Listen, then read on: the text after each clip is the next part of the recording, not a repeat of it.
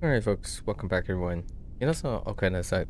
今日は227日目です。It is day 227. Get into our reading practice today. Lesson 8. These have been going a little bit rough because we've been encountering a bunch of vocabulary. We'll see what new vocabulary I'll be reminded today. Let's see here. 운동. 운동 부족.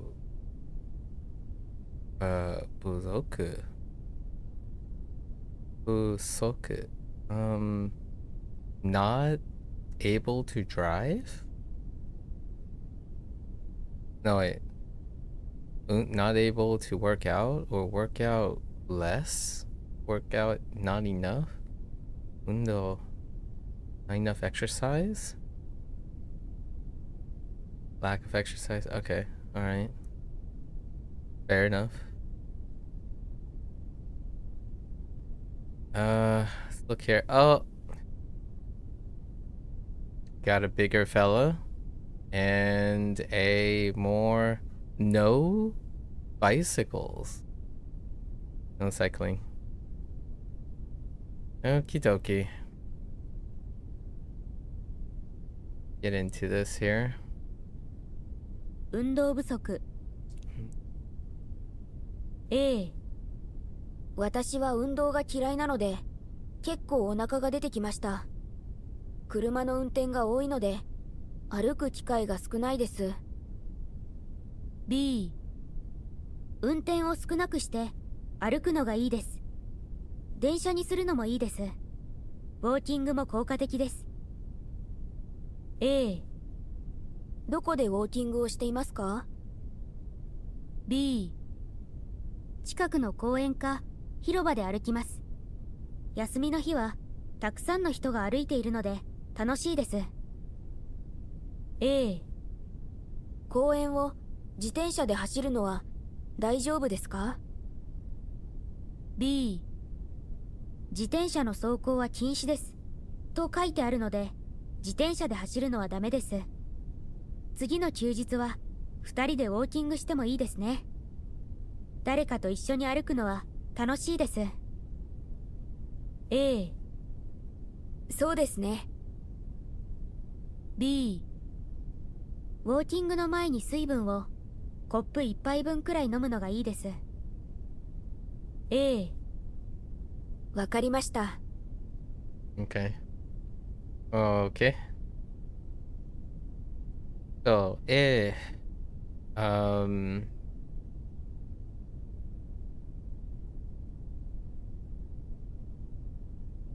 don't know what that has to do with stomach. Oh, that's how they... Okay, so, they're using deru for, I have quite a stomach. Interesting. I have quite a stomach because I dislike working out. So they use onaka ga deru, or in this case onaka ga dete kimashita. So like a stomach, visible stomach, right? And kekko looks like the new adverbial. Kekko is quite, or something to... I'm not sure if it can flip to negative, but usually it's greater in intensity.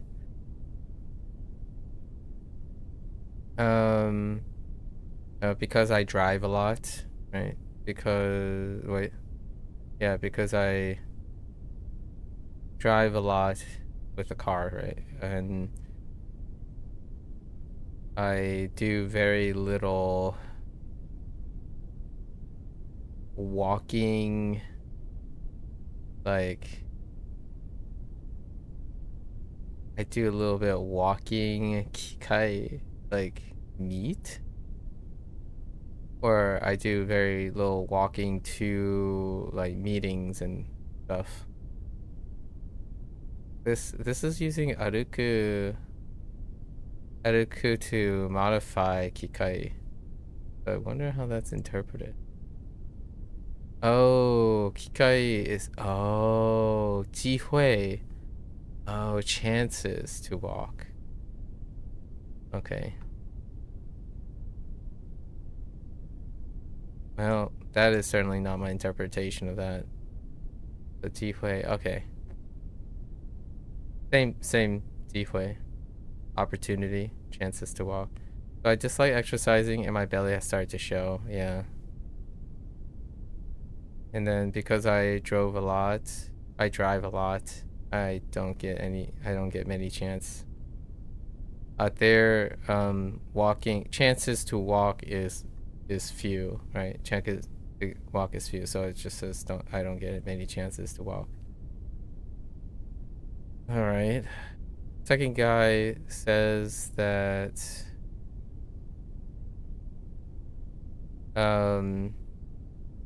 it's still good. It's still good that you get small chances to walk.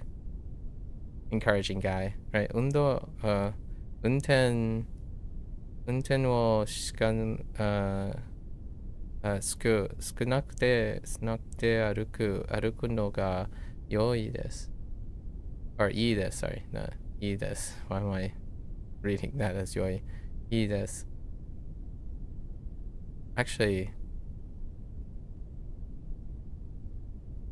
maybe that's not it. Hold up. It's good to walk. Let me it's good to walk and drive less. No. I think he's saying it's good to walk, drive less. It's good to walk, drive less.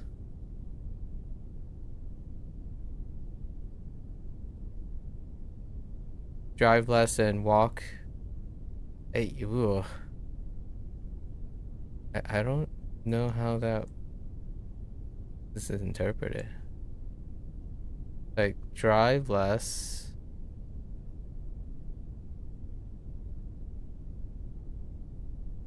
Walk is good.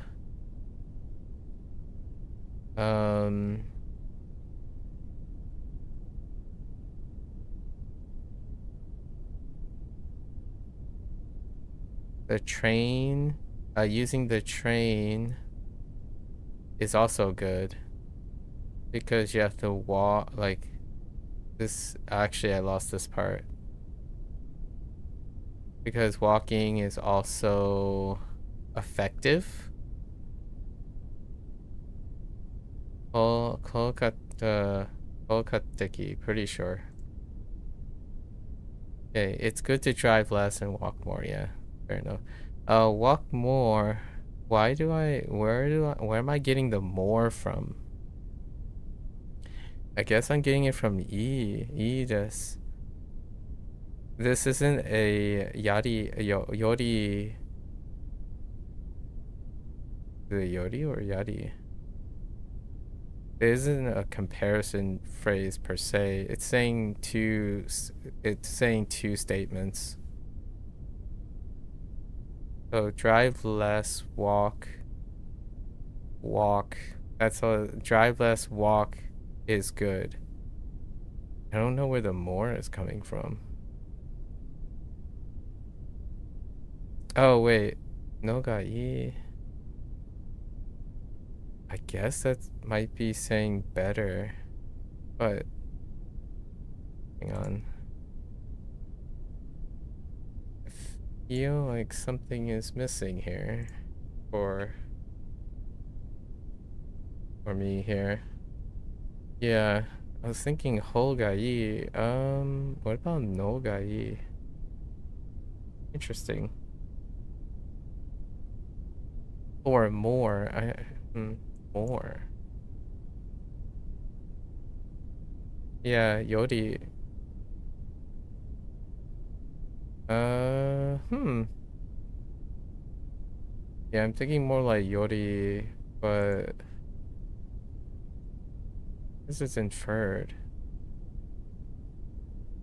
No ga ii.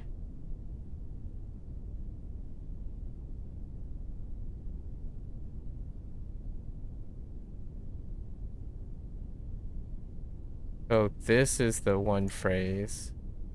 Drive less. And this says walk is better, right? So that's how I'm seeing it.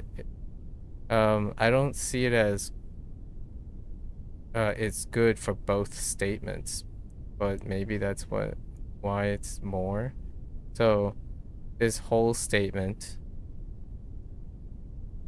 drive less, walk, nominalization is good. Yeah, that's a little bit of a toss-up. And then taking the train. This is the nisuru is to decide, and it's contextual. So using the train is good too, or taking the train, however you want to take, as opposed to riding the train, like noru. Noru. And then this was interpretive to some extent, because I wasn't quite clear if this was effective. That's pretty alright. So where do you go walking, right? どこでウォーキングをしていますか? Right, where do you go walking? And the second guy is like 近く, oh, sorry. Let's translate. Hiroba is pretty special. So I walk in the park, in the place, or I walk in a nearby place or park, right? Copying the or. 近くの公園か広場で歩きます. And Yasumi, on my rest days, there's taksan. Taksan is also another like a intense. It's kind of like kekko, where there are a lot of nohi. Taksan, I'm not sure when. Here's one thing that I'm still a toss-up, is whether it's taksan no hito or you drop it taksan hito. But in this case, I would always recognize it. When all else fails, you gotta know, basically, at the moment. たくさんの人が、歩いているので楽しいです。On rest days, there are a lot of people walking, but I enjoy it. Because there are a lot of people, it's enjoyable. Sorry, on days off. So I walk in the nearby park or square, right? Or place, hiruba, like a square as in like the plaza or main location. That's why on days off, on his days off from work, not on days off from walking. That could have been, I feel like contextually that could have been on days that I decided to rest from walking, but this person is specifically talking about on days off from work. It's enjoyable because many people are out walking. Then this, initially I thought this person was talking about their fitness routine, so it would be implying contextually that they're talking about their rest days from fitness, and then this would read a lot more differently. But then I was like, oh yeah, work day. Second guy says that is it okay if you walk and ride a bike in, like, is it a park that allows you to ride a bike or a bicycle?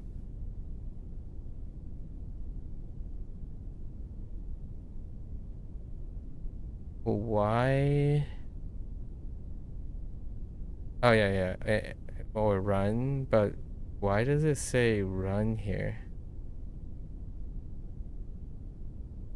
Hashiru covers most verbs that are used in English. Oh, interesting. That is new for me.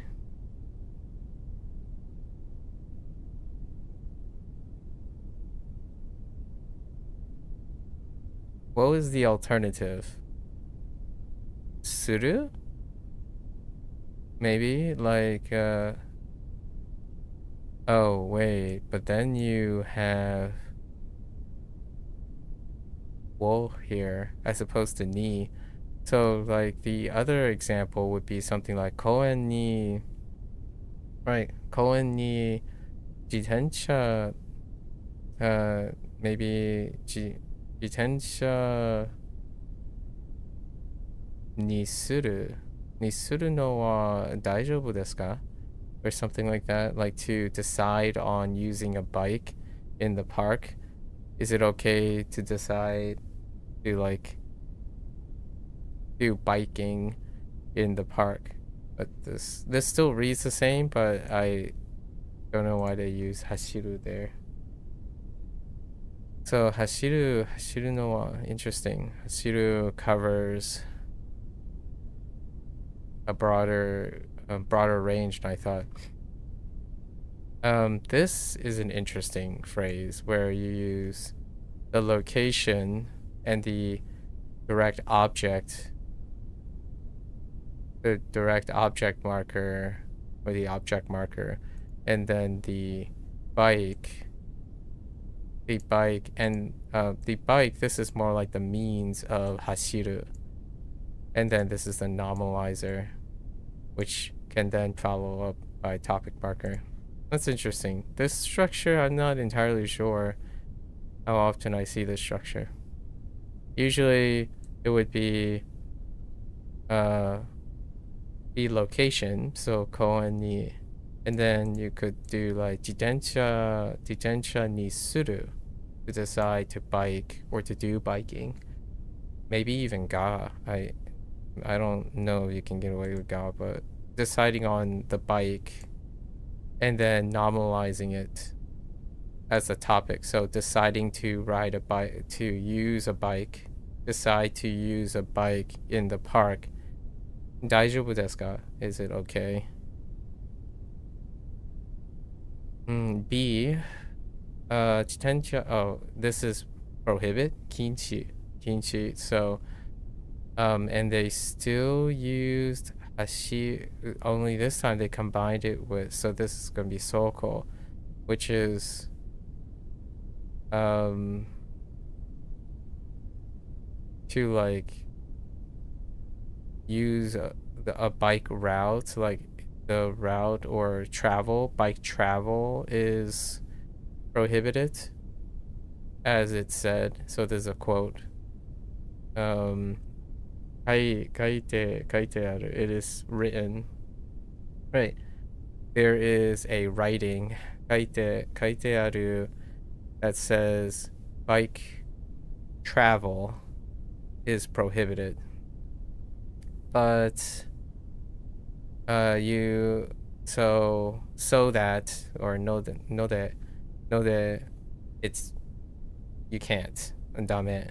Right. Dame desu. Dame desu yo. So dame desu. Jitensha de hashiru no wa dame desu. Dame desu. I'm curious how this is phrased, but I think this is more like, so soko, which is like hashiru, I'm gonna guess it's somewhat like traveling or commuting or moving, right? Then tsugi, next rest day, about the two of us, we can go walking. It's also fine. Is it fine or is it okay that we both, it's good, it's okay that we go, the two of us go walking on your next day off? And dareka, so who are we together? Are we gonna go, like, it'll be enjoyable that we're going walking together with whoever, like anyone. Like walking with someone is fun, right? So let's think about this. There's a sign that says bicycles are prohibited. Okay, so I guess this is how you make it into a noun. to incorporate the hashiru thing. That's fine. So it's not allowed. Yeah. ダメでしょ. How about we how about we go together on the next holiday or day off? It really, like, this could be day off or the weekend. Only people in the conversation would know from context, right? And walking with someone is fun. Yeah, this is like someone, so 誰か with, together, walking. That topic is enjoyable. Then that sounds good. So そうですね. Then be walking. So it's good to have something to drink, about like a bottle to drink.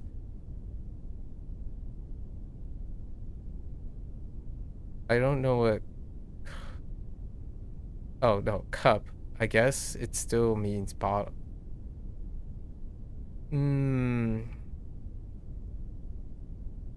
So I feel like this is a unit. So it's good to like drink when you're walking. Before walking, it's good to have water, right? Water, to drink water, maybe like a cup, about a cup.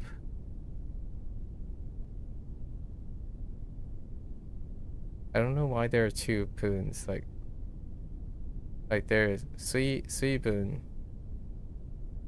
So this is the object, suibun, water, and then it's a cup, eat, ippai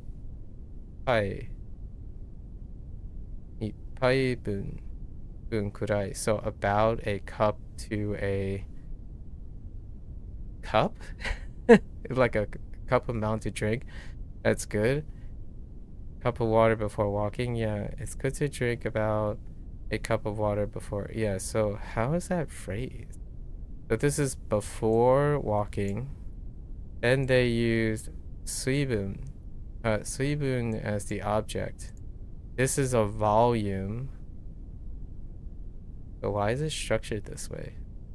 So cup, self-explanatory, and then it's ippaibun. So maybe ippaibun is the unit for cup, and kurai about, kurai nomu, to drink, right? Nomu no ga ii desu.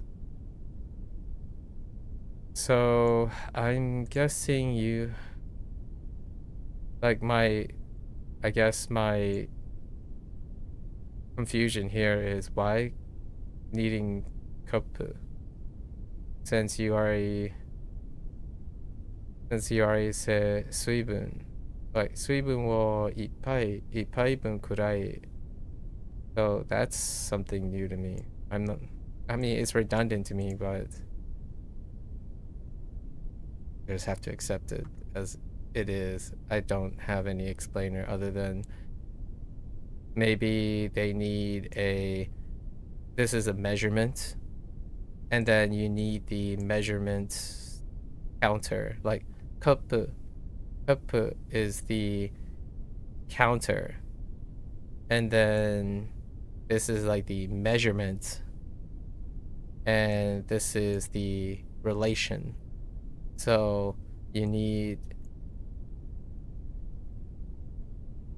a counter for every measurement,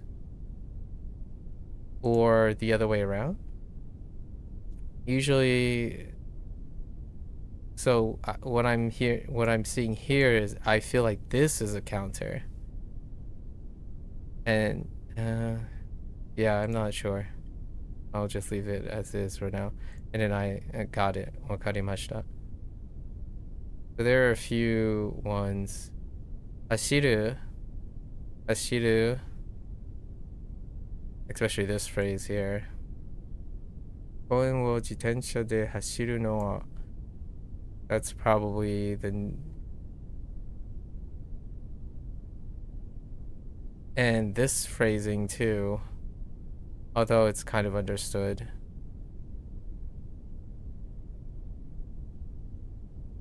Nakt. Yeah.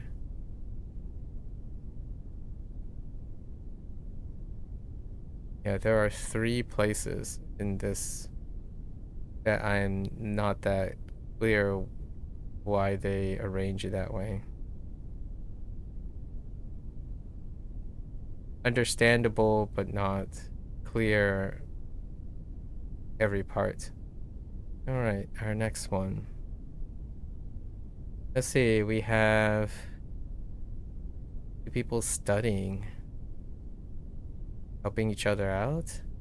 One person is clearly in a different uniform. Interesting. Wonder why he's in like somewhat of a track uniform. And the other one's clearly the person teaching or helping. Study. Okay. Sponsor.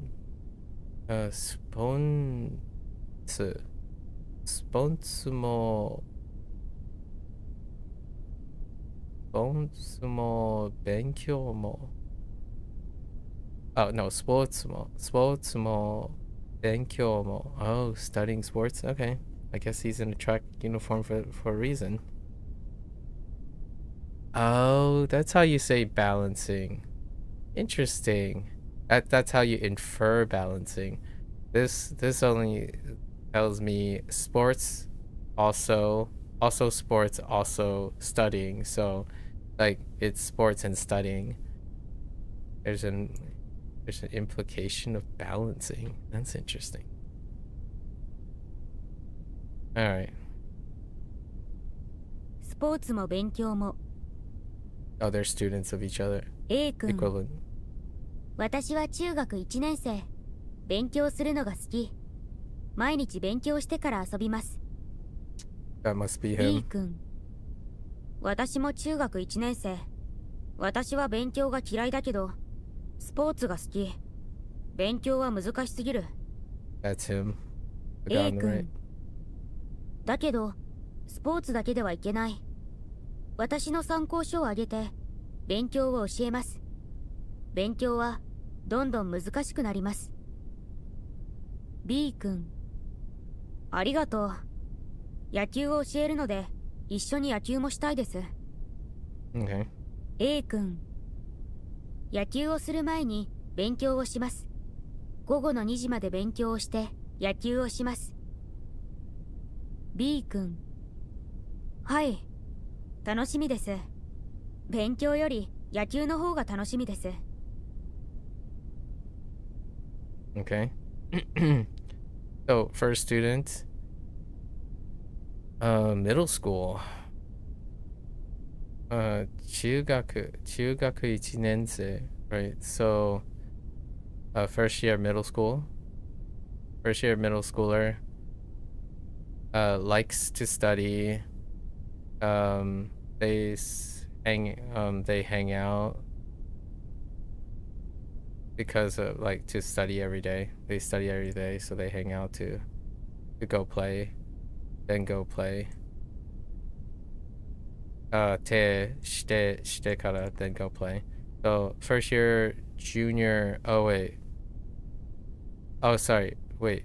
Oh no. This is junior high school. Yeah, middle school. Junior high school. I like studying. I study every day, then go play. Second student is also first year junior high school student. I don't like studying, but I like sports. However, I like sports. Sorry, dakedo, like sports. Studying is hard. Or is very hard. Sugiru. So this is sugiru. Very. What do you call this again? Is it a auxiliary verb? No, I don't think so. It's I forgot what they call sugiru. It's a modifier of the. It's a modifier of something. So studying is too difficult. I love sports, or I like sports. Also, all right. The A can. だけど, right? While even though, let's just say, even though sports, you must do sports, right? Even though you must do sports. Wait.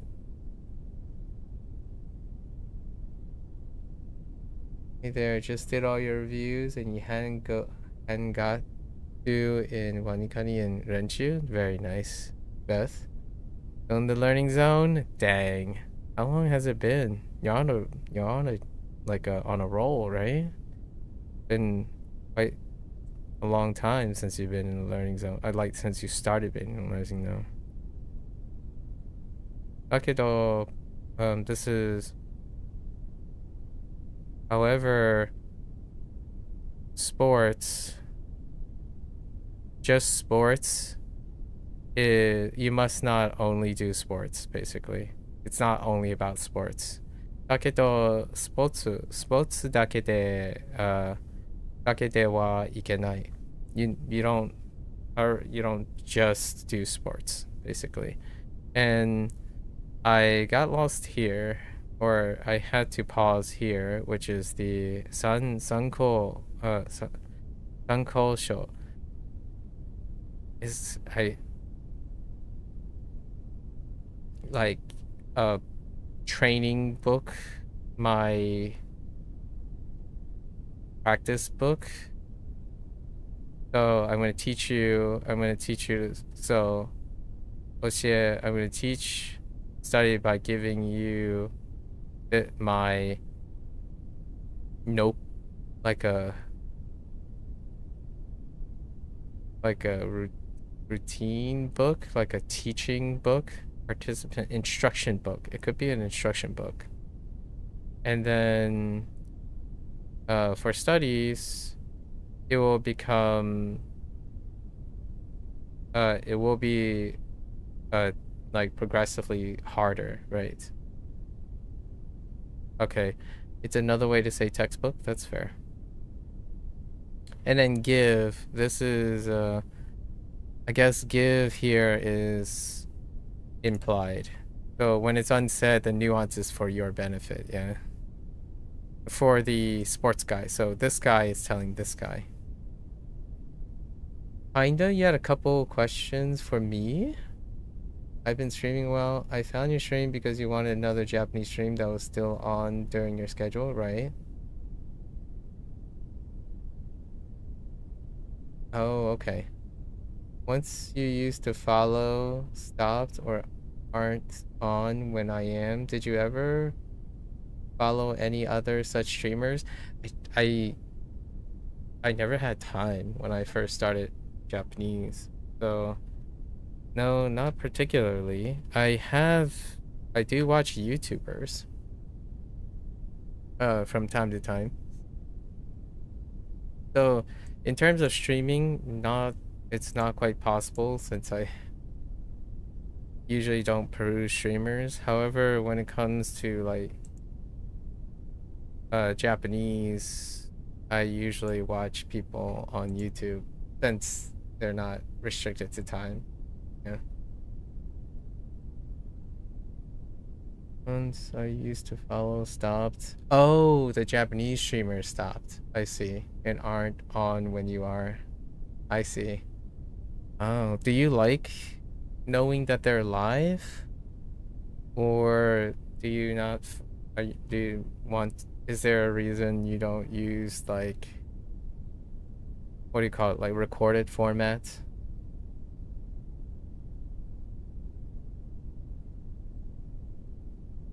So this says I'll give you. You is implied because there's no target. So it didn't say like anata ni or anything like that. So then looks like sanko sho can be just summarized as textbooks instead of kyoka sho. So Shankosho is self-explanatory here, which isn't too bad.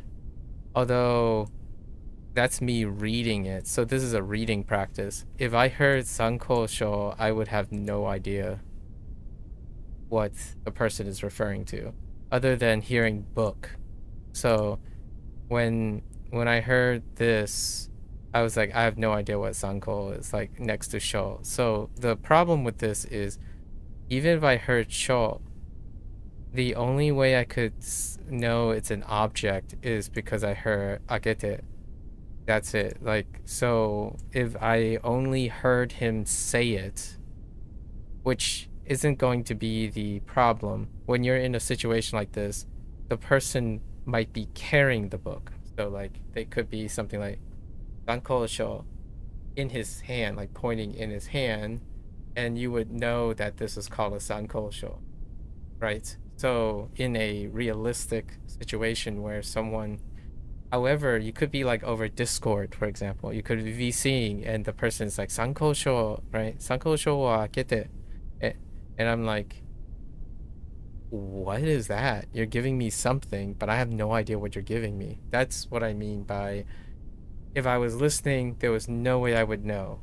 However, if they were on Discord and they typed it out, I can still validate that this would be some sort of book, some sort of instruction book, which in a textbook is an instruction book. This strikes me as more of an instruction book, Sanko, versus Kyokasho. Kyokasho is also textbook, but Kyokasho, Kyoka deals more with like, it uses it uses this character. It uses teaching character. Well, like teaching streams. There's still a Discord, but the related streamer kind of got busy. Oh, okay. Unfortunately, I know nothing about the streaming side of things, especially Japanese.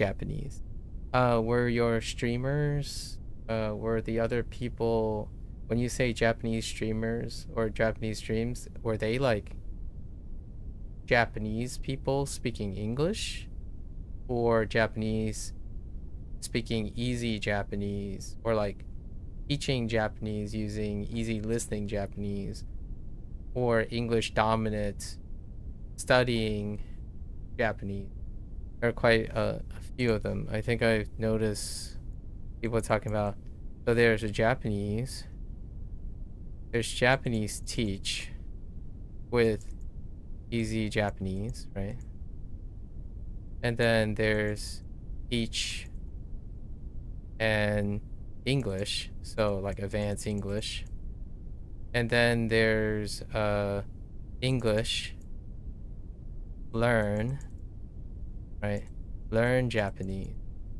And then there's easy Japanese, learn Japanese.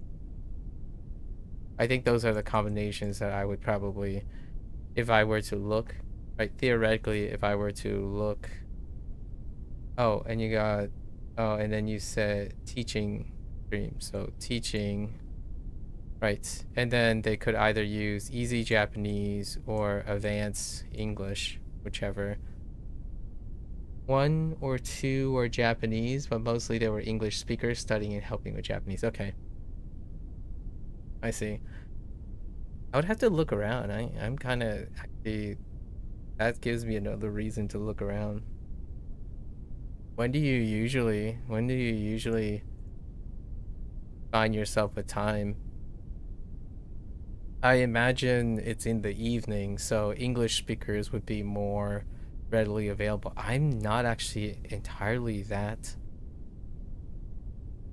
familiar how interested Japanese people are like in the streaming format. Many of the Japanese like teachers, for example, like if you're looking for Japanese teachers who use like easy Japanese or easy English, and what I mean by easy English, I'm talking about Japanese teachers that use English, because their English regardless if you're regardless of how fluent they might be, usually their English is a lower English, which that means you're doing double duty. So you would have to understand their English accent while also doing that. The stuff that I listen to, the one that I listen to in on stream, like when I was early on when I was looking at Twitch, I actually looked at Japanese people or like a streamer who is learning English. So then whatever they're learning English, they would have to say it in Japanese. So I did the reverse. I found it more common on Twitch, right? On Twitch, if you're looking for like a Japanese person, to listen to a Japanese person try to learn English. And usually it's like Duolingo, which the thing about Duolingo is actually pretty well suited for English and Spanish, like these two primary languages. So when they're reading off Duolingo, their Japanese is a bit more like, you could call it's a native source. So when they're reading English, they would try to translate the English to Japanese by saying it back in Japanese. So I've dabbled in that before because I like seeing people learn the other way. To be fair, the ones you're in Discord is Swiss, but gained an N1 certification, so he knew a fair bit. Yeah, that N1 certification is pretty large gap. It's not common these days. You feel like it picked up for a while more during lockdown. Yeah, I don't think it's common these days. There were all these study streamers and you learned a lot from them then. Yeah, I like studying. So my take on like, or my preference, if you're asking like as a share, I like to participate, right? Do the co-participation, right? So I want to mirror someone's habits, and it doesn't really necessarily matter if it's a Japanese person learning English or an English person learning Japanese. Either direction, right? So we're talking about both directions. The idea is you kind of get into the habit. You're starting to mirror them, and they are the closest thing you can have to co-participating. Kind of like this situation where they're sharing the experience coincidentally, and one has different priorities than the other. This guy likes sports, and this guy does it all. Intriguing. Yeah, the lockdown really did change for a while. Now we're kind of in a void. You like my idea though? You're not a complete beginner anymore, so you could try to follow easy Japanese streamers. Yeah, that's kind of what I would say. It's far more. Now, this is a cultural thing. Oh, I forgot to mention this. I was leading into a new topic. So I think it's a cultural norm. So oftentimes a cultural norm for like Japanese, especially Japanese people who are like in the teaching area, at least in my opinion, they usually use practiced formats. So if I were to channel like the whole Japanese thing and Chinese thing, it's rare that they would live stream something, then produce a practice format. So like a YouTube channel where it's quite, you'll like, I don't know if this might be a little bit bold. I think you'll find that easy listening or like graded Japanese speakers at this point, you will probably be able to have subtitles, and they actually provide subtitles, and they use visual cues. So they also have visual cues of their own when you're listening. So you can see and listen, and they are very quite. There are so many of. There are far more of these people who have a prepared format. So if you're the thing is, if you don't find that very entertaining, that will be probably a problem. Usually, graded easy listening is pretty excellent, and they often prepare themselves with their own subtitles and visuals. Most of them are fairly soft spoken, and they try to talk about some like slice of life stuff, like comfy slice of life stuff, like going to the park, talking about why they enjoy walking, or what you can do in the park while trying to use some graded Japanese. Which is kind of your second question. Technically, you've been through all the N5 lessons on Denshu, so you're debating on if you should move on to N4 there, or just continue your lessons with Wagotabi. I mean, there's no reason why you can't, like, usually when you're doing N4, you'll have all the opportunities to practice your N5. So if you're wondering, it would probably require more time, but I would say instead of potentially thinking about like your hope, you might, if you keep asking yourself you need maybe more practice with your N5, when you're doing your N4, I guess maybe it might be dependent on the resource that you're using and whatnot.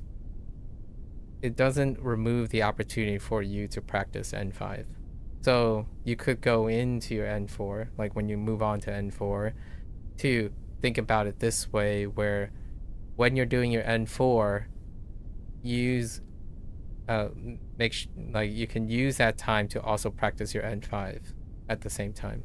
I know how most people would say that if they move on to a higher level, they try to focus on that higher level without practice, like, and assuming they know everything about the previous level. Usually I would do what I typically do, where I would practice my anything before it. So there's no necessarily any reason to not practice your N5. So you'll still practice your N5 lessons and whatnot as you're going into N4. The thing that could be a little discouraging is probably your pace will slow down at first. Yeah, you're not 100% on the lower level, so maybe both. Yeah, I think that's the most, to me, that's something that I tend to stand by. Largely because I do feel sometimes you want to be completely ready, you know. The apprehension here is pretty much your standard feeling where, okay, I'm really comfortable now, but I'm just not comfortable enough. Am I ready to do the next thing? And I'll quote a couple artists, you're never ready for the next step. No matter how much you prepare, you won't be ready for the next step. The idea is when you go to the next step, continue to practice your previous steps. You're trying to slightly be out of your comfort zone at all times, or like the learning zone, right? So N4 might seem like a big leap because the number changed, N5 to N4, but the leap is as big as you want it to be, and you don't typically discontinue learning your old stuff. Like for instance, all of this stuff I'm still going over.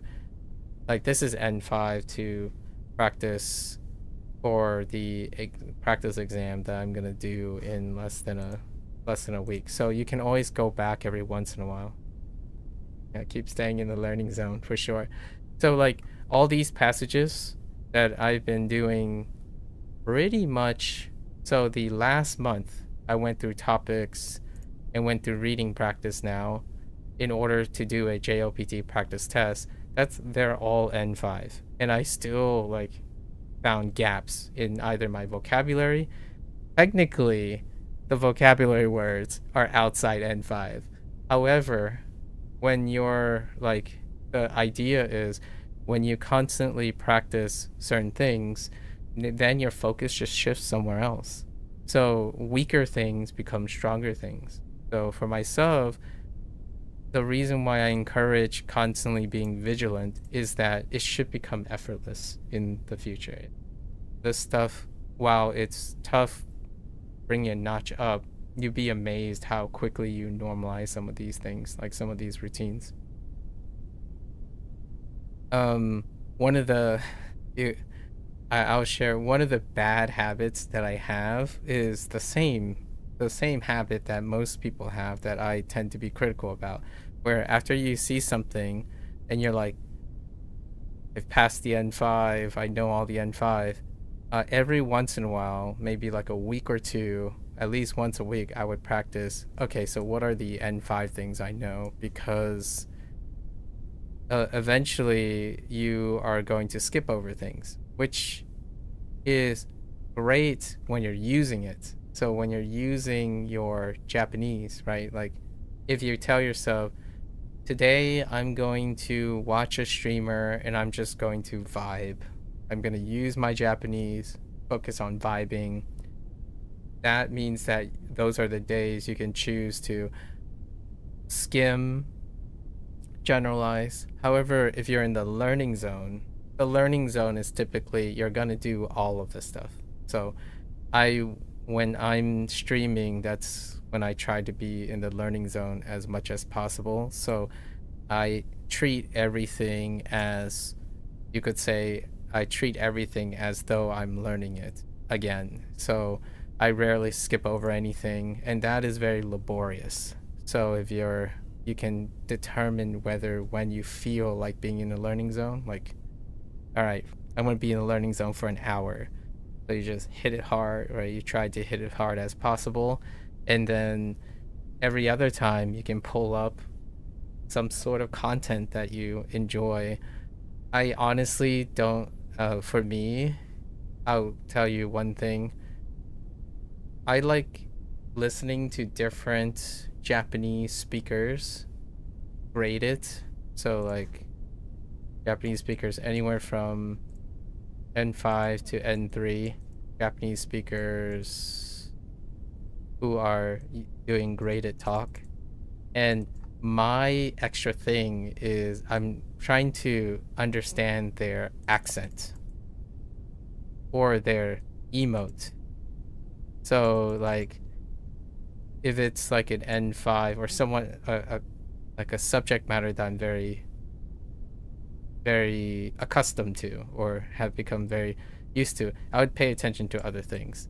So you could find it would be nice for you to have a learning zone, in my opinion, have a learning zone time. However, getting some sort of extra motivation somewhere else, like something interesting. Like the reason why I'm showing this is because I like trying to speak like other people, right? Try to like, oh, how do I sound like a mellow Japanese person? If I'm going to try to read Japanese, how do I sound like an excited Japanese speaker despite being in these it's kind of like the whole English reading the English lines when I'm playing Persona. Like English when you're speaking and stuff, there's still a bit of, you got to be excited or be interested in it in some way. So most of the time I just hear, you'll find that potentially you'll find that when Japanese speakers speaks graded, they sound very, the Japanese, they sound incredibly articulate, despite when you then go to listen to other content, they might not sound articulate. So it's kind of very reminiscent of going into a classroom and listening to someone give a lecture, and determine their speech pattern and get used to that versus going into a Gen Z stream and vastly noticing things, which is kind of a fun little experiment that I do. It's my personal motivation. So when you're getting your learning zone, it's probably still going to be slightly different from when you're in your vibe zone, the zone where you want to consume media for yourself. Do you consume any media for yourself, like a picture book or something? I often find people find picture books a bit approachable, where there's books that are deliberately coming with, I mean, it could be manga.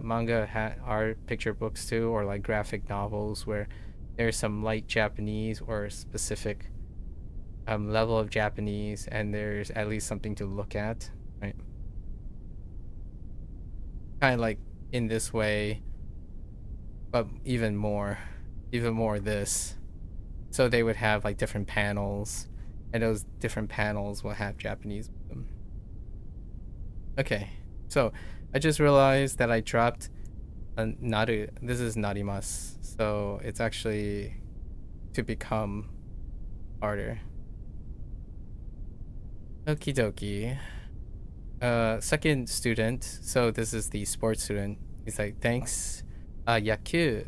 So, because, or I teach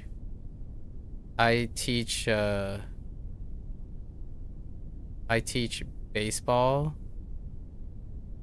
Because since I teach baseball, I want to play baseball together. Oh yeah, I get it is inferring you. Okay, I'll teach you baseball. I didn't know this guy needs to be taught any baseball. I guess it's fine. It is involved in you. I was gonna say either it's you or he's saying generally he teaches baseball. You have a link to library of early level Japanese readers saved? I see. Plus your Twitter. You sometimes see if you understand anything before hitting that translate button. I see. Yeah, translation technology has been really a wonderful asset to have on the side to constantly like provide self-feedback. And like an opportunity for self-feedback. I was also there's also translating like a recording device. You can use like a web browser plugin to record the literal audio that is being processed from your whatever thing that has an audio. So you can go on a browser, right? You can browse something, and if it doesn't have anything, you can record its literal audio feed and then push that audio file. You can save that audio file and put it through a translator. Now, you can have a transliterator or like a transcriber. Sorry, transcriber is the word I'm using.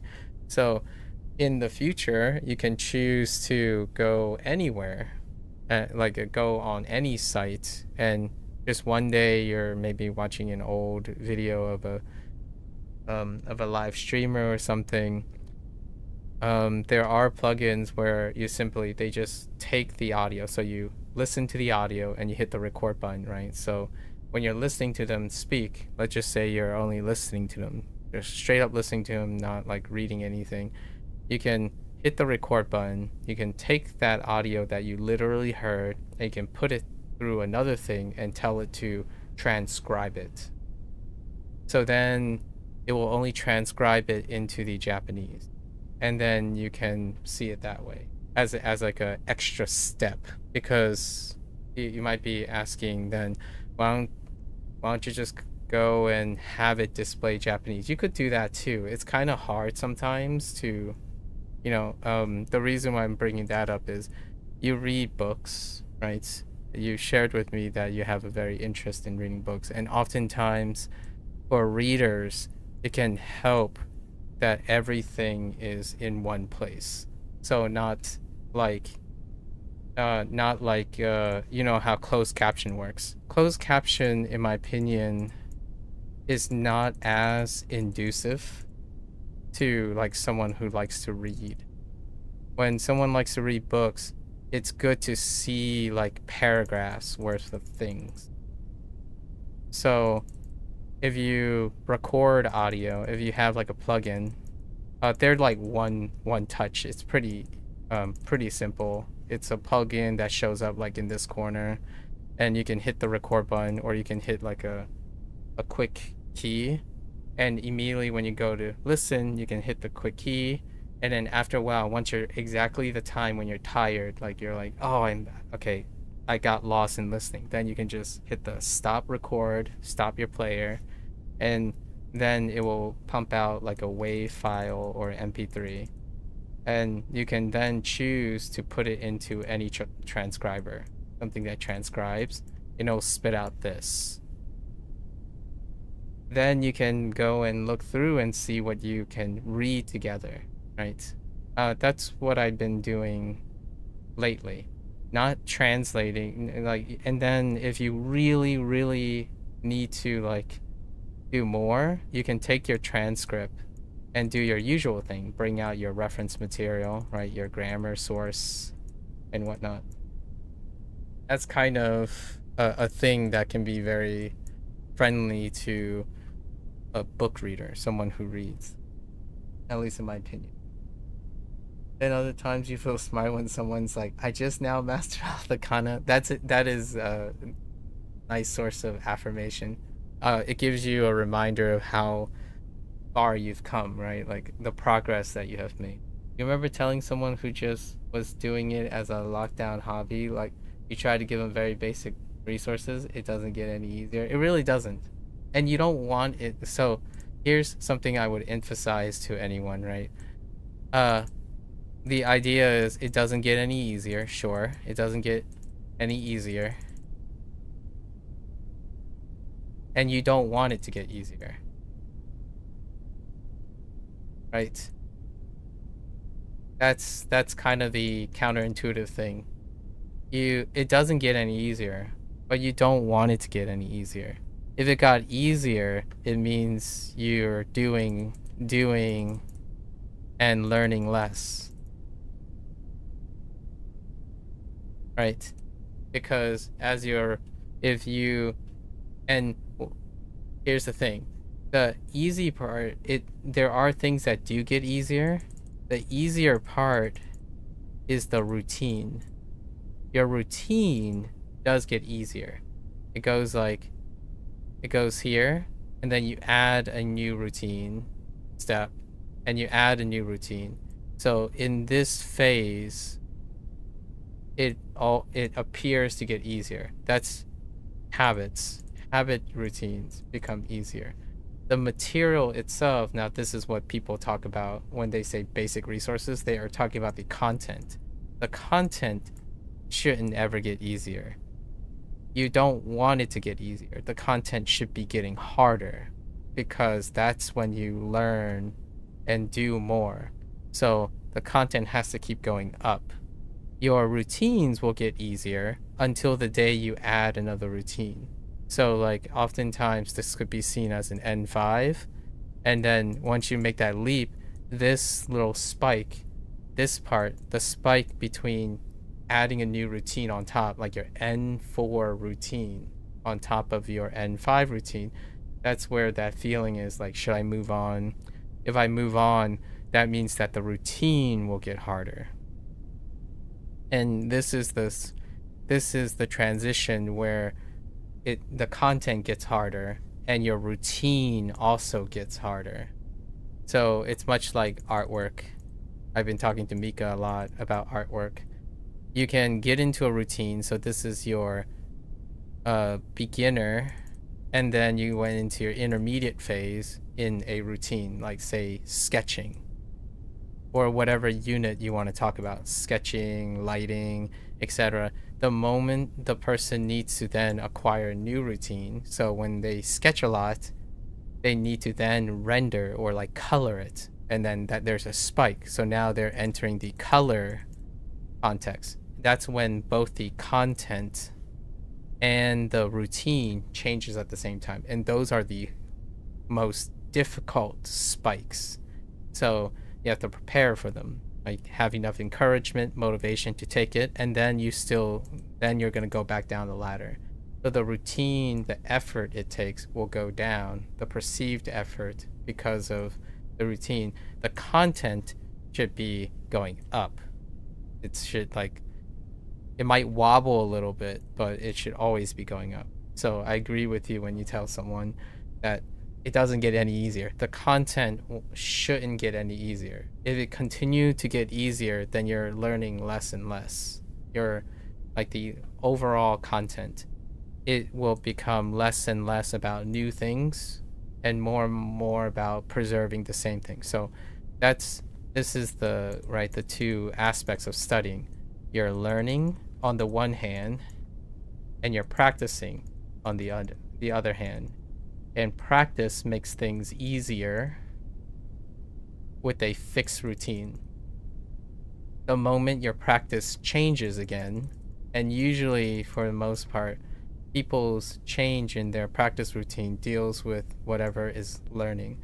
So when you jump from N5 to N4, it causes your practice routine to adjust for a time period.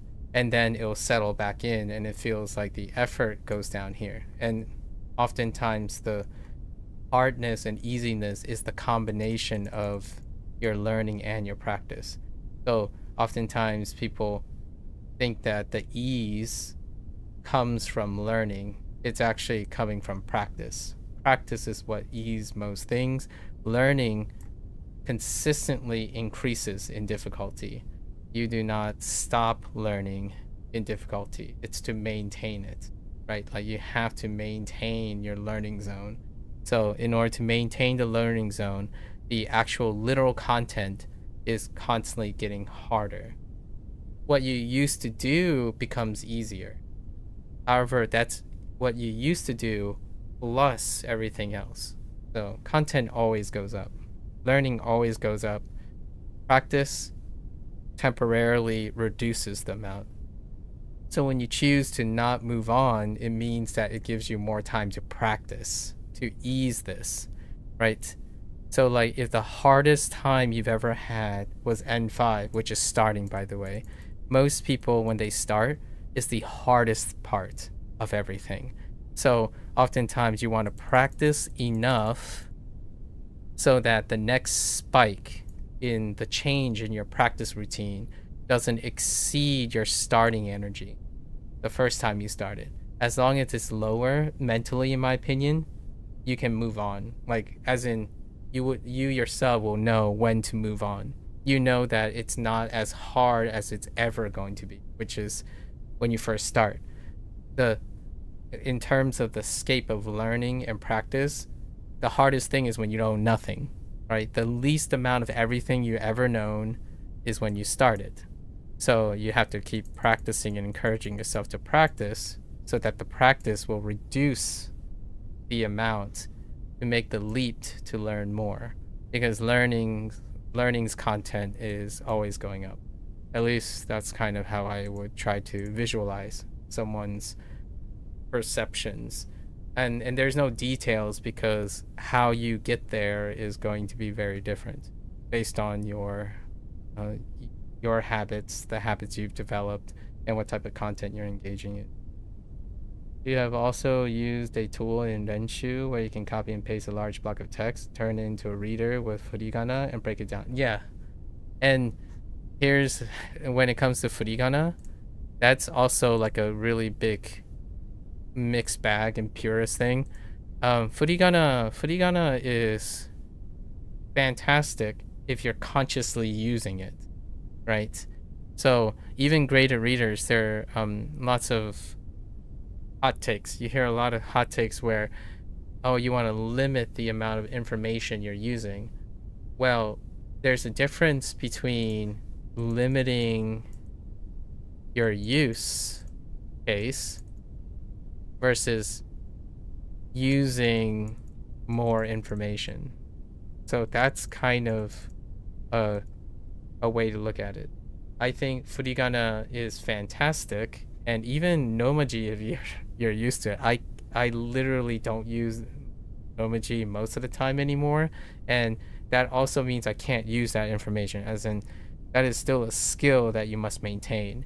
So the idea is most people are thinking about furigana as a limit use case, as in they don't want to expend the effort to maintaining two skills, right?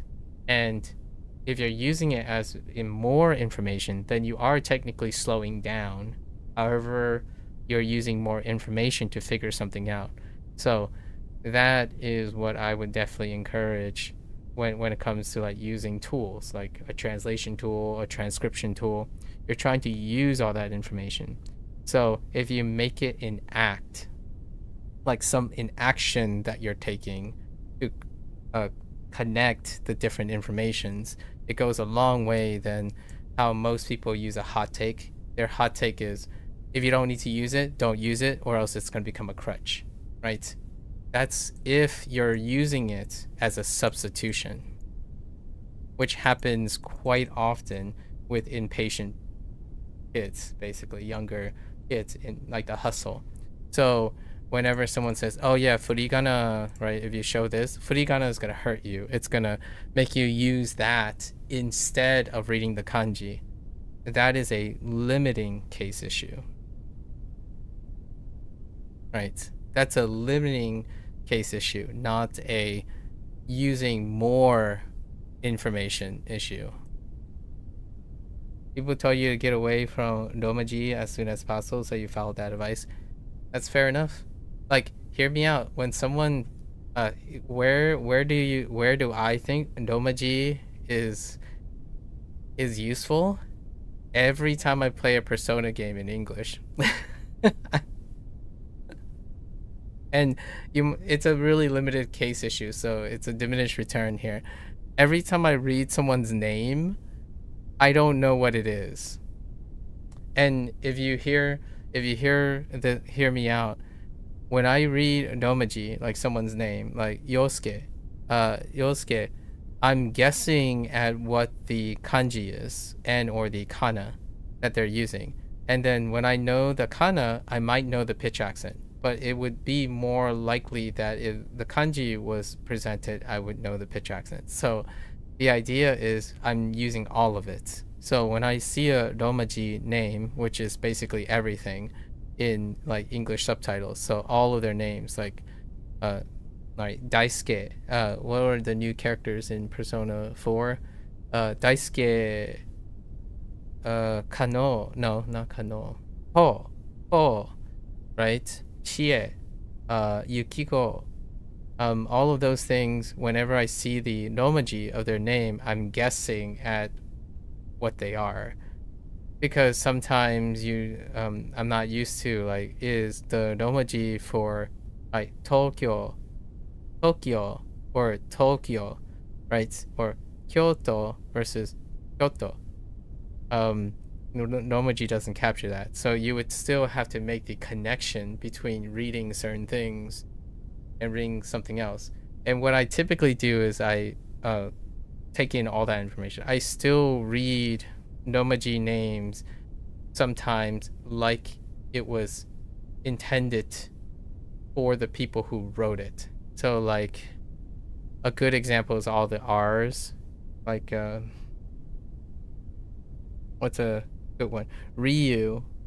So when I see Ryu written in nomaji, that's what I would say, Ryu. And then when I see it as the character, it could be Ryu in kana. Usually it's a lot more poetic to use dragon, long. So that would also be read as Ryu. And that all of that is like something like, oh yeah, you have use cases.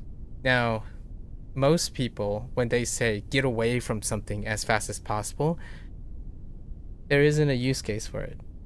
So to go back to the very first topic about the streamer thing, right?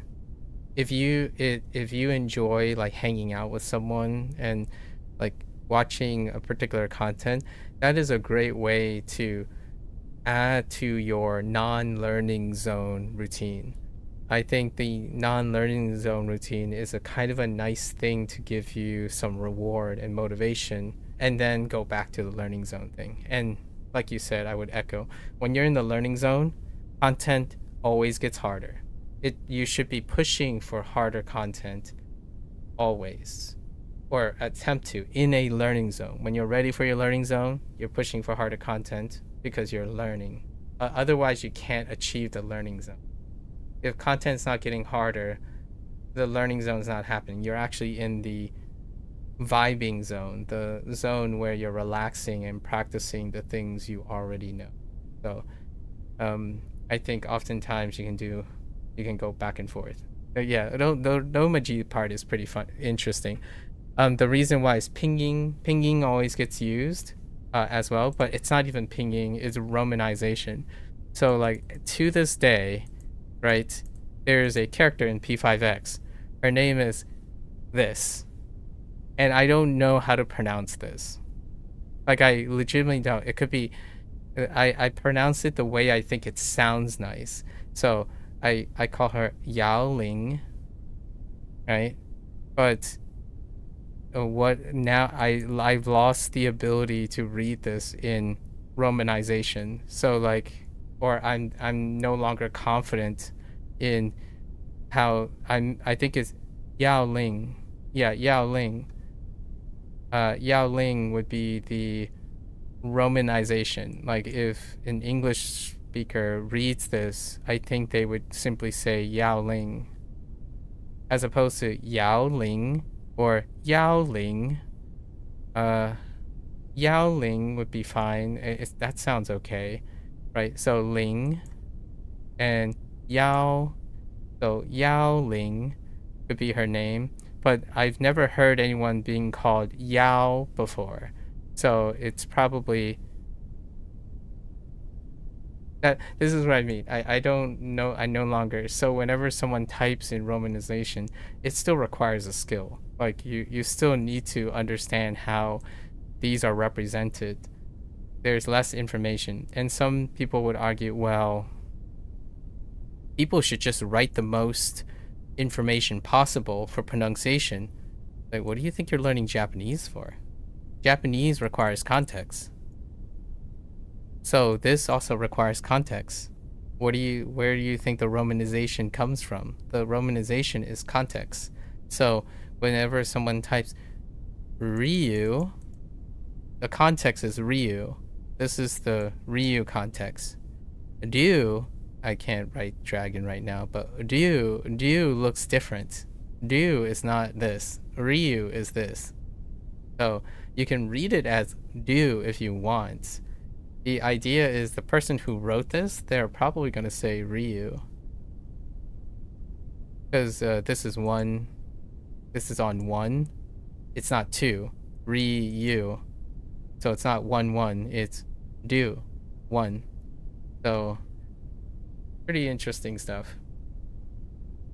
So basically, if you have to think more about new levels, that's okay. That is not easy. That's exactly what I'm saying. Yep. I understand you probably might have a different viewpoint, possibly, because you said the whole, like, it doesn't get any easier. I don't think you want it to get any easier.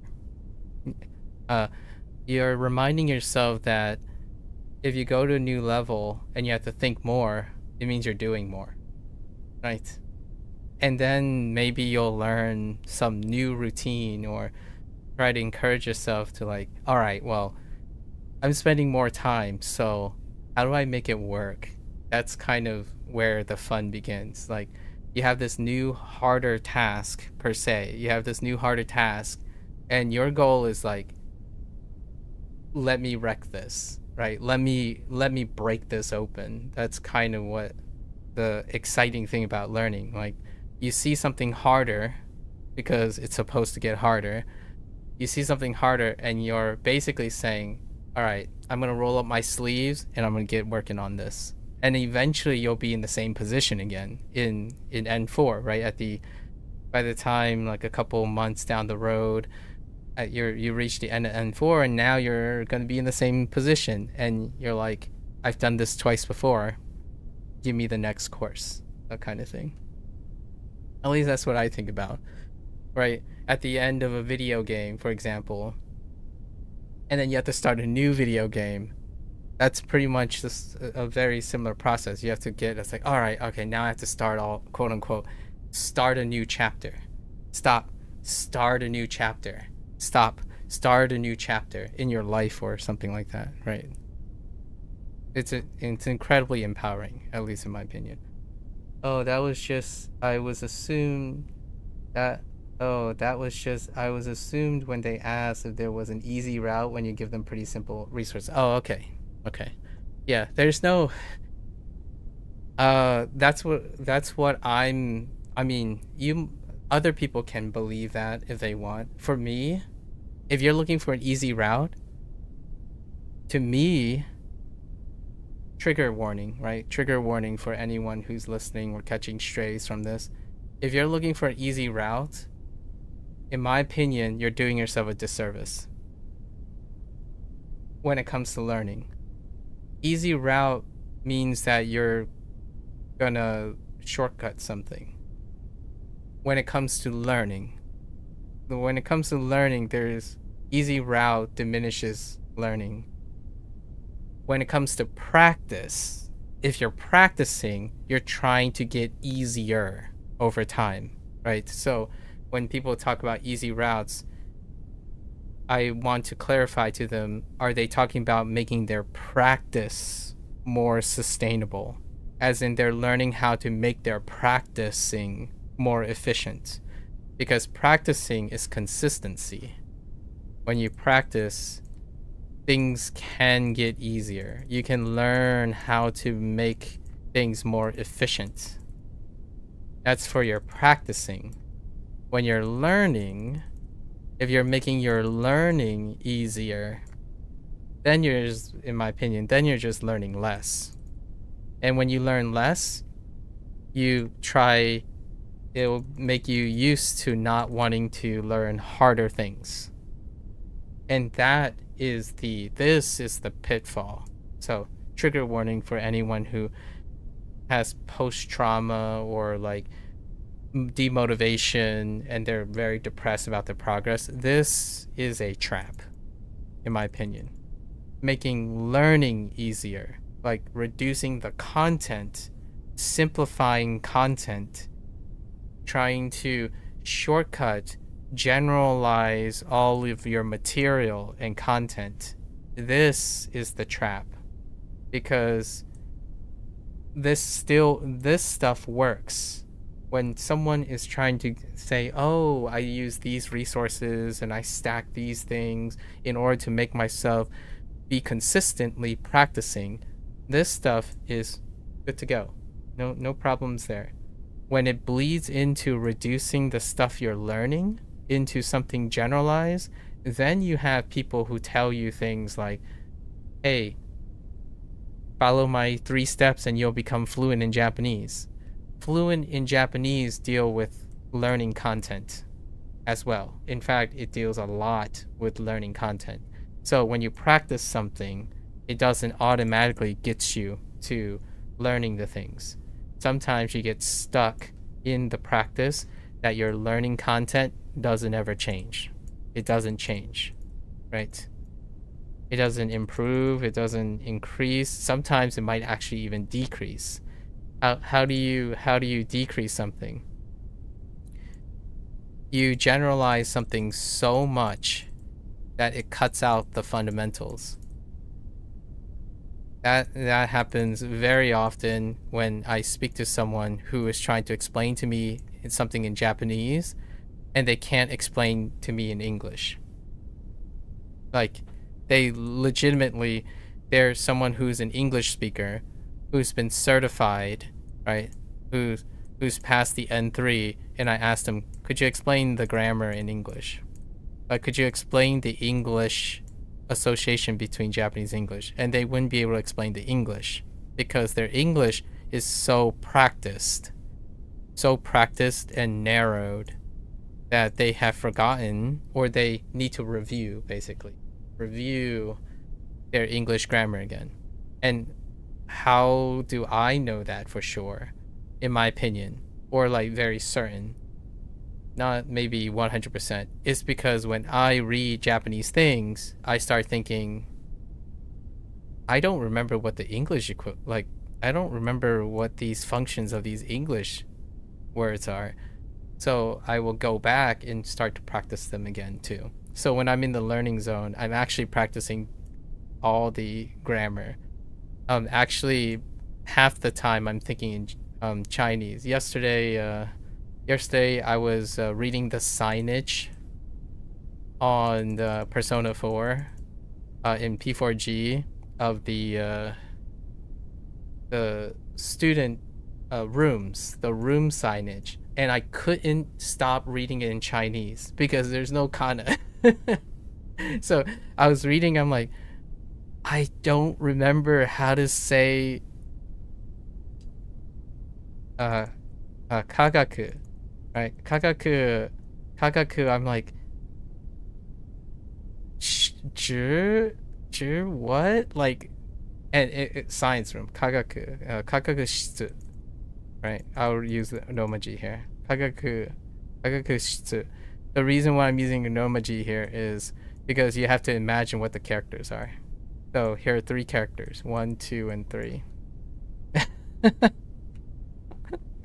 I was staring at the signage and I couldn't get the Japanese read. It was just the Chinese read constantly, and it wouldn't have changed too much. I think you could actually use that same signage in Chinese and it would mean the same thing. So to be fair, the person you spoke had other great skills that you can't do. That's a great way to look at it. That is an excellent way to look at it. Evaluating people solely on one thing can make them. I feel like that's where the apples and oranges comparison comes in. Like, for example, when you talk about a book, Beth, right? I haven't read any of your books. So, like, in order for me to be interested, like, I use this perspective a lot in order for me to be interested in someone else. It's very, how you say, narcissistic and arrogant when you evaluate other people based on what you value, right? That's not empathy, that's ego. You're specifically evaluating other people on whether they are valuable to you based on what you value. So for myself, if I'm in the streaming zone, my streaming zone is when I talk to someone, I want to find out something, that a skill that they have, that we have an interest in common, right? Like a content that's in common. However, that's another person. The odds are that person will have developed other types of skills and whatnot that I have not. So to ever be present and interested in someone else is the idea that you keep in mind people have different skills, and it's kind of lovely to either take advantage, quote unquote, take advantage of them or share them, right? And when you're learning something, it's an asset. When you interact with someone, you're looking to see it, compare and contrast the skills they have. So when you're watching someone practice, or when you're watching someone teach you something, right? Or when you watch someone teach someone else something, those are the things that's why people watch. That's why I study behavior and whatnot, because there's no shortage. There's no amount of lifetime you have to not acquire and observe another skill. So whenever I have someone say, "Oh yeah, did you watch this movie?" and I'm like, I watched this movie, but how did you watch the movie? Like, tell me a little bit about why you watch movies and what you did when you watched that movie. What was going through your head during that movie? because we might have watched the same movie and we could talk about literally the things in the movie. That's not what makes us different, right? Or makes us similar. If it is similar, that's also pretty you need to know what's similar and what's different, right? Usually the similar thing is you both consume the same content, right? If you both watch the same movie, then the content is the basis for which you can appreciate the differences. So whenever someone gives me an artwork, for example, and they're like, this is my favorite artwork, that's usually what happens, or this is my favorite game, and then they would say, you should play it too. So my first thought is like, okay, can you tell me a little bit about how you go about your favorite things? Like what is it that makes it your favorite? Then when I go to watch it or go to consume it, then I can compare and contrast, because the thing that is similar is the content. However, the person looking at the content, they have different skills and different experiences. So you're trying to compare and contrast. So when I read a book, I read for that intent. I'm not reading to agree with you per se.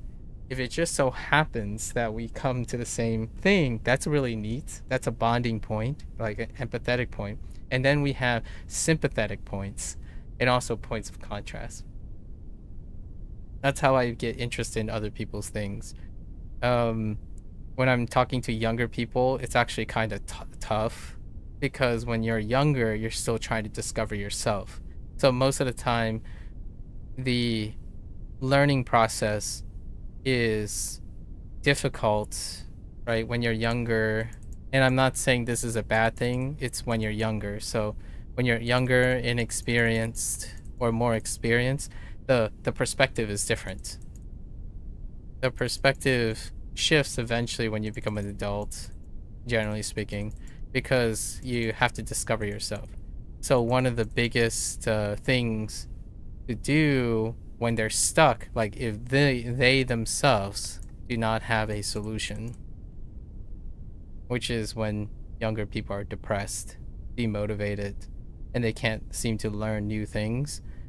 Learning has to come from external source, right? And that's what I've been working with, or against, or encouraging for. The older you get, the more you could rely on yourself. That's the whole point of becoming an adult, right? When an adult becomes independent. However, even then, when an adult has a problem, like a rut, they engage in a rut, it's still, the solution is still learning externally. So depending on the degree that you need to push yourself to be interested in something else, is also, it correlates with the success rate of how well you're going to learn. Your learning does deal with your level of interest. And when it comes to kids or younger kids, it's almost 100% of it. So they only learn what they're interested in. You probably heard this gimmick, or like this, not gimmick, but this excuse a lot of times. Interest can be also external.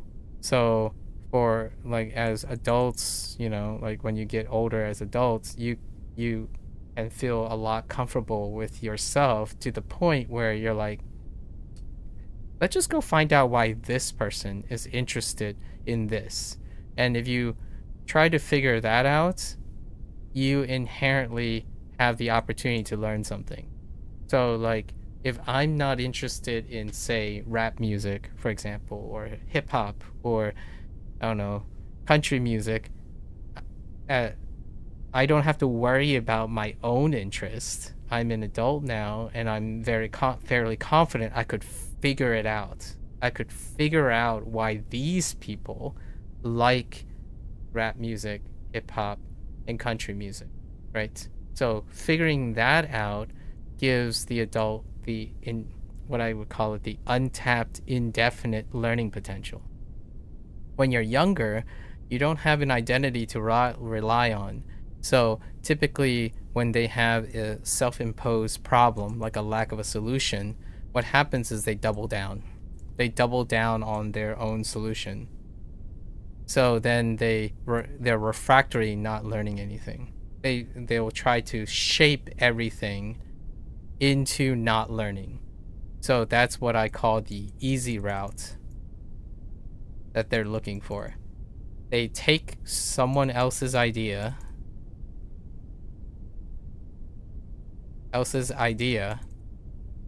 and they shape it to their own without understanding that's someone else. So they didn't learn anything. They hear an idea and it ends up becoming the same thing that they have always done. So they rarely ever develop a new solution because they didn't learn anything. In my opinion, they often feel like they're learning something because they're consuming content. They're not understanding content. So whenever they get like a new routine, when someone says, oh, here's a new fitness routine, try to walk every day. Or try to walk 1,000 steps every day since you only walk 200 steps every day. And their first thought is like, well, how do I get the same amount of walking energy in 200 steps? That's the easy route. Instead of doing the 1,000 steps, understanding and comprehending why someone does 1,000 steps, they're going to try to find an easy route to do the same thing they already do to achieve that same result. That's the language bottleneck, in my opinion, for younger people. When they learn something or when they like something, they want to convert it into the thing they like so that it never gets harder. If they never get harder, the likely case is they didn't learn anything. Anytime you go to learn, remember like the concept, what I believe in, anytime you go to learn, it will always get harder. The moment you have to learn something, it'll get harder than your current state. Otherwise, you have not learned anything. Because learning means that it's something unfamiliar. So if you're asking yourself, are you learning today? Did it get harder? It doesn't always say you're learning something. However, it's far more reliable. It's far more reliable to tell if you're going to learn something if you literally feel like it's going to get harder, like it got harder. Not going to guarantee it, but it's far more than saying, oh yeah, this is getting easier. That means I'm learning something. That's the opposite, in my opinion, most of the time. It's getting easier probably because you practiced it. It's not getting easier because you learned something. So that's why I want to separate learning and practice. You have to separate learning and practice, in my opinion, for younger people. It's not quite sure if adults, since I don't interact with adults who are learning skills, like 30-year-olds, 40-year-olds, they probably got their act together, in my opinion. Like, obviously, I'm throwing a blanket over this. I don't get an opportunity to disentangle. I'm not a person who helps older people, or interact with older people. Younger people, separating these two concepts it can be very helpful, because learning always gets harder. When it gets harder, it's a great indicator that you're learning something. Practice gets easier over time when you're not doing any learning. Practice, generally can get easier when you stop learning. So if you practice what you learned, right? That's the key word. If you practice what you have learned in the past tense, then it can get easier. That means you stop learning, you practice. And for older people, that's where I would typically say, a lot of times older people, they are really diligent and they have a lot of limited time, right? Oh, that's an awkward way of phrasing it. They have limited free time. So when they go to learn, it should always get harder. Or when they like try to learn something, right? They literally are specifically learning something. And sometimes they don't give themselves time to practice. So what I have come to understand in my like low sample size for adults is that adults crush themselves under learning, and rarely do they give themselves enough time to practice and enjoy something that they learned. Meanwhile, younger people practice most of the time a lot and try to reduce the amount of learning that they can do because they're so much more habitual. They have a lot of time, and a lot of that time is consumed with practicing. And in reality, you spend most of your time practicing and less of your time learning. How does this work for adults? Well, adults have limited time, so that amount of limited time is for learning. So then it's always constantly exhausting, possibly unrewarding. So the adults would do something else to offset that rewarding, like eating ice cream or watching their favorite videos in English or something. So they would do something else other than practicing. So instead of practicing, because it's a hobby, this would be what a hobby looks like. A hobby is, to an adult, is learning with your spare time, right? Despite needing to practice a lot. And then kids, they have a lot of time, so they prefer to practice what they learned instead of doing harder things in order to learn something. Yeah, I think this is describing my encounters so far. Generally speaking, that doesn't mean they're unhappy, for the record. Like, there are kids who like to practice N5 and be satisfied with it. And then there are adults who prefer to only learn this as a hobby forever. Right? Not a life skill, a hobby. Hobbies are different from life skills, in my opinion, because life skills require practice. Now, hobbies are life skills. Most hobbies can become life skills. Not all life skills are hobby, like a language. If you're not going to practice the language, then it remains a hobby, right? So, life skills, you could use Japanese secondhand and second nature. That becomes a life skill. It becomes more than a hobby. Because it's now a part of you. It's a lifestyle. So adults can choose to convert their hobbies into a lifestyle if they want. Happy in both sense. Young people, oftentimes they make it into a practice and then never want to learn anything new. So right now, the discussions I have with like a person, like with Mika, she draws the same stuff a lot. Like, oh, a lot. It's so well practiced. I can't reproduce that. I can't do something that well so regularly and so repetitiously. However, when I ask them, are they satisfied with their artwork and stuff, they are satisfied if they're only doing that. When they are requested, when someone is requesting them to do and learn something more to add to what they're practicing, then everything falls apart. It's always dissatisfying. It's never good enough because what they're aiming to do is something they haven't practiced yet. And adults are the other way around, obviously. The adults are like, oh, I can learn something, but then I can't maintain it to make it a lifestyle choice, right? What is the most difficult thing for adults to probably start in their later life? A new diet routine. Because it's going to end up being a lifestyle choice, right? In order to make it stick, you have to convert it into a lifestyle sort. You don't have time for that. You have time to learn about it.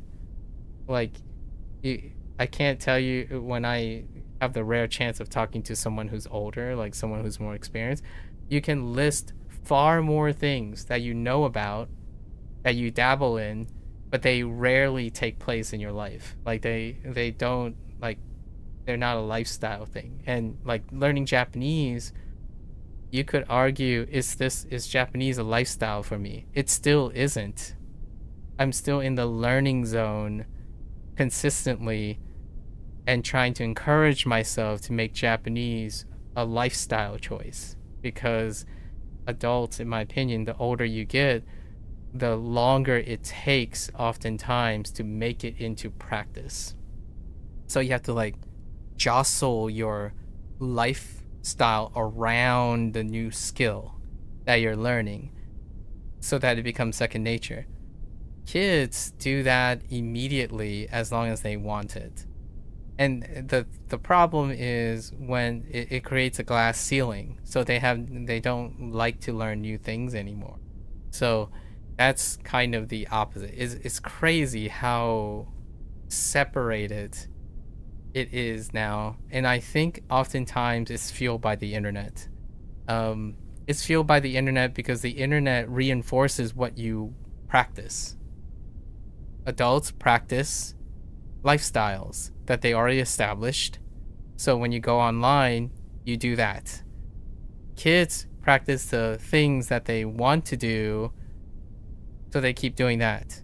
And neither one is encouraged to do the complement or like the other part of the thing. So online, you either have adults who always reinforce all of the stuff that they know, and you have kids who reinforce all the things that they know. So that's how I understand, or how I can see it's pretty obvious that kids don't like learning in that capacity, and adults don't like adjusting their lifestyle choices or that, because all the deficiencies in adult or all the things that adult wants to change, you don't change it when you're online. All the online thing is supposed to do is to reinforce all the things you want to keep the same. And the kids as well. The kids want to keep the same. So the irony here, in my opinion, is there was a time when the internet was a place of learning and discovery. Like you keep, when someone says, oh yeah, the internet has all the information in the world, right? However, now the internet has changed where you only see what you want to see. You only do what you want to do. So change rarely happens. And what is change? Change deals with learning. And learning has to be placed into practice. So in both cases, adults and younger people are lacking the entire process. Like they didn't do the whole thing. Where kids can practice a lot, they don't learn very often. Where adults can learn something, they don't put into practice. So neither gets the whole 9 yards. So an adult can learn a lot of things, but never use them.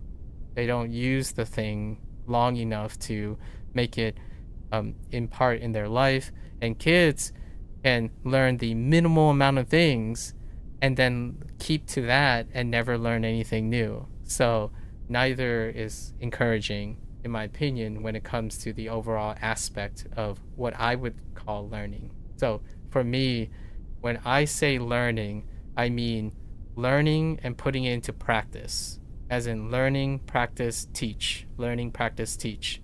So for lack of a better word, I stopped using the word learning to mean all three of those things. I separated them into learning, practice, and teaching. If you do all three, then technically you would have learned something. Usually now it's learning, practice. So, did you practice today? Did you learn today? Did you practice today? Did you learn today? I have to learn and practice every day. So, here's me practicing. So I haven't, and then anything I don't remember or anything I've discovered, like this thing, sanko sho, I learned something today because I don't remember seeing this. If not, I'm relearning this in a way through practice. So that's kind of the idea, right? Learning zone. Learning zone is when you are practicing and you are learning technically, which is funny because when it says learning zone, it didn't say the learning practice zone. In order to learn something in the learning zone, you are spending practicing 80% ish or 90%, because Wanikani, apparently someone told me Wanikani's suggestion is 90%. So around 90% you're actually practicing, and the other 10% you're learning. So your learning zone is the learning zone is a combination of practicing and learning at the same time, aka what I refer to as studying. So I'm separating my jargon like that. I'm not entirely sure anyone else prefer to do it that way or not. It would be interesting to confer with other people who instruct and teach people things if they separated things. Yeah. All right, and let's continue this here. So this guy says, so before like doing sports, playing baseball, we study, or I study. I guess in this case, we would be okay here contextually in the flow.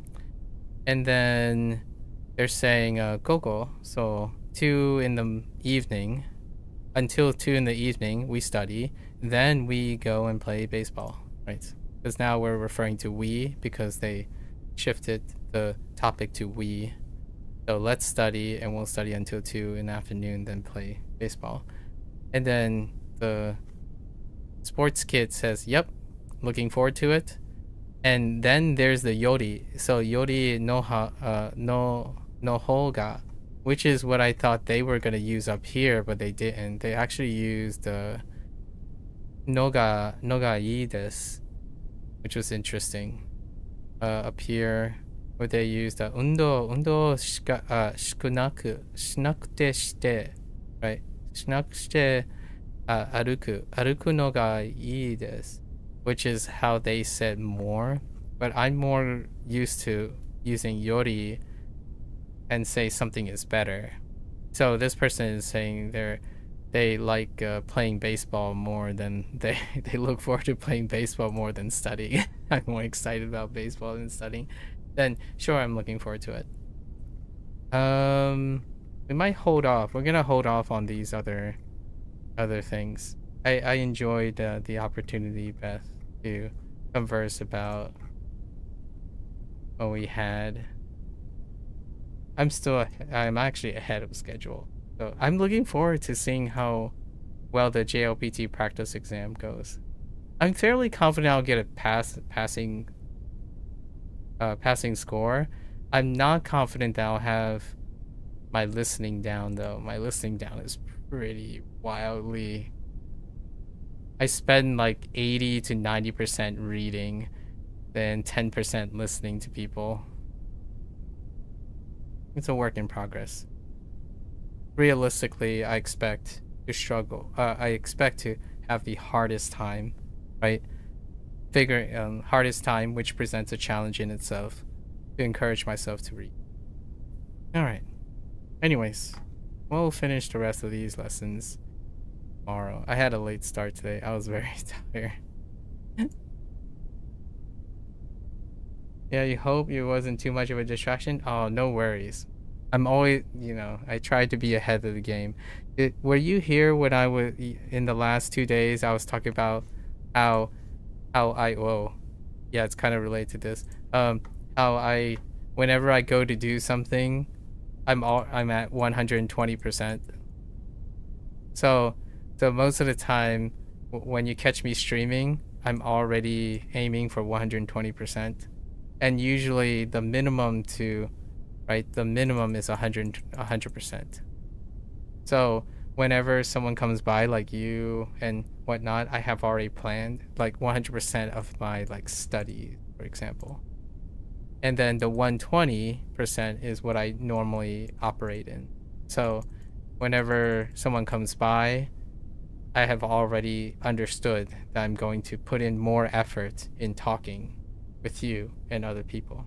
So there's nothing more important. Like, there are very few things more important than my studies per se, because I don't have to worry about it. So hopefully someone is, whenever someone tells me like they only have 30 days to do something, I mean, to put it simply, whenever I tell you I need 30 days to complete something, it's to complete like greater than 100%. So if you ask me for help, for example, like if you ask me for help and you have and like, how long does it take to do something?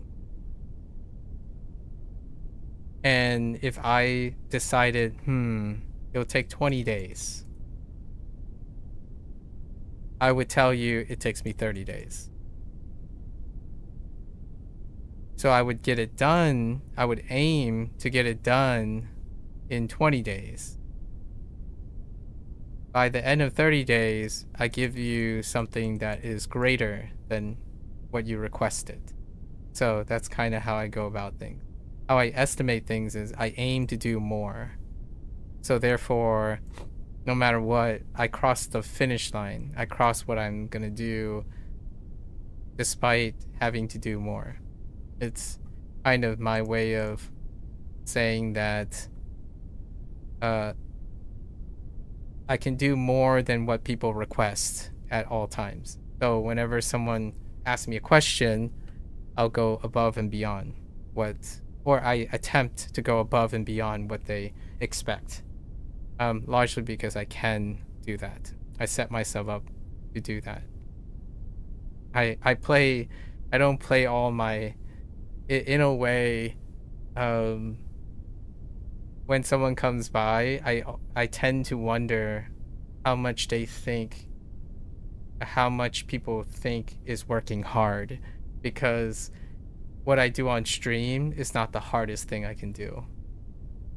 I'm usually doing more harder, like I'm continuing to do more when the stream goes off. So the idea is that if I don't work harder, then I get less, right? Like I do less over time.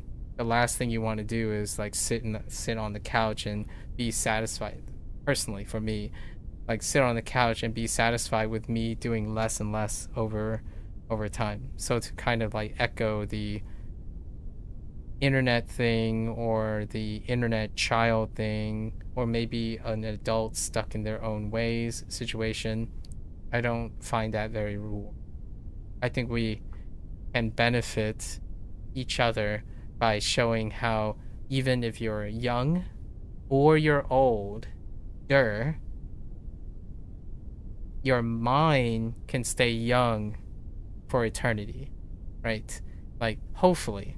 I usually try to encourage people that while your body ages and maybe you feel like old, rickety, and you don't want to get off the couch, your brain can still be young. So always encouraging to make sure that distractions are distractions unless you prepare for the distractions to be learning experiences. So you're kind of like tricky. I'm a little bit tricky here. When someone sees distraction, I see learning opportunity, right? Any other day I can simply go about my business. So like, if I weren't welcoming the distraction as a learning opportunity, then I could simply study without the chance of being distracted. It sounds crazy. Like, I don't know if you feel this way sometimes when a kid comes up to you, Beth, but when people talk about distraction, I see the distraction as an excuse because they place them in positions for distraction. Like, for example, I've heard this before, another streamer complains about, man, I just want to play the video game, but then there's this like person who came into my stream and just made me so angry because they had a different opinion. And my first thought is like, then why are you streaming the game? Aren't you expecting this? Like, what I mean is, that's an excuse, because you have to have made the assumption or the presumption that you would encounter this. No, like, I think it doesn't take a very perceptive person. You don't need a lot of perception, in my opinion, to understand that when you place yourself able to be distracted and then you complain about that distraction, that's an excuse now. I talked about the difference between like, how do I determine what's an excuse versus what's an unfortunate, like an unlucky event. An excuse is when you logically probably could have determined that the thing would occur and you deliberately place yourself in that environment. That is an excuse. It becomes an excuse because you are aware of it and you simply still act out because you're aware of it. For you, Beth, whenever you come by and talk about things, you could argue it's a welcome distraction because it's an opportunity. Like, I don't see it as a distraction. I see an opportunity to build something. Just like when you said, to be fair, a person have other great skills. So it's a welcome distraction, and we have to frame it as a compromise between both of it. Yeah. When you said you hope you wasn't too much of a distraction, it's good that you were a distraction, because that means that we built something, as opposed to like sweeping it under the rug. I think whenever someone says distraction, they want to live and forget. You know what I mean? Like, Beth, I hope that we both contribute to our equal distractions enough that we see it as we want to keep our distraction. Like, the time we spent is not a waste of time, so to speak. I find that whenever younger people say like, oh, I was very distracted, and I ask them, so what distracted you? And they're like, oh, YouTube videos and Discord and doom scrolling. And then I ask them, did you learn anything from it? Right? Did the distraction teach you anything about it? Because when the distraction becomes valuable, it's no longer a distraction. Usually, distraction implies waste of time, right? Like, oh, I'm just going to forget this tomorrow. So, like, kind of similar to saying that when you're learning something, it will always get harder. If a distraction happens, it doesn't go away, or it doesn't become positive or useful if you don't run towards it and understand the nature of it. So whenever someone, quote unquote, distracts me, like Beth, when you say a question and whatnot, I make sure to answer it well. Or when you make a comment, I make sure, in my opinion, to make it valuable. So then both of us can leave with the feeling that it's meaningful. Then it's no longer a distraction, because it's a valuable memory. It's a valuable learning experience, as opposed to, oh, I'm sorry for your distraction and wasting your time, basically, or wasting my time, and now we're all just like trying to forget it. That's I wanted to tell you this, because when you say you hope that you wasn't too much of a distraction, discipline, we can regulate how much time we spend. However, it's always going to be a welcome one, because that's what I want it to be. You can't feel guilty about, at least I don't want other people to feel guilty that we're trying to make memories together. If there's anything that's related to Persona 3 right now that we recently played, or Persona 4, like all the Persona games, memories are not distractions if they are valuable. So if there's anything that's worth it, when someone asks a question, it's an opportunity to make it a valuable time. Otherwise, it is indeed a distraction, or the negative sense. And it's crazy. I heard this I heard this 3 times in the last week from 2 different people when they said, "Oh, look at how much time I watch YouTube. I don't remember any of that time. I can't describe any of that time. So that time now has just disappeared. It has no value. It's just gone." 18 years old, 4 hours of their day, nearly every single day, and they have nothing to say about it. That's rough. That's really rough. When I think of younger people, most of their time tends to be more valuable. When you get to an adult age, you might think, all right, that's fair enough. Like, you know, you've lived like 60 years, 4 hours every once in a while and not having to just veg out, that feels all right. Because relatively speaking, 60 years of experience. Right now, there are kids who aren't even motivated to even make more of their time. 4 hours every day for 18 years, that's a really large percentage of their life that they find not important at all. They don't even, like, rarely they even consolidate.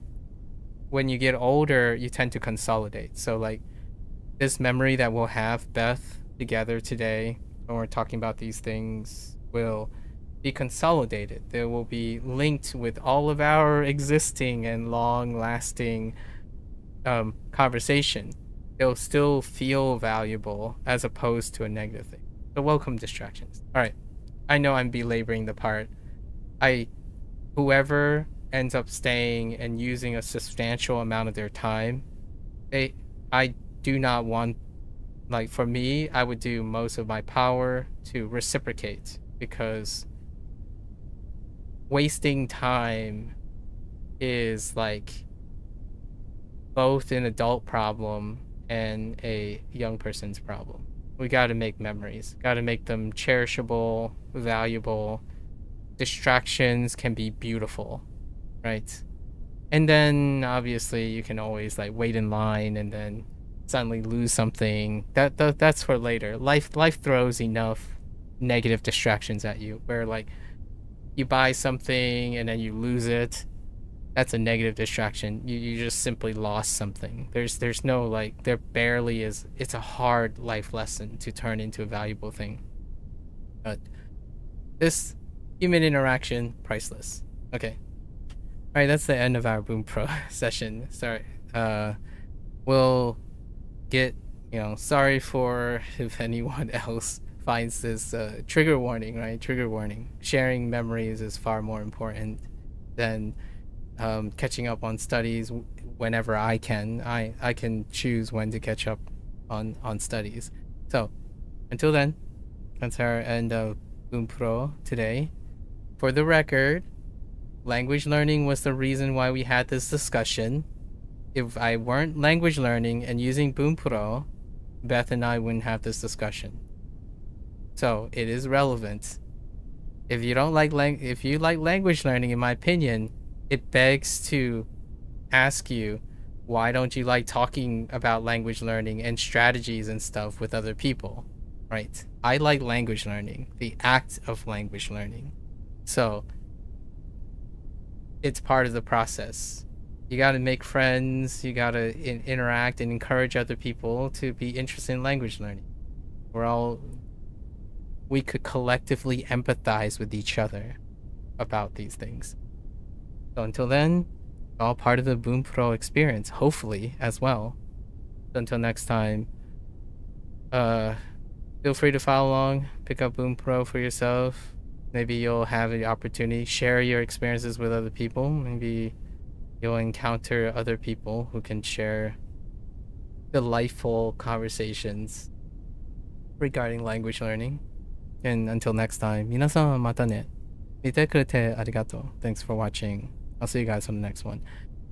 I'm gonna get up, stretch, and I will be back for HanziHero.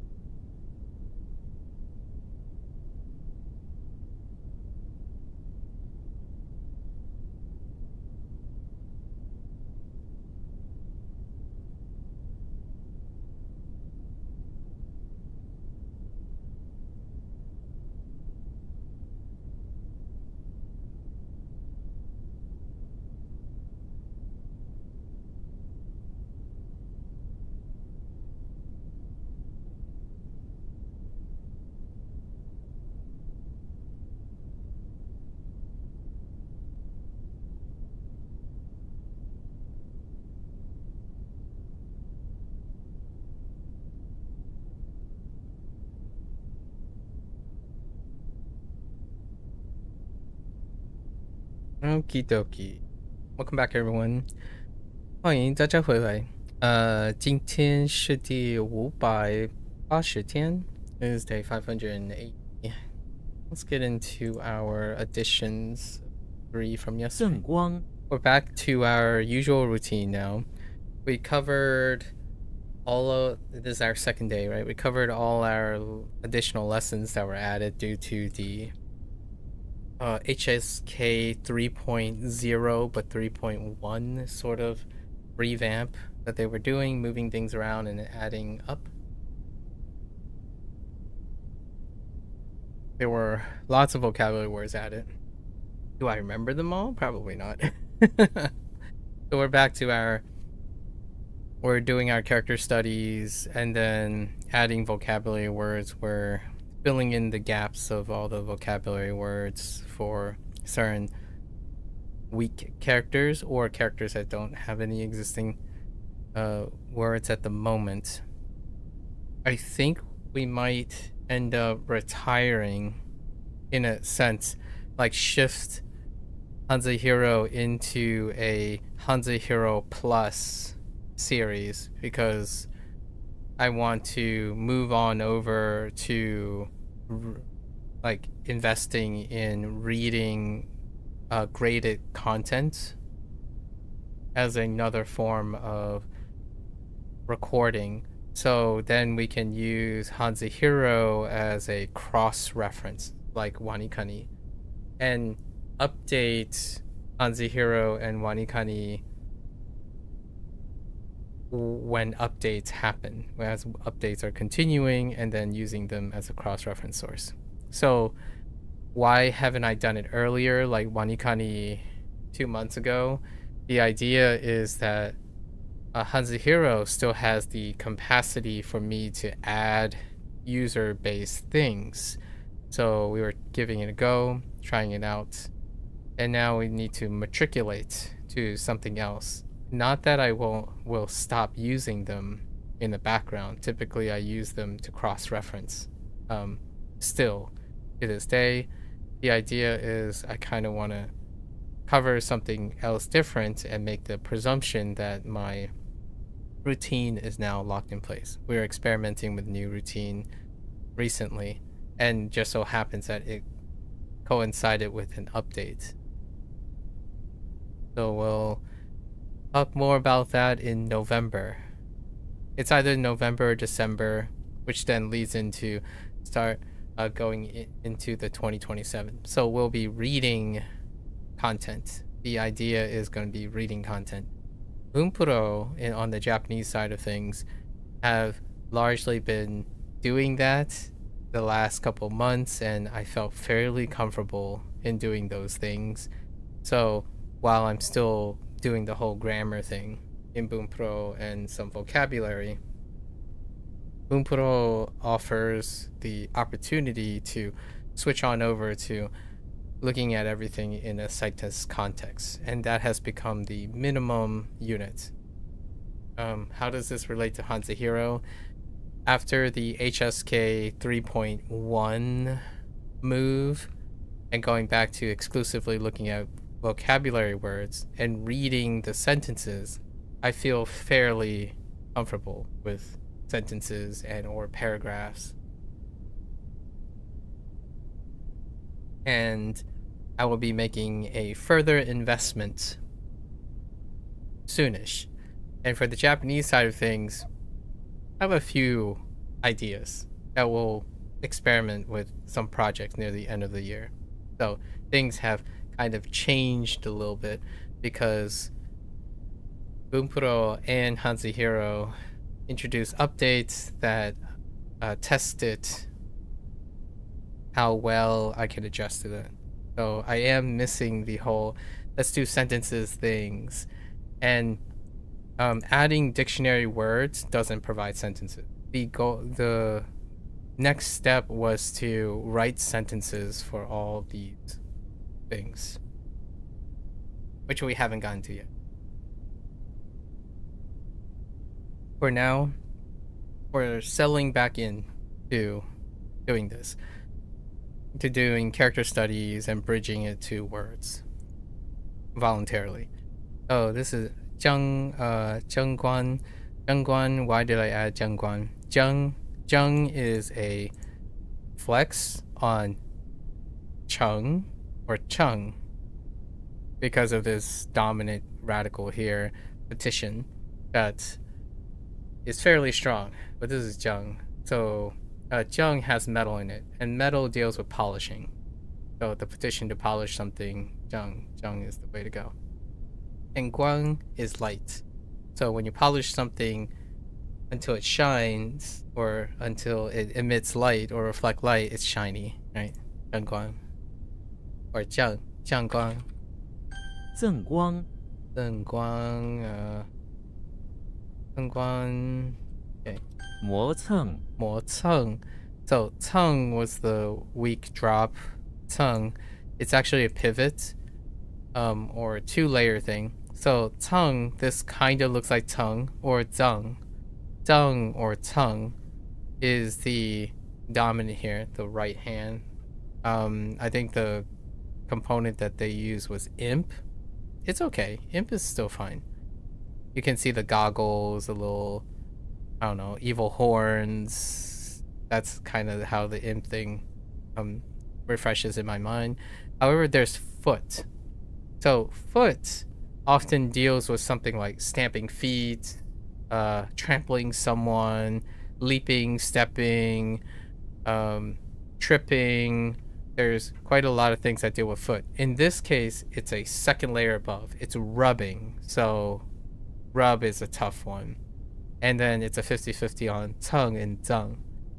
And then mo is strong. Mo is very strong. This is primarily mo. So the radical underneath the shack here, or the canopy. And it's for grind. So if you have grind, it can help with rub, right? When you're grinding something, it is rubbing against something. Now the slightly part is a little weird. So dilly-dally. Oh, dilly-dally. Dwaddle. Oh, I haven't used dilly-dally and dwaddle in a while. Dilly-dally is a personal colloquialism that I occasionally use. Wishy-washy, dilly-dally,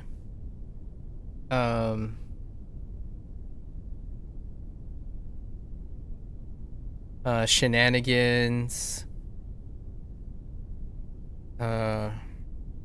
kerfuffle.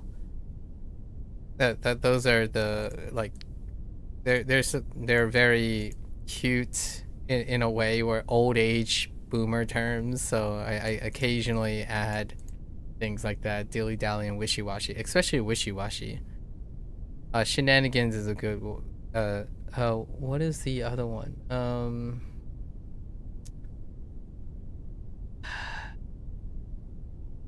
I use it to describe youth a lot of times. Dilly-dally is a good youthful one. It has to come to me. Like,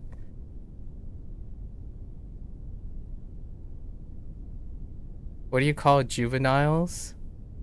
And like, not necessarily delinquents or juveniles. There's another euphemism that I use for that. Oh man. Not whippersnappers, but it's kind of like whippersnappers. Hooligans. Silly hooligans. Okay. Alright, so more tongue, right? 磨蹭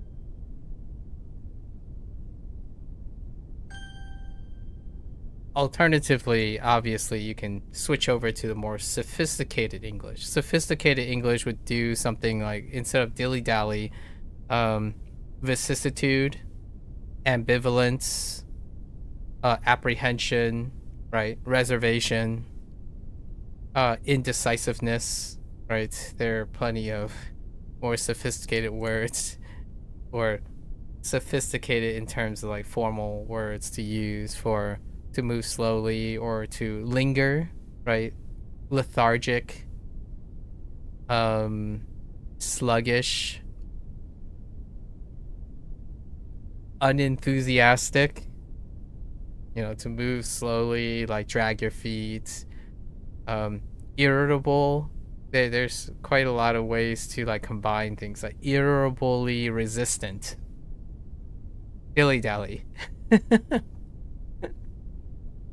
Oh, English. If only I could, like, I'm still working on combining, like, for me, when it comes to Chinese, right, when we're thinking about Hanzi, the only way I can do the same thing or analogous thing that I'm doing in English is, instead of thinking of units of words, like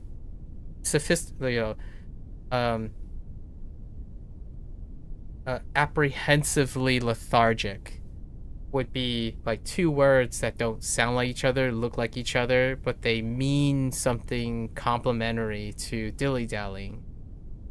In Chinese, the way I'm viewing it is characters. So like characters I can recombine to use something. Because like rub and grind, there are other ways to combine other characters to potentially exude the same things. And certain characters come with formality because of their centralized use and origin of the character. So that's how I'm treating my character studies nowadays. Whenever I see mo ceng, the reason why I need it, like ceng is the newer character per se, right? It's a newer character, the more like exotic character. However, mo is a earlier character. So when you're combining things, you can combine things like that. Like you can also combine like maybe what's another form of friction or contact, right? That you can think of to combine the characters. And it's very similar. The functionality, the mechanical functionality of knowing ambivalence with vicissitude is functionally similar to me by thinking of two characters combining and then two characters combining, because it is using the script to communicate and understand the relationship between words. Meanwhile, English is phonetic, right? The way the English is done, it's connected at the meaning level as opposed to the sound level. Or the depiction level, like this level, right? Rub doesn't tell you what the meaning of rub is. However, when you're looking at these characters, they do evoke their basic meaning. You could try to picture, I haven't tried to picture English this way. English does have the functionality of some of this. Suffixes, prefixes, can be very analogous to some of this. So 人, for example, can be analogous to like a specific suffix of English. 住 can be dwell, to stay put.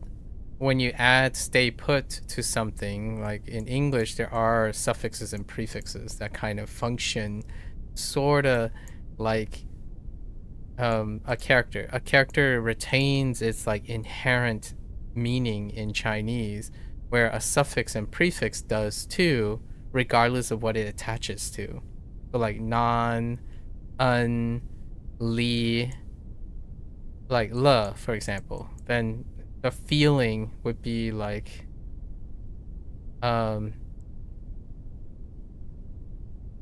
yeah, that's all I can really get to at the moment.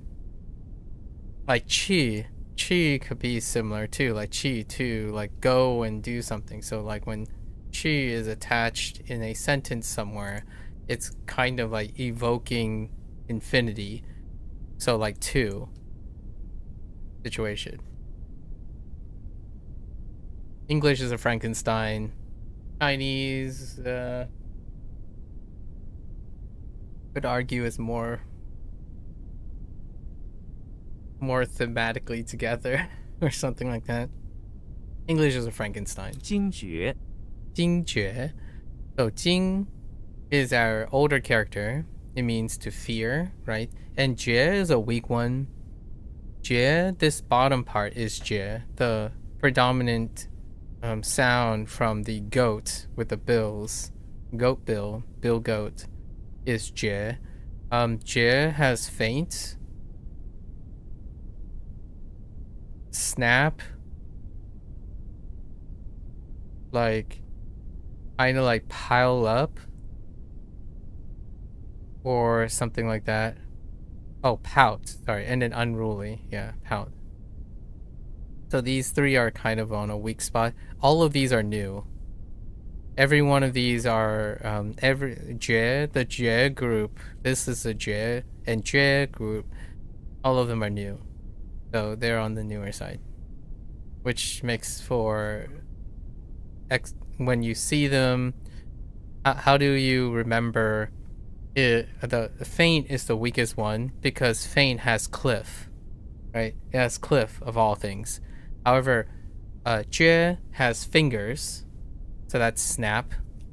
So this is the vanilla. J is the foundational character. I call these foundational characters because in itself, it's the smallest unit of J, right? So notice that all three of these have J. That's how I cluster them. And then snap has fingers. Here's the fingers. Out is something that you do like expressively, either through your mouth or your face. It has a mouth, so pout. And an unruly, animal.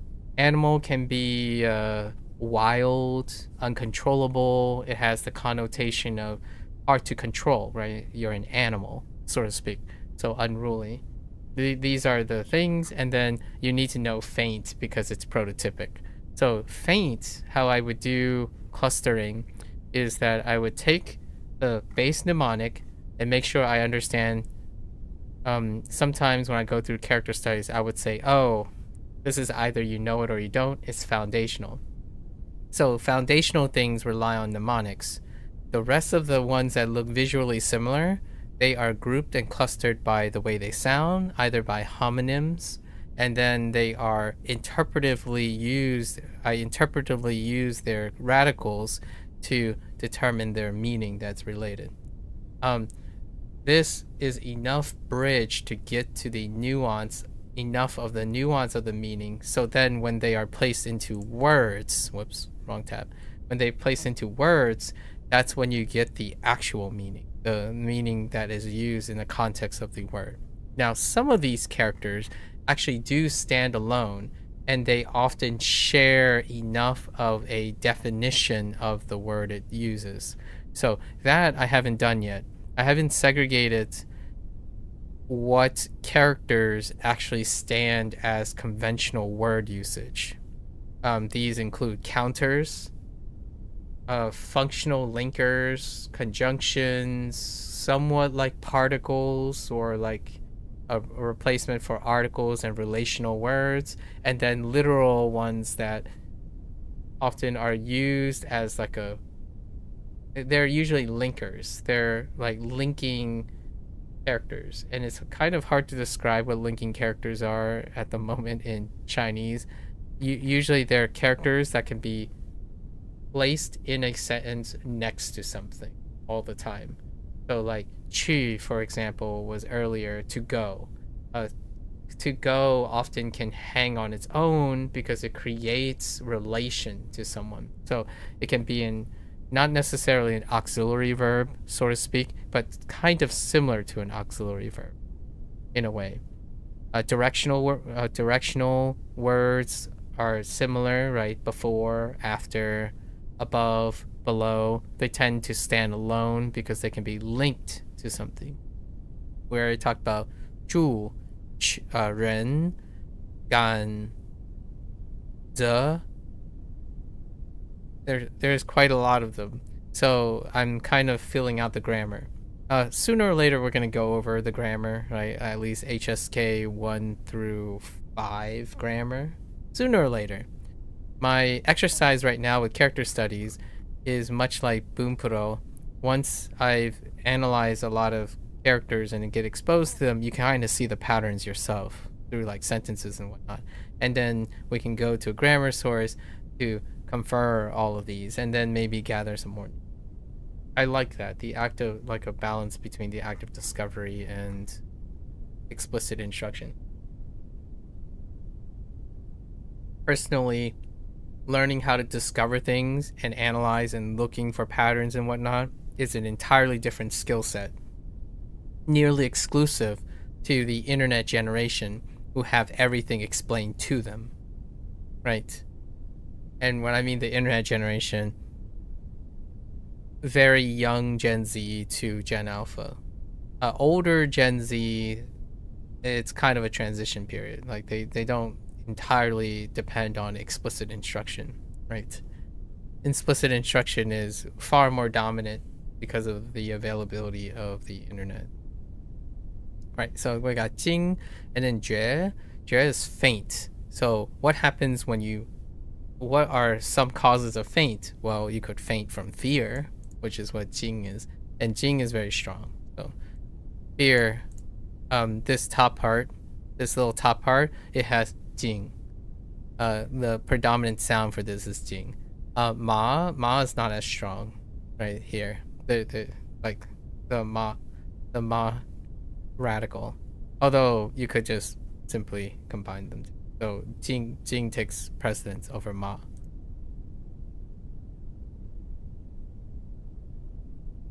Jinggjue. We're only gonna spend like maybe do like 25 characters today. I'm still leaning in. I want to get to Persona 4. 惊觉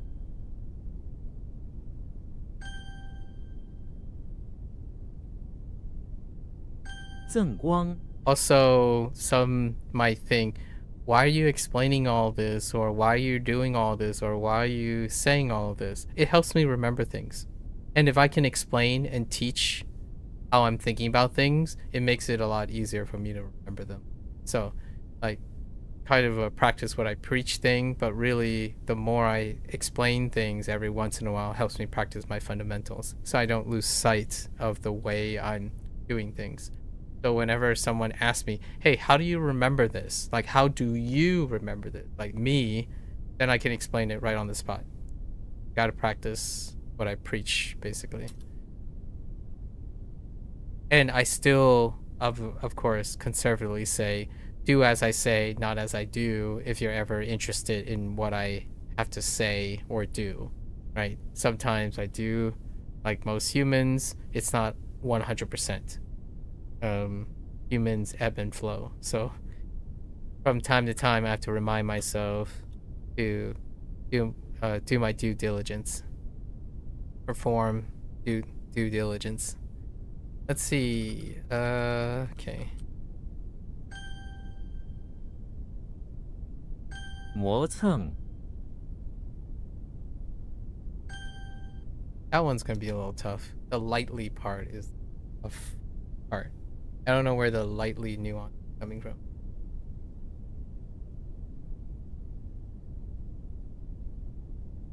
Alrighty. Okay, we will aim for 25 today. 25 characters, along with any other things like components. Components is the only thing that can come up now. That's before the characters. So, spinning wheel of hydration, what I call this.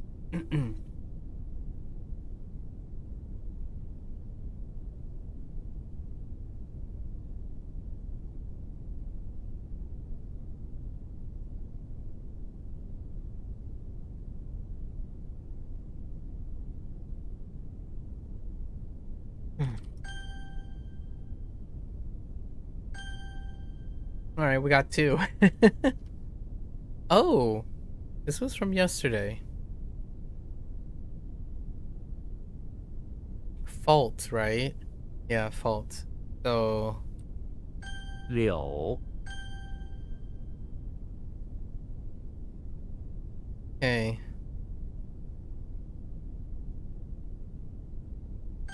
辅 It's kind of like support. It's aid and comfort. Yeah, it's fine. Like to comfort something. So, related. 任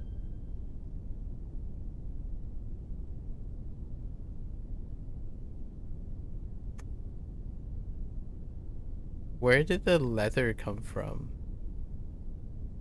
I think it's kind of you're pliable. Okay, okay. Pliable but strong. It's that's still pliable, in my opinion, or like flexible situation. So this can be related to shake. I have a 50-50 here. 摇 Okay. Oh no. I'm gonna take a 50-50. 格 So what type of utterance is this?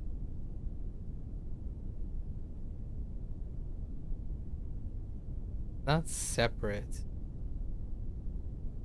It's related to separate. Hiccups. Or passing on utterance. Hiccups are kind of tough. Actually, do we have a vocabulary word for this?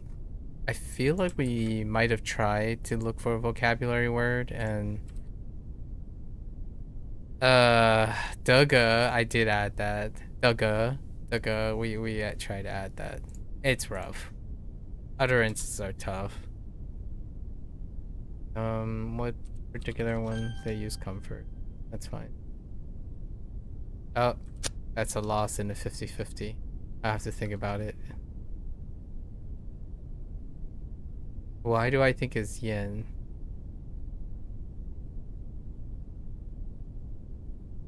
It's not yen. Oh, that's not G. Oh, wait. I know what that is.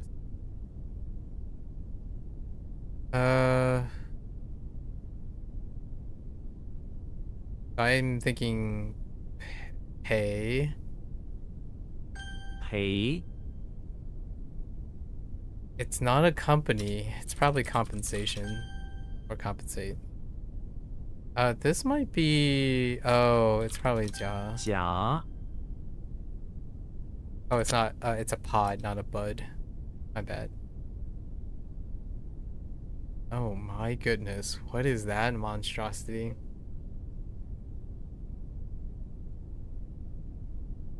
I think I simplified the right hand, the top right part.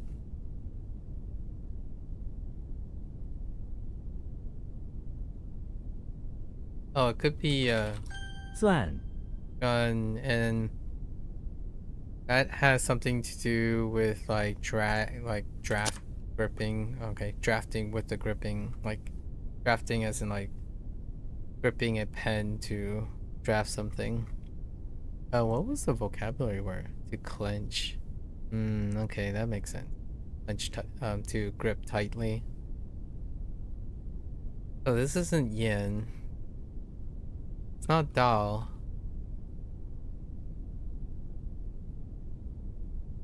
Speak with the mortar and stuff. Oh, is it oh, whoops. 3 chan. It's flatter. Yeah. Okay. Wrong. I hit the wrong number there. B. Huh. Interesting. 5 Is this squad of 5? Dude.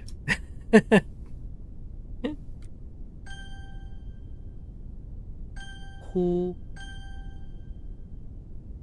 拧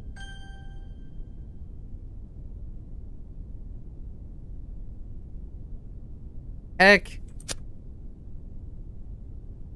I'm gonna have to think about that one. 产 续 It's like sympathy or empathy. Okay.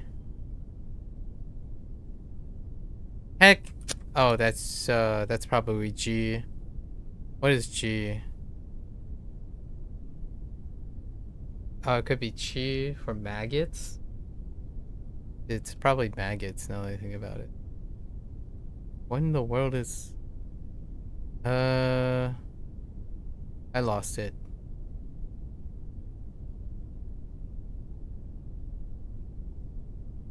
My initial thought is one. And then I don't think it is. That data. My stride is a exception. We do have other strides though. So let's see if we can link up the stride. So it's a cricket, not a cicada. Hang on, let's go look at cricket for a moment. Cricket is a fairly small class. Yeah, so one is why I said one, because it has one with a road. Maybe I just do that. 10,000. 10,000. Do I have 10,000? Oh, 10,000 crickets and flowers.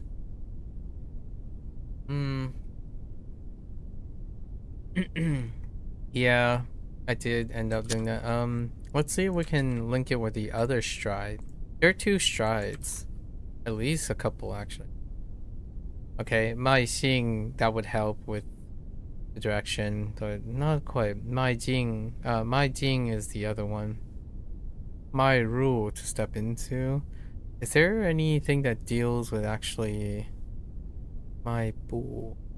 My bull is pretty decent. Let's have my bull as well. Okay. Okie dokie. So still 10,000 is to do plumbing. Maybe that's the way to go too. Heck. I guess that would be then. It's 2, right? Liao for chatter. That's not guy. Probably ke. 科 And how do you look over things? It's probably doze off, or the eye. The eye is the doze off part. The right is ke for the manger, and I think this is Xu like a channel or a dam of sorts, a canal. Yeah. Oh, it's interesting that channel. It's not part of the canal. All right. Those, I think doze off is kind of a tough one. Do we have? We probably added a vocabulary word. If not, maybe mian. It's probably mian seems like a pretty decent character to link it. Oh, it just used shui. Shui is fine too. I was thinking it might be a little bit more sleepiness, like being sleepy, but there's straight up sleep. So drowsy. It's combined with shui. The other one is mian. Ke mian. Mian is also sleepy. So okay. Did I do yeah, or is this boo? No, I think it's heck. Hills? It's xie? Oh, for evil. Dang it. It's probably wu xie. Yeah, xie, xie, we're gonna have to look at tooth. Tooth is pretty exotic too. So I was thinking of ya for tooth, or ya for exclamation.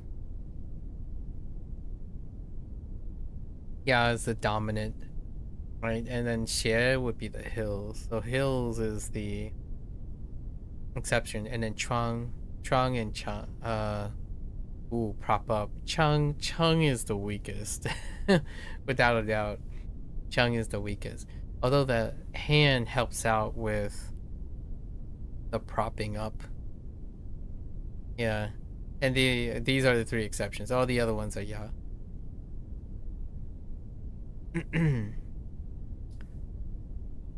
So the hills, Piles of teeth.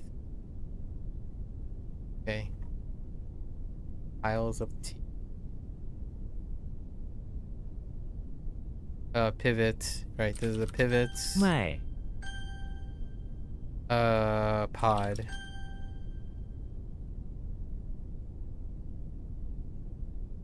The heck is probably Tian. Okay, Tian is an exception actually. So we have our Beanstalk and Moon, right? Beanstalk and Moon is part of the Qing group. Qing and Jing group.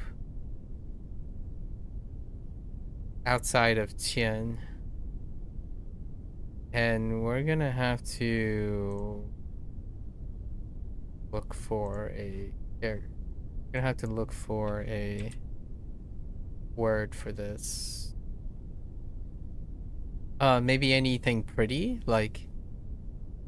Oh, that's okay, Ying. Chuan is too far.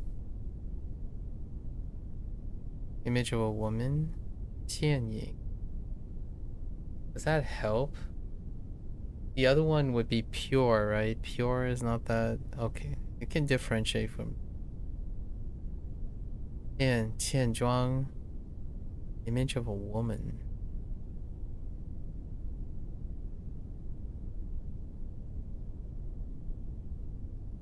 That's a tough one. We'll add this one. Honestly, I think a tire being described probably gonna get me there more than the reason why the woman thing wouldn't work as much is because there's so many aspects of a woman. Or using Ying is more like environment, so I wouldn't necessarily think of it as the beautiful as in the image of a woman. That could be maybe later down the road. Oh no. What is ears and flower? My initial thing, this is completely different. My initial would be like D. I don't think it could be R. Could it be Mu?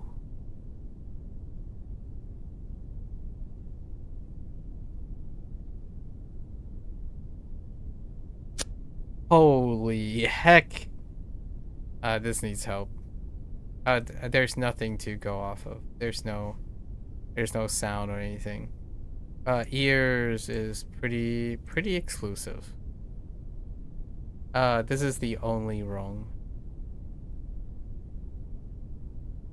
So R is ears. That's why I said R. And R is pretty dominant actually. There's fairly excellent. And then the other ones, they all don't carry any sound really. Oh, rong is the flower with the... My guess is if we type in rong here, or down, right? Downy. Maybe the other rong will come up. No. Rong Mao. Sheng Rong. Dancing in Young Deer. UCM. Meng Rong. Oh, you know, Meng Rong is kind of okay.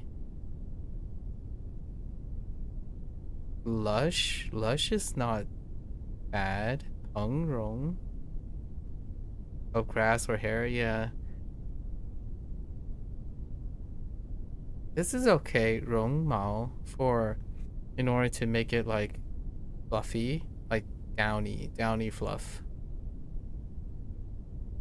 Lush is pretty good too. Dishevel is a bit of a stretch, but we do have dishevel. I like the double flower. This one can be a little tough. We're gonna go with this luxuriant. There is another character for luxuriant, so we'll do that. I think the tougher part is the ears.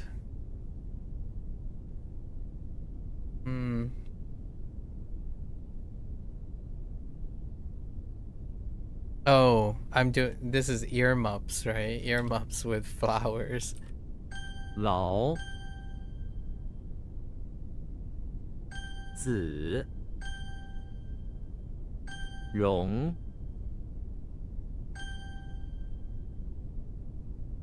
邪 Heck. Why do I think it's Jill right away? Okay. It's clearly not that.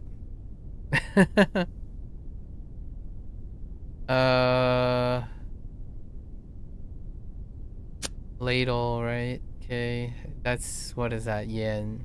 Yen is ladle. No, Yao. Oh, it's Yao. Oh no.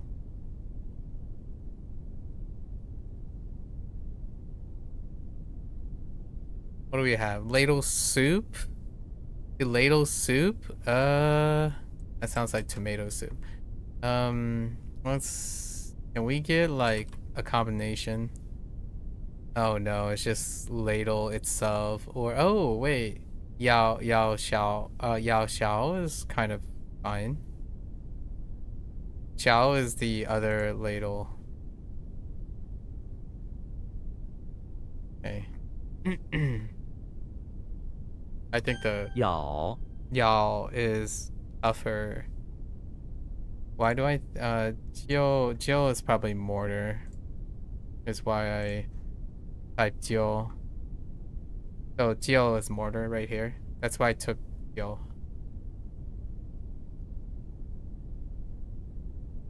But mortar doesn't really carry. It's usually the thing that's attached to it. So owl seems to be lined up with cleats. Yeah, Tao, Dao,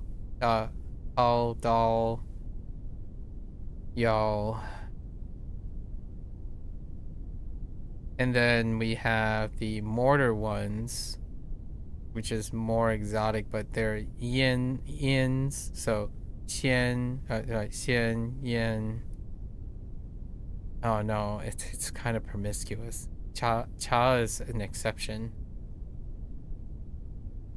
So it's not too bad. We can know the owl part. And then we added the vocabulary.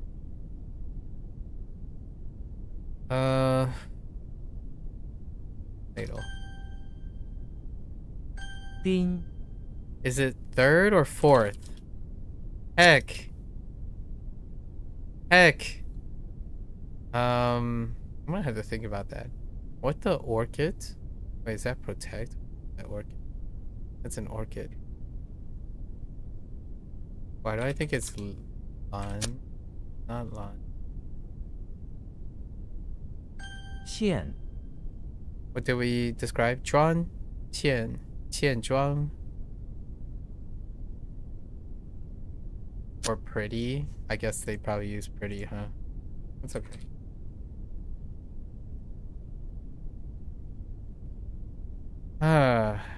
Oh, this is harvest. 或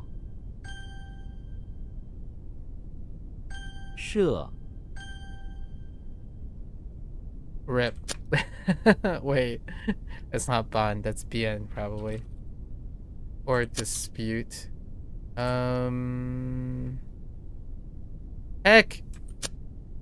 Oh, it doesn't have a G. 门 Or they? Or gate? Or what? Wait. I was about to type sway right away. That doesn't seem like sway, right? This is probably... Oh no, it's not villa. Oh, crud. I typed the same thing again. 直 Oh, this is like... it's kind of like value. Yeah, all right, value is fine. The fear of Slender Man. That's not great actually. That's an old one. This is a really old one. I might rewrite this. Straight. Oh, yeah, we didn't even write a new one for that. And that's okay. Straight value from someone. I really thought. What was the other one? So Shu would be villa. Or was it Shi for villa? Heck. Which one's Sherlock? Oh no, it's Dre for Fallen. At the top is Dre.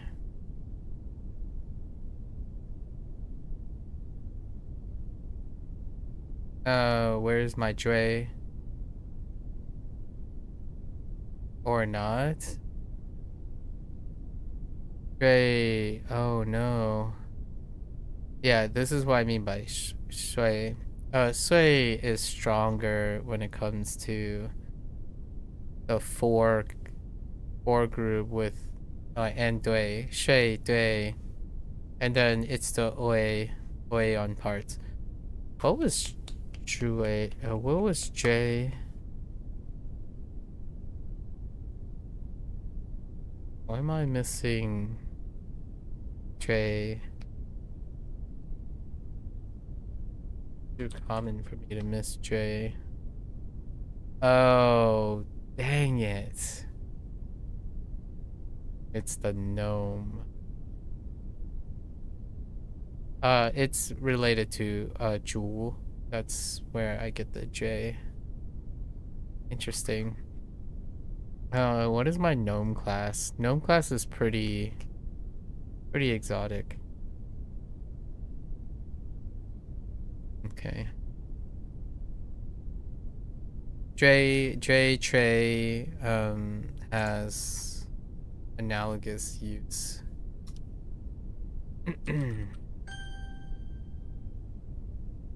Zhui, I'm gonna say Xu, and it's maggot. Is that Jiao? Why do I think this is Jiao? Or is it Dao? This is firewood, right? Yao? Bian, I immediately thought it was argue. It's kind of like argue, contentious. Okay, yeah.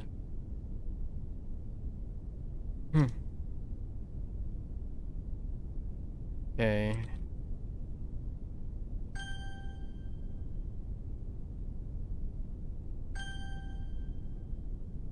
Heck, I went for it. Oh, it's Nai. I'm gonna say, oh no, wait, it's Qiao. It's probably Qiao or firewood. Okay.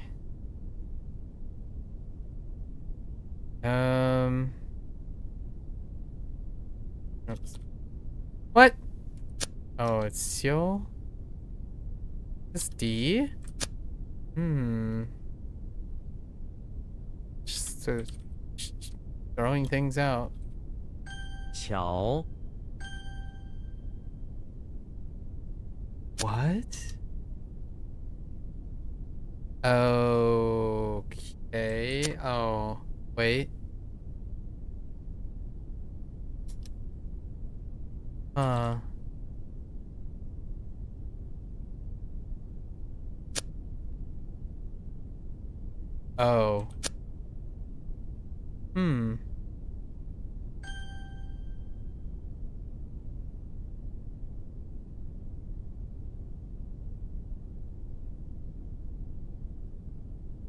Xiu,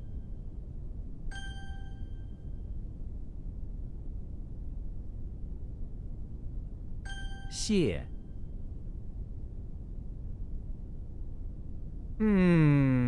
Is this like diarrhea? Okay. I'm like, what is squirting? Diarrhea. Oh, goodness. And then... So it's not a form of D. That's interesting. Could be a form of die, or it could be a boo. Oh, it's a pivot. A pivot from D. I think we might have a whale or something. Whoops.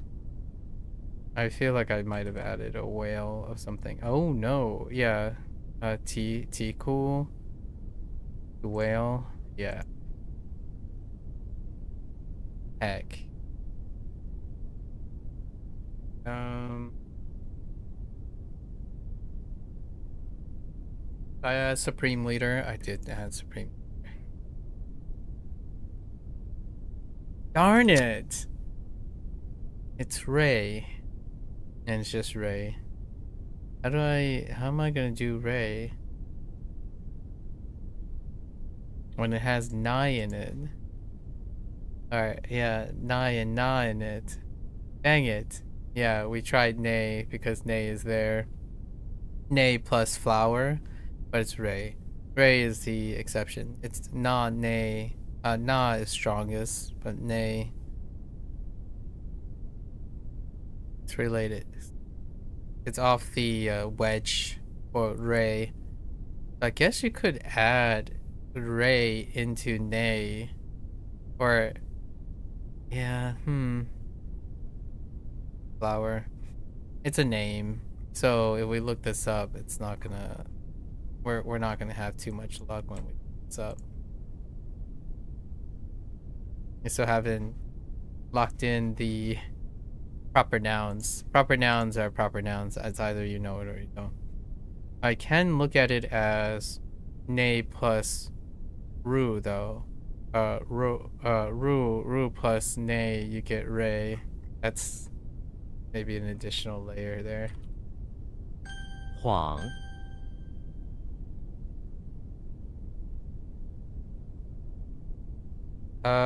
Why do I think is T right away? That's not right. 急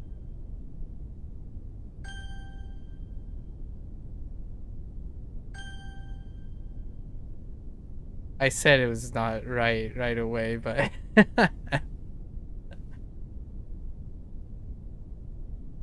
fur ball, right? That's supposed to be a fur ball. Why do I think it's a... Oh. Probably twal. Wrong tone. 饭 Why do I think it's fun? I think it's just fun. What? Oh, it's wrong tone.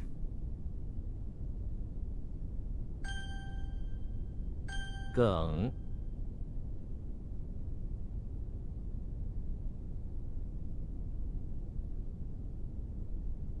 I lost it.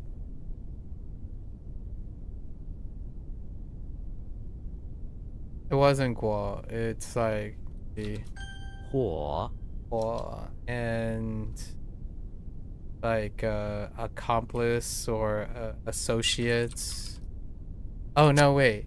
No, this is a partnership as opposed well, it's an associate too. Like a partnership in association as well. 0 Eh. That's shit. 锐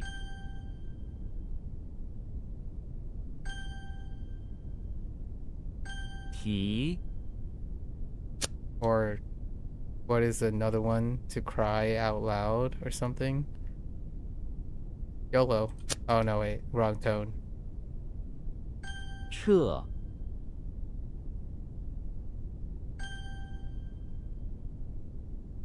拖 I guess we're gonna do 50 here. Ah! Joe. Moxie Buckshin. YOLO. Okay, that didn't work. What? Oh, Han. Oh no, Shun. Shun. Oh wait. Shun. Okay. We gotta pause. Slow that roll here. Shun. All right. So we got gun, Shun. Right. Oh. Oh, there's a hat. Oh, and it's missed. Oh. Okay. Gen 4. Yeah. High.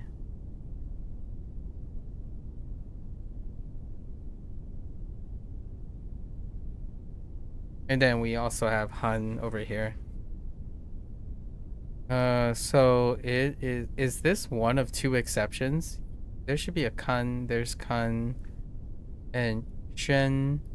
I think these are the only two exceptions, right? Everything else is Gan, Han, and An, even An. Oh, there's Jian. Oh yeah, that's right. There's also Jian. These are pretty strong for the Han, Gan, An. Gan being the strongest. Okay. I think I added something with status. Pretty sure I added status related character. High in status. Oh. Interesting. Shen Jian. Balcony. The heck? That is railings of a balcony. Oh, okay. The threshold of high. Interesting. That's fine and clever. Shun Ye. But Ye is... I don't know what Ye is. Okay. Shen Ang. Ang is high as well. The other Ang is pretty weak. These both... Oh, I did add Shun Ang. Okay. So we're gonna stick with that. It's okay. What in the world is this? Is it a Yu or is it a Ling? Is it a Jing? What in the world? Hold up. Or is it a... This? Huh. It is a Nian. Dang it. But it's not a Nian, it's a Nian.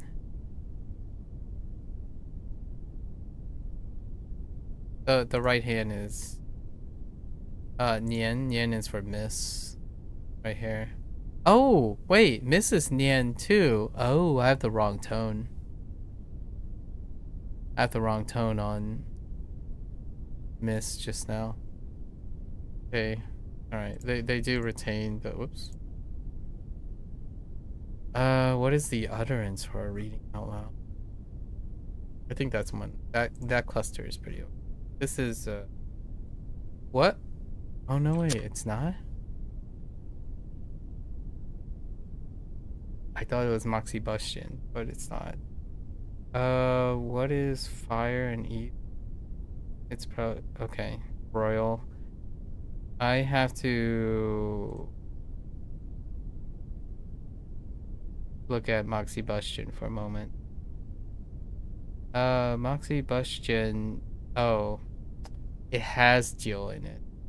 So, Zhi is not the... Zhi is not Yue. So, we'll combine Jill. It's the other. Jill. It's gotta be Zhi.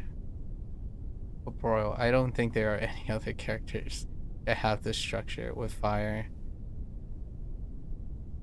And I'm pretty sure I added something for broil. Maybe Kao Zhi or something like that. Or not. Zhi Re. kind of okay. What are our other choices? Scorch. 胶质. I feel like 胶质 was what we added, yeah. Okay. 胶质 is very good and pretty solid. 炙热 is okay too. Royal? Yeah. Oh. Okay, we'll add that. The car. The car is the giveaway. 学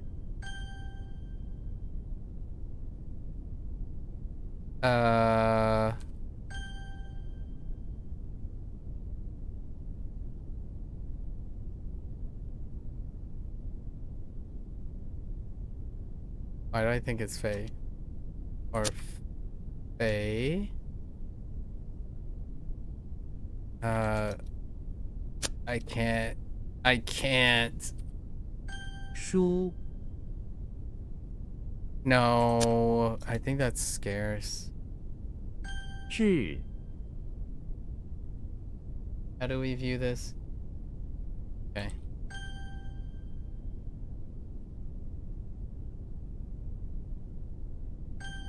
Or not, scarce or sparse. Okay. Heck! I'm just going all over the place. 内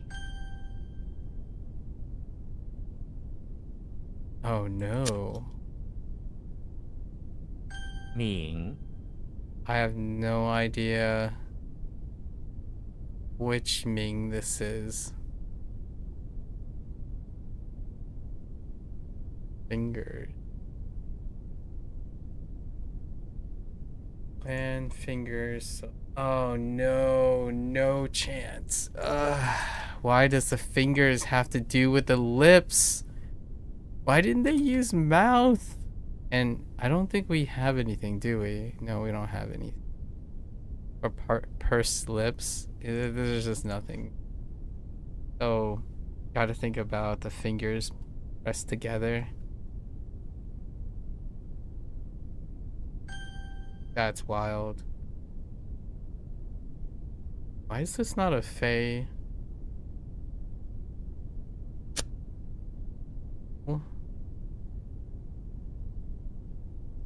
Alright, we gotta let's take a look at.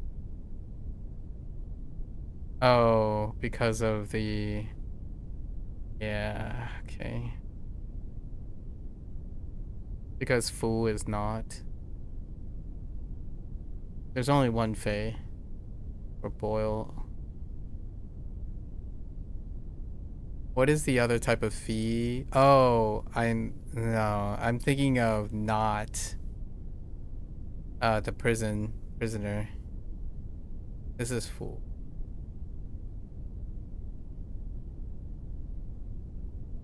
That's a mistaken identity.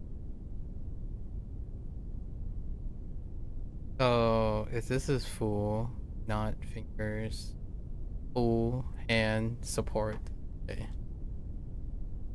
Or assist, I guess. Immediately I'm thinking of Bang, which I don't think so. Is it Bang? Or is it Pung? Oh, wrong location. Bang, not Bung.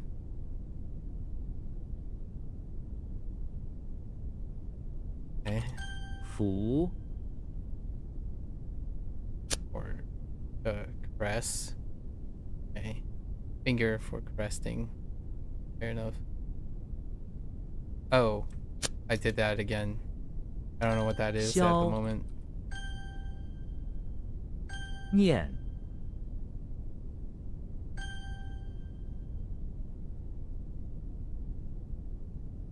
Heck. Old. Solid. Oh, it's got. It's the exception. Hang on. Now I gotta look at Ghoul. Ooh, okay. I think it's the only huh, right? The only huh. Okay. It's the only everything else is ooh. Oh, except for G. I could link it up with G, actually. And G. I'm pretty sure I added a vocabulary. The vocabulary. Dry up, like gang, gang ge, or ge gang. Oh, gang, I mean, not ge, he, gang he. Pretty sure I added a gang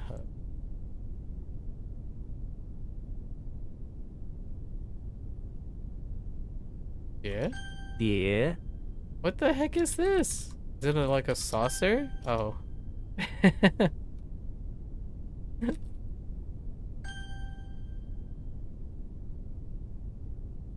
真 Okay, it wasn't way. I screwed up here. What is the mountain king doing with sandals? 争 Oh no, wait, that's solicit. Is it solicit? 帮忧 All right, we're good. We're good enough. We more than enough for today. All good. All right, we added 6. That's not too bad. All right, folks, that's a wrap for HanziHero today. If you want to watch this later, 谢谢. As always, feel free to follow along, pick up HanziHero for yourself. You're always welcome to come on by, yap, discuss, keep each other motivated. So until next time, 大家下次见. Thanks for watching. I'll see you guys in the next one. I'm gonna get up, stretch, walk around a little bit, and I will be back for P4G. Thank you, thank you.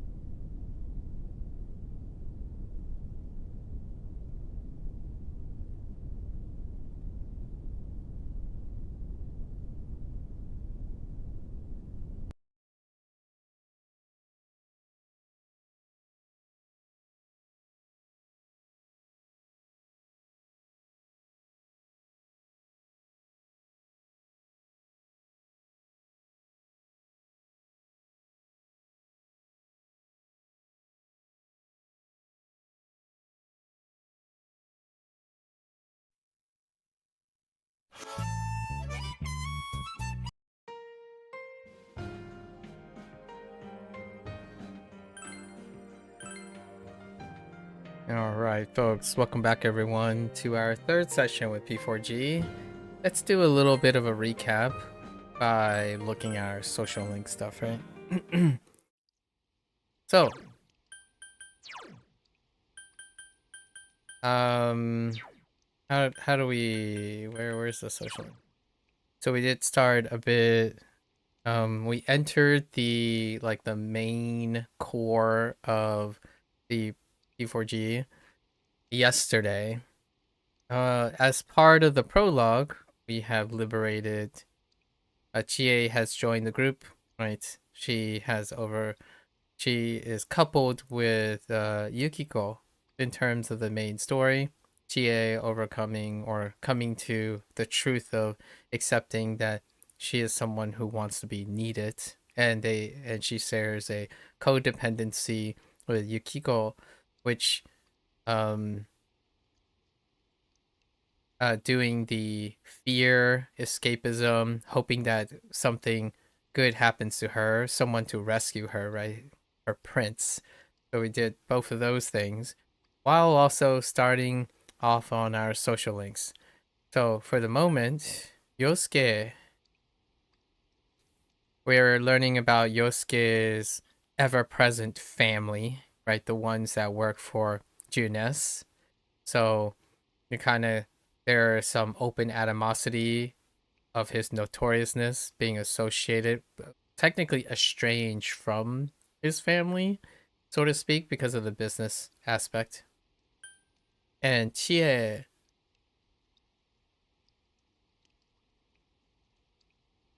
don't remember the first link. Oh, Chie, we kind of only got an introduction to her. She's very spunky, eats. We know eating so far. She eats. Then we have our bros, Ko and Daisuke. Ko and Daisuke, we chose the soccer team. And the soccer team ostracizes you for being a city boy and whatnot, but Ko and Daisuke, you're bros for life. So far, shared a meal together at Aya place. And helped out. They helped out clean, like, wrap up because you've been basically saddled as the newbie. We met up with, oh no, what's her name? Oh, Ebi, Ebi's something. Oh no, Eddie's. I just called her shrimp. Eddie's something. I forgot her family name.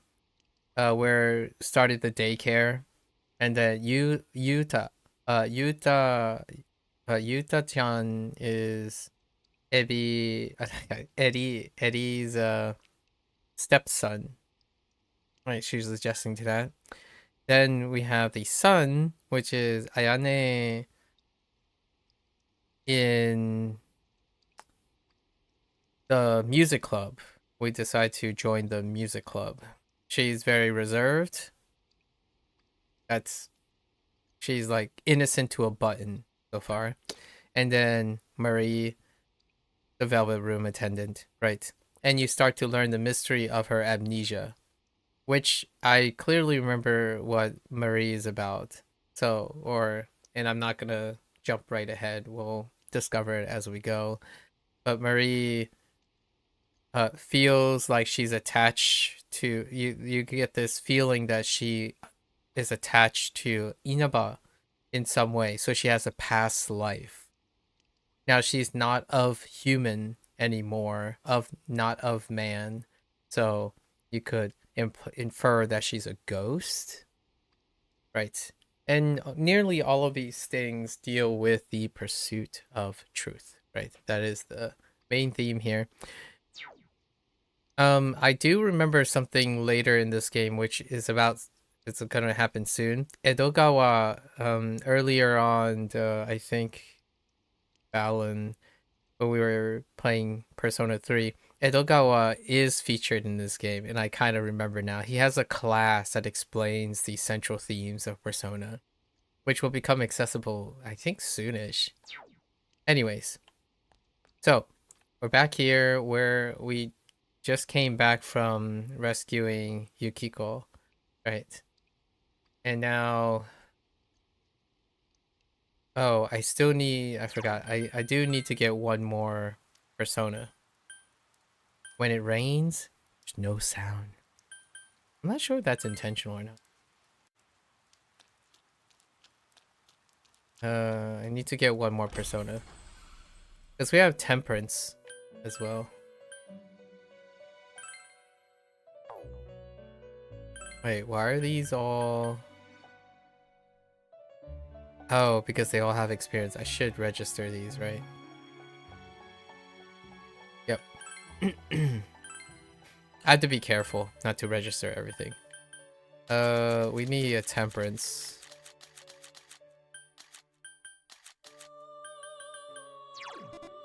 What? Who do I have on me? Um...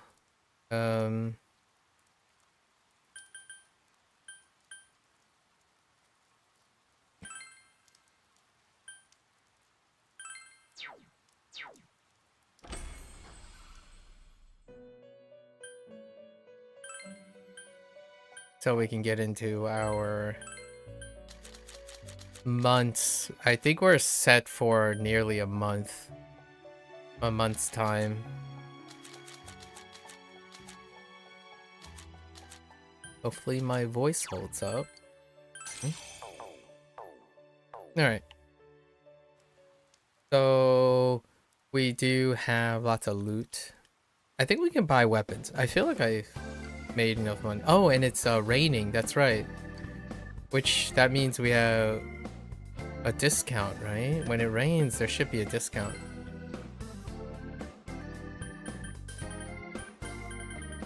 I think we just sell all our material. I don't think we need to keep... Oh, no. Wait, do we have to keep material? I don't think so. I think the idea is the materials was for unlocking weapons. Oh, no, wait. The dish... Okay, I can't... I need to save...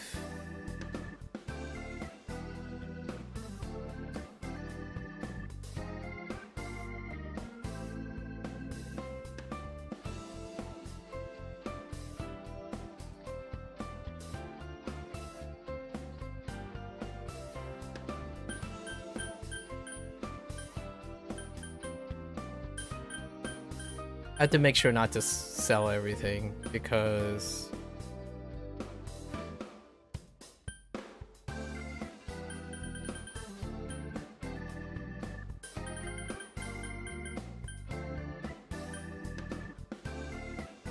So how...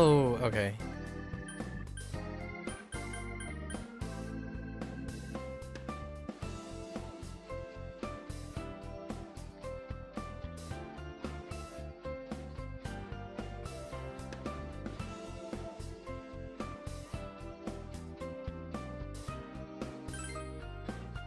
Stepped away, but back to game. Okay. I think, yeah, here it is.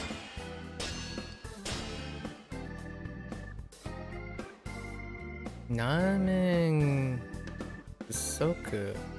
Hang on.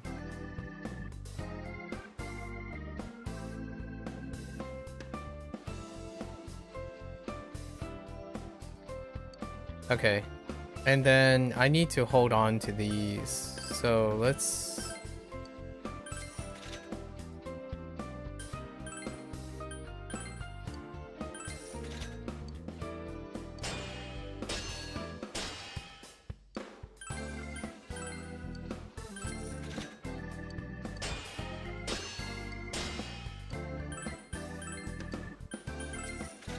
I wish there was a better way to hold on to these.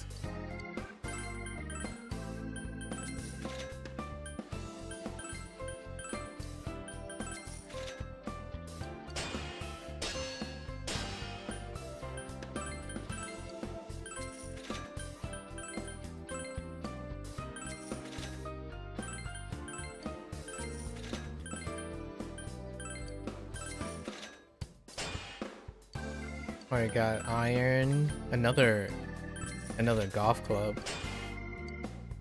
Charm road. Okay. Alright. Let's go buy some armor and stuff because I think we have enough cash. At least weapon, right? I feel like at least weapon. Or because these should be discounted today.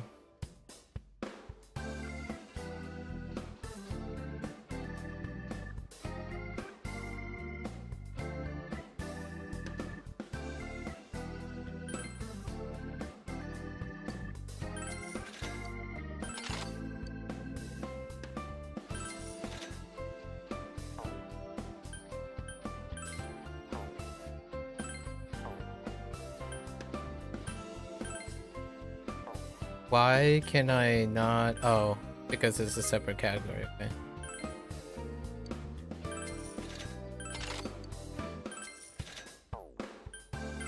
Again, we adjusted for the money threshold so that we don't have to grind.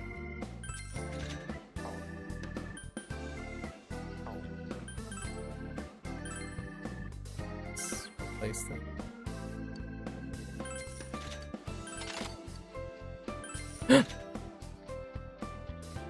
Okay, we must not sell the other one. Hold up. I need to hold on to the. I think I got 2 of these, right? Okay. I'm like, oh no, I need to hold on to one of them. That was an accident.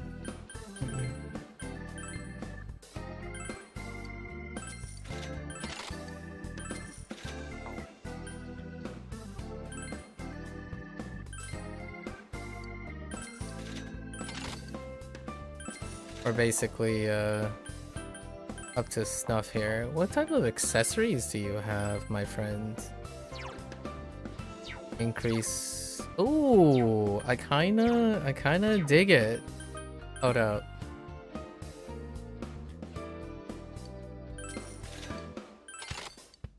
Nah, we're holding on to accessories. This will relax a lot of the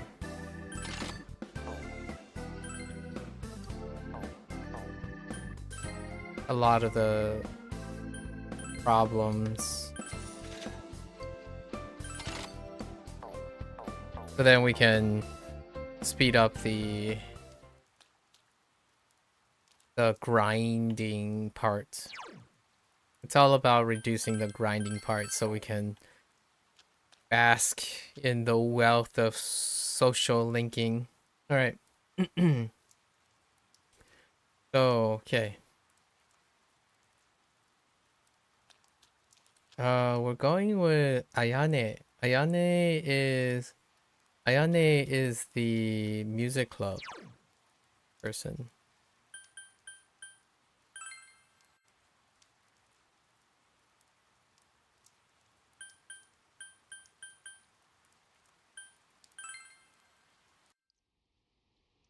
Where are you, little girl?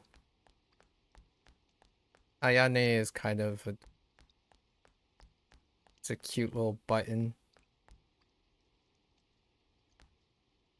That's not it. Wait. Oh no, it's down this hallway. Still getting used to the layout because you actually have to walk around now. Refreshing. Okay.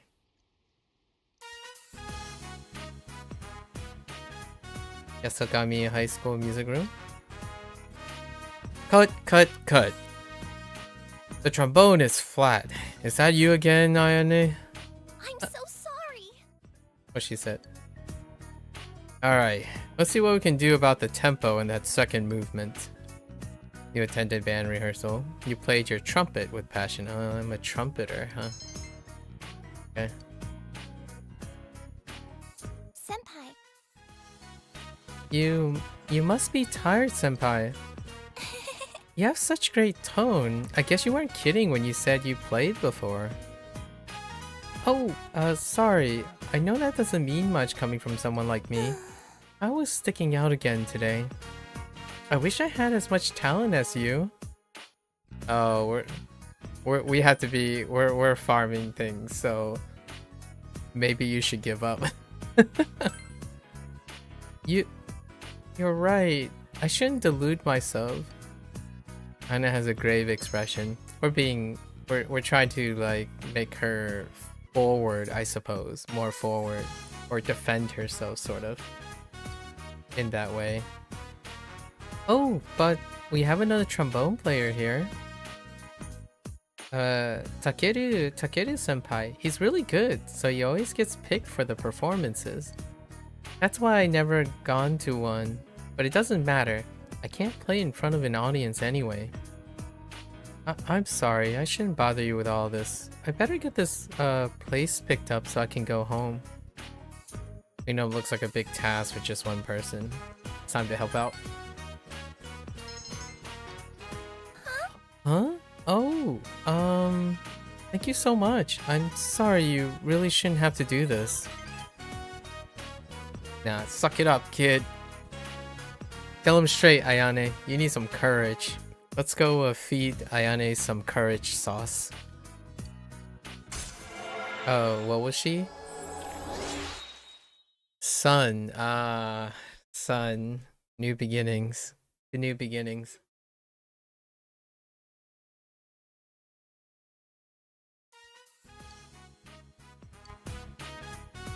Oh my, it's already getting dark.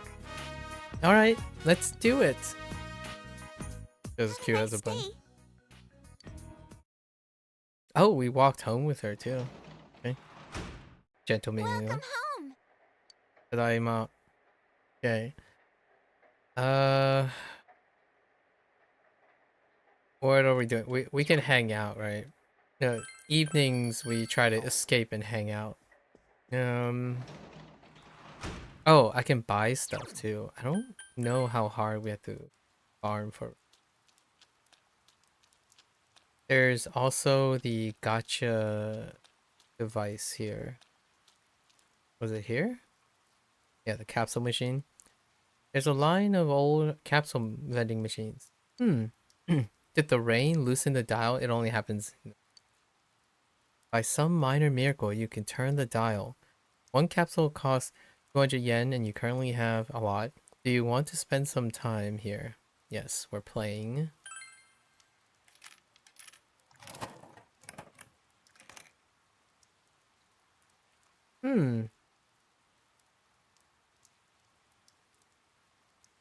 Wait, was I supposed to do this gacha machine? I think so. Your prize is stuck. Call the hostess. Yeah, we're supposed to call the hostess. Just for the... I think I already got this. I totally forgot what the hostess looks like. Did you break it? You know, these machines were built by my late husband. For some reason, they only work on days when the weather is nasty, like rain. I remember it rained when he made them. Oops, I'm sorry for such a morbid story. Let me get you your prize, son. It'll just take a second. Firecracker. Interesting. So, sorry for the wait. Take this as a token of my apology. Yeah. Oh, I know, I didn't get the achievement. That's a mistake. I didn't know it takes time. We'll do that later. Oh, I thought I could do that right away. Okay, that's a mistake. Well, we'll do it a different time. We gotta do something else. Dang, I thought you could squeeze that in. Okay, alright.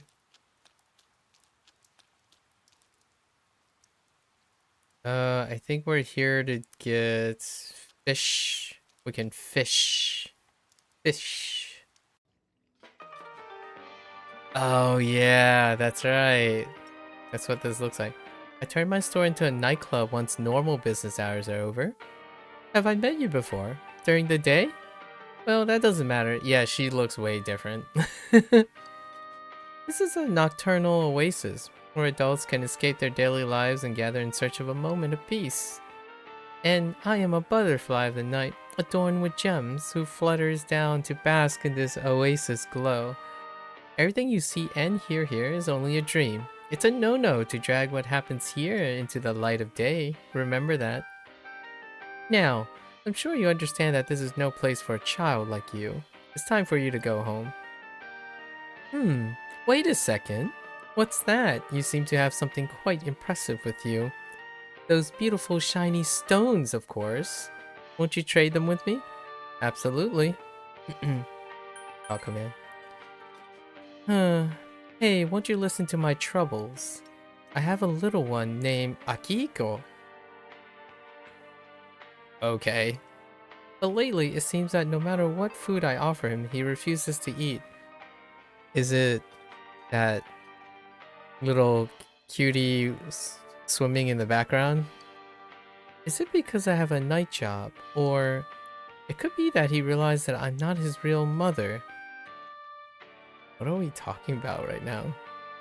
I'm so worried lately that I can't even sleep at night. The fish in the tank suddenly begins to swim about in a lively manner. Ah! Akihiko! What's wrong? Okay, that is Akihiko. Oh, that's funny. Is Akihiko an eel? I mean, I don't know what eels look like from a side profile, but if he's an eel, Akihiko is electric. It seems he wants to eat that Tatsuhime ladybug you have. What was No, Sanada. Sanada was his last name. Please, won't you let my little one eat that bug? He won't eat the breadcrumbs I gave him. At this rate, he'll... Please, my little one is the only emotional support I have. I'm begging you. Alright.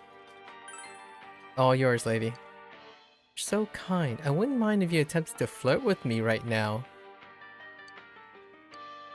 Ah, that's only a little joke. Don't take everything so seriously. Now, here's your dinner, Akihiko. Delicious. Something came out of the fish's mouth. My god, this is a fish hook. Akihiko, where did you eat something like this? So my boy had a fish hook stuck in his throat. That's why he seems so down. Thank goodness. I'm sure he'll get better now. Thank you so much. Right, we got the fish hook. I'm glad you're all better now, Akihiko. Here, have some breadcrumbs. Make sure to chew 20 times before swallowing. The fish in the tank completely ignores the breadcrumbs. Sheesh. Now that he's all better, he's getting carried away and making extravagant demands. Huh. I knew a man like that too. Do you want some breadcrumbs? I'll give them to you if you want. Alright, we got some breadcrumbs. I'll give you more breadcrumbs if you bring some Tatsuhime ladybug for my little one. Okay.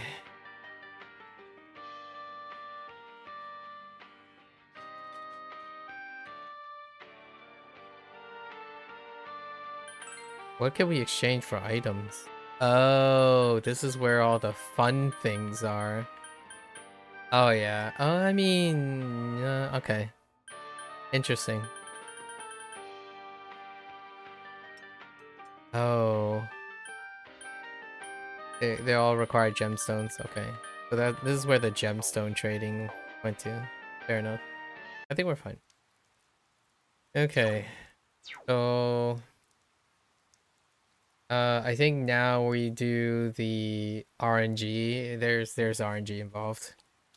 We're gonna be doing some RNG. Study RNG. Let's go back home. He walks? Dude, he runs so fast. Alright. Study RNG time. So we need to get 3 bonus points to speed up the process. Where to be studying? Okay.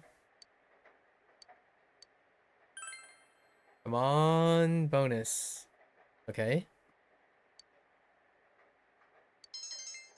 Uh-huh. Since you have completely read, you were able to study more efficiently. Right?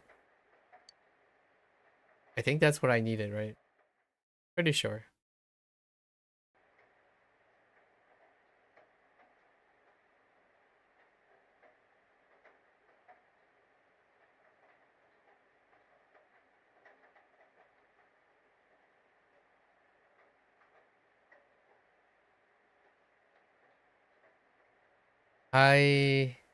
Hold up. I'm not entirely sure if that's the command.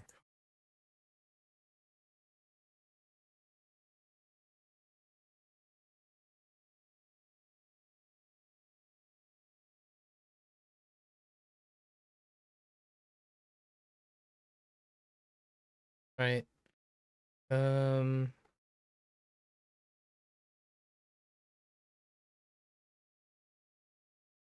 Hang on.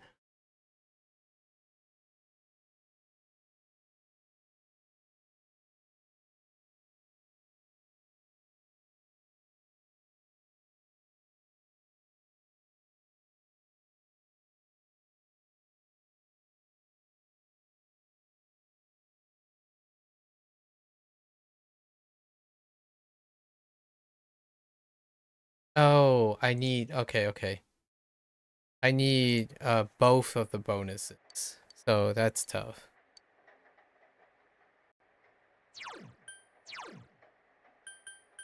I need the random bonus as well. I don't know what the odds are. Let's see. Let's see if it occurs. Okay. That's one.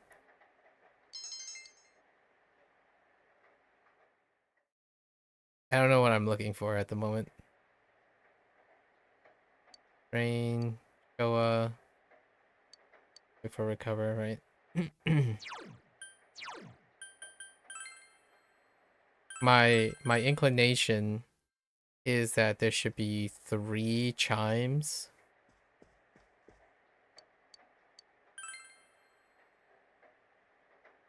Okay.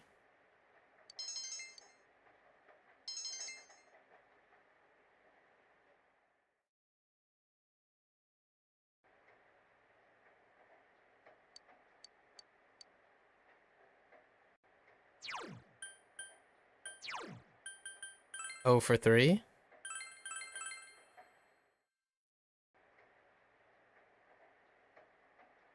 So it's not the extra study method. The extra study method's guaranteed. The bonus is the one that's not guaranteed.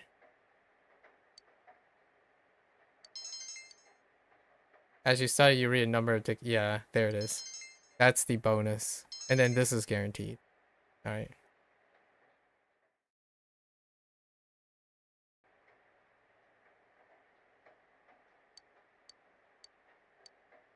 But this is where we get a chance to go to the vending machine.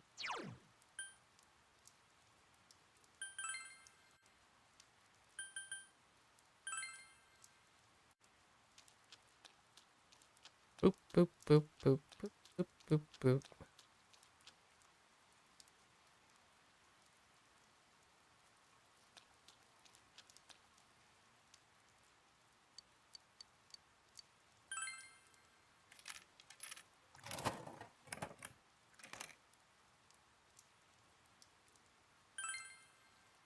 Yeah, that's what she looks like during the day.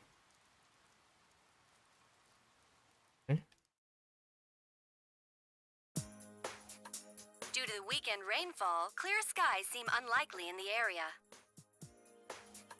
A thick fog is expected to set in tonight and remain until tomorrow morning, with heaviest concentration in the Inaba area. Anyone planning to go out tonight should take care. Now for our hourly weather breakdown. More fog, huh? There's been a lot of that lately. Hopefully it's not a sign of more trouble.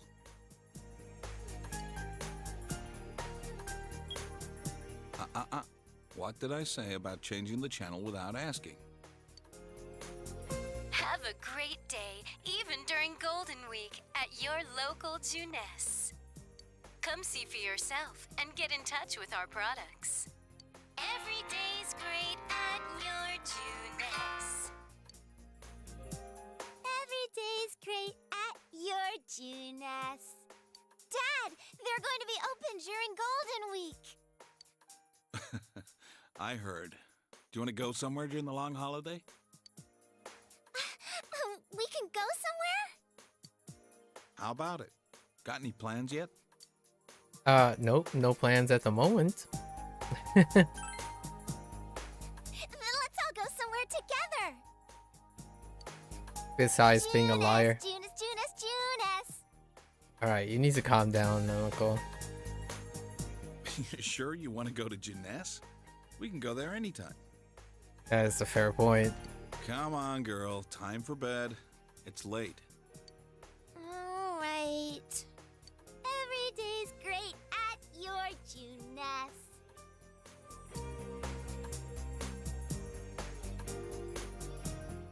Obsessed. Kids these days, you know? Kids these days. We can't do anything.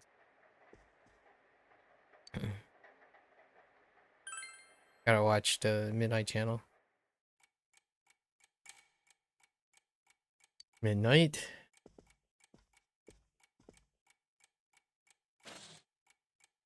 The fog has set in.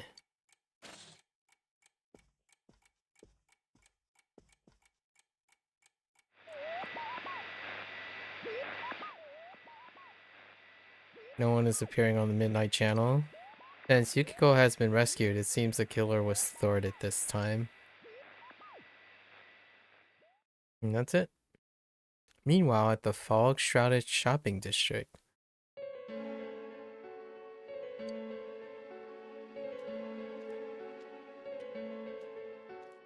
Not creepy at all. You know? Not creepy at all.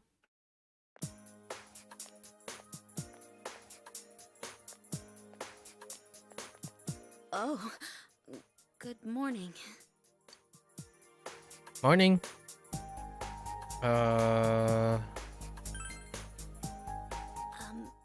Yes, I'm better now. I'll be coming to school again, so that'll be nice. Indeed. いいですね. I caused everyone some real trouble. I'm sorry. 大丈夫だ. No, sorry isn't quite right. What I mean to say is, thank you. My mother's back to work already. Nice. The maids are being really supportive, and I think things are going even smoother than before. I wonder if I was trying too hard. 少し. I may have been too caught up in the idea that I had to do everything myself. Ever since the incident, I feel like I can think about these things more calmly.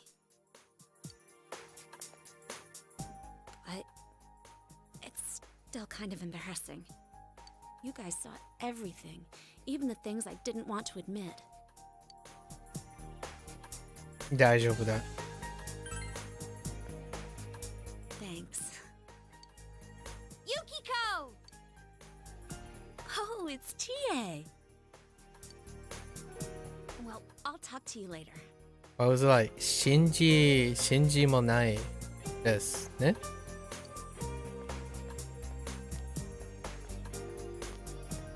Or 心配もないです.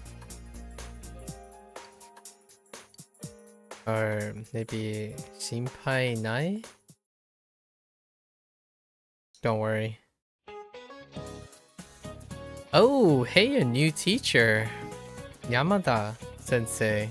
Alright. He seems like a straight-laced guy, right? Alright. Yukiko-san is back. That's good. I'm glad the only cutie in the class was able to return. What the? Alright, he's... Okay, hold up. That's not what I was expecting Yamada-sensei to be. Yukiko-san is back. That's good. I'm glad the only cutie in the class was able to return. What when you guys agree. Oops, I mean, all of you are cute. No, really. Please, don't tell your parents that I said that, will ya? I don't want to get in trouble. Ahem. Anyway, I have an interesting topic for you today. Close your books and take a look at the handout.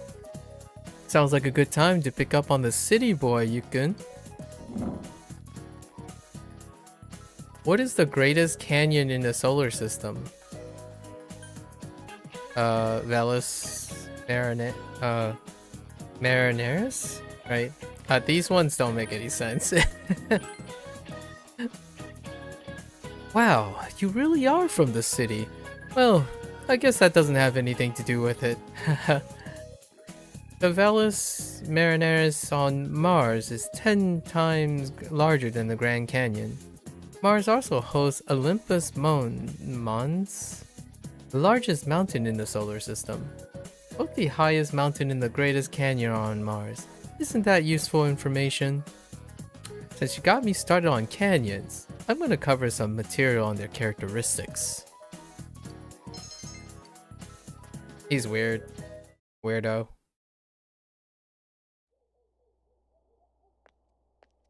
Ooh. Sorry to keep you waiting. The soba's yours, right, Chie? Oh man, this doesn't ever happen. Like, I think these type of scenes are pretty cute. In P5X they do this all the time. They hang out on the rooftop. Obviously, it's a theme because P3 they also hang out on the rooftop. Less food, but now they're incorporating food, which is nice. I think that is something that was absent from the original P3 OG and P3P. I'm pretty sure P3R added food. Like, what I mean is there are event foods, right? Like, for example, Shinjiro, the P3P, Shinjiro added like a component of food, sort of. P4 has made food into a centerpiece, like something that is part of like in many of the aspects of stuff. I think the food thing, the closest thing you got was like Fuka, Yamigishi, right? And then like the social link in terms of that type of food, but the group food dynamic. Seldom. And now they're really like double downing on it, which is great.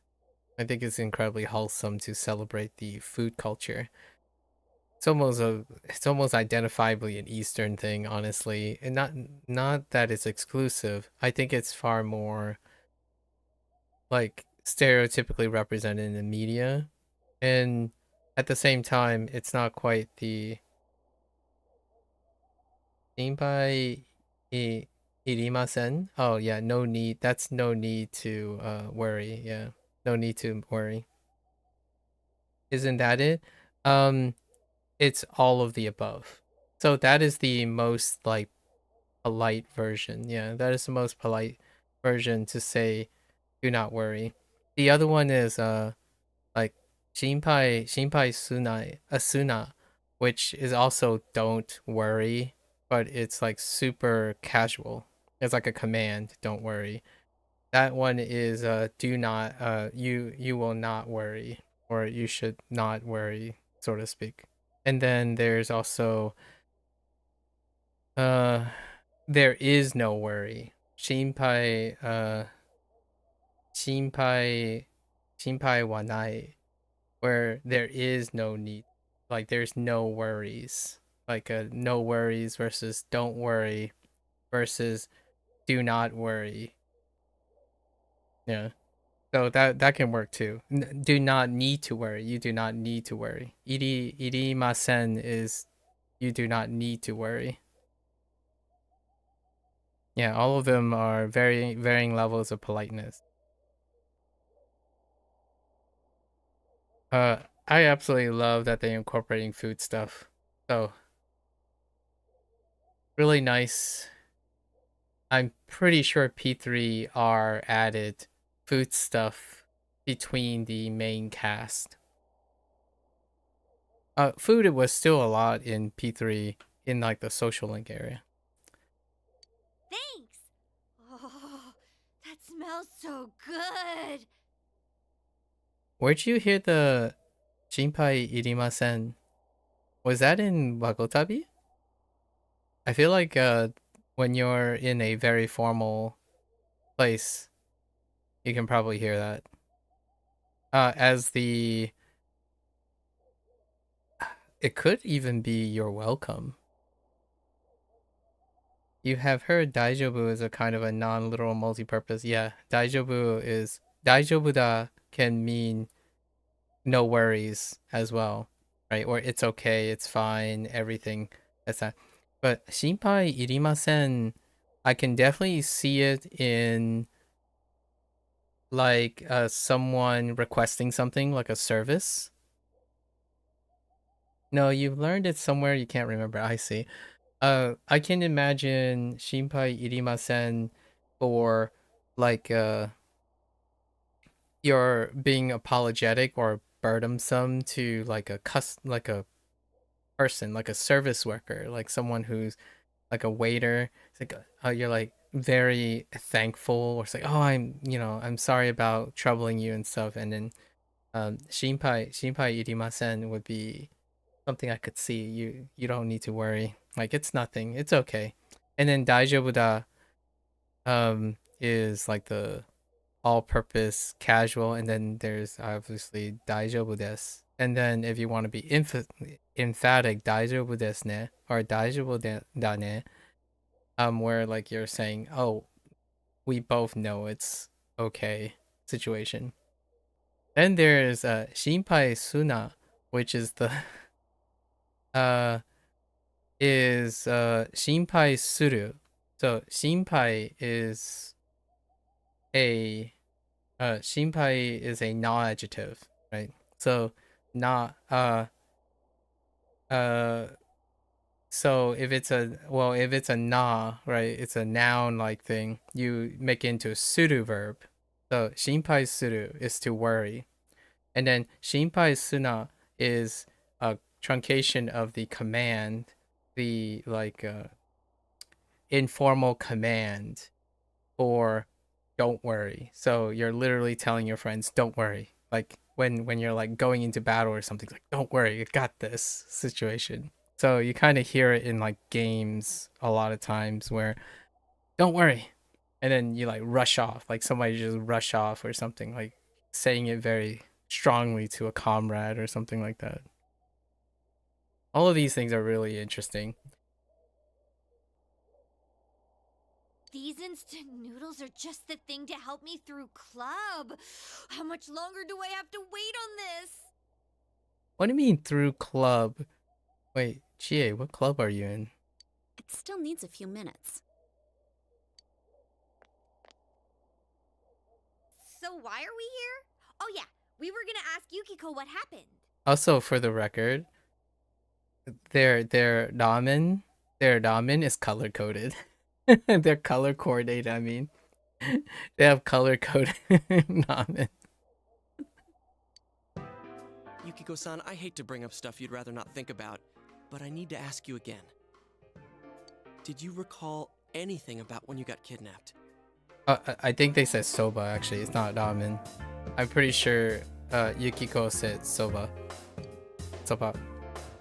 No. I thought I might remember something if I let it sit for a while, but as time passes, it only gets hazier. I think the doorbell rang at the entrance, and someone called for me. But when I woke up after that, I was already in the castle. I'm sorry.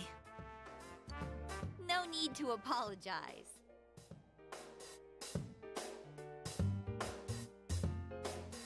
Sorry, I'm trying to think of how you would say no need to apologize. Casually. And when you make the comment about daijobuda, like Chie could just say daijobuda here and it would still mean no need to apologize. Despite you could say like like literally no need to apologize, I suppose.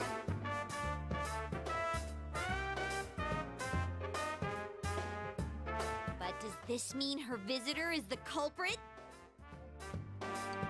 I don't know. If it's true, then that's one daring criminal. What kind of killer would ring the doorbell? You don't think they used it, but the band you like has a song called something like "Don't Worry Boogie," and some use of Shinpai is the song. I see. I mean, you don't think they use "Irimasen"? Yeah, I get that. Shinpai suru. Shinpai suru is probably, they probably use some form of suru, or just possibly even Shinpai desu. You have to listen to it. Yeah, Shinpai is like my go-to when it comes to worry. So I frame everything around that phrase. The police are probably looking for witnesses, but I don't think we can expect much from them. As if the culprit wore bright yellow clothes at the scene of the crime. You would think. I mean, might as well. Bright yellow? I wonder why whoever it is would do stuff like this. You know, bright yellow? Nah, I think that's a coincidence. We won't know until we confront them ourselves. But we can be sure of one thing. It's no coincidence that people keep ending up in that place. Someone on our side is definitely kidnapping them and throwing them into the TV. Yeah. Strike once, it's a coincidence. Strike twice, suspicious thrice. Not a coincidence. Or unlikely to be a coincidence. It's murder, all right. Oh yeah, we never told you. This guy and me are gonna catch the culprit ourselves. This guy? Excuse me? The police are out of their league on this case, but we got personas. Well, I mean, this is a little bit myopic, but what if a police officer also had a persona? It is coincidence that the kiddos have personas, but maybe there's a rationale. You know, persona could spin the whole idea of like youth having innocence. And because youth have innocence, they have personas, right? And then adults do not have the capacity for personas anymore because they are like salient and solidified. This type of theme does occur in other fantasies, right? Kids have innocence. So because they have innocence, they can project like spirits, right? Things. And then oftentimes that gives away to adulthood where you can see a lot of fantasy books that do this kind of thing where kids still have imagination and adults grow out of the imagination. So then you could make an argument that maybe that's their approach, where personas for... It's not true though, it's not canon, because there are often depictions of older people, like in the series I'm talking about, the canonical series. So maybe yes and no. In the canonical, like the numerical persona game, I don't think there's an adult, like someone who's much older that evoked a persona. Oh no, there is. I mean, depending on how old Jin and Takaya are, Chidori is probably on the younger side, but Jin and Takaya, they might be older, despite them not actually, like, they're forced persona users in P3. So maybe not. If it's age bound, technically all the mascots, like Teddy could be 100 years old. You never know. So it's not like evoking a persona is strictly a kid thing. They could have written a police officer or a detective who can evoke a persona. So Yosuke, in my opinion, Yosuke is making a leap of logic. However, kids do be kids, right?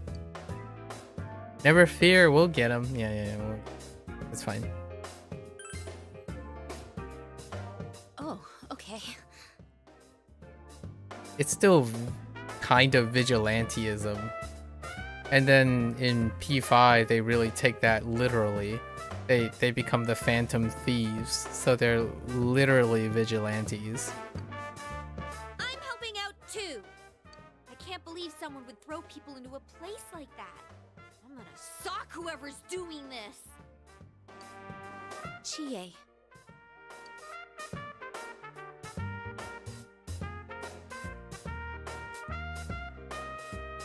Let me help too.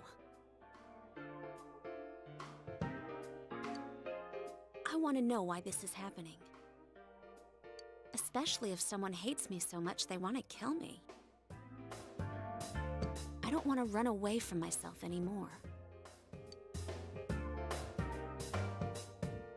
All right. Then let's all work together and catch this asshole. The language, man. Agreed.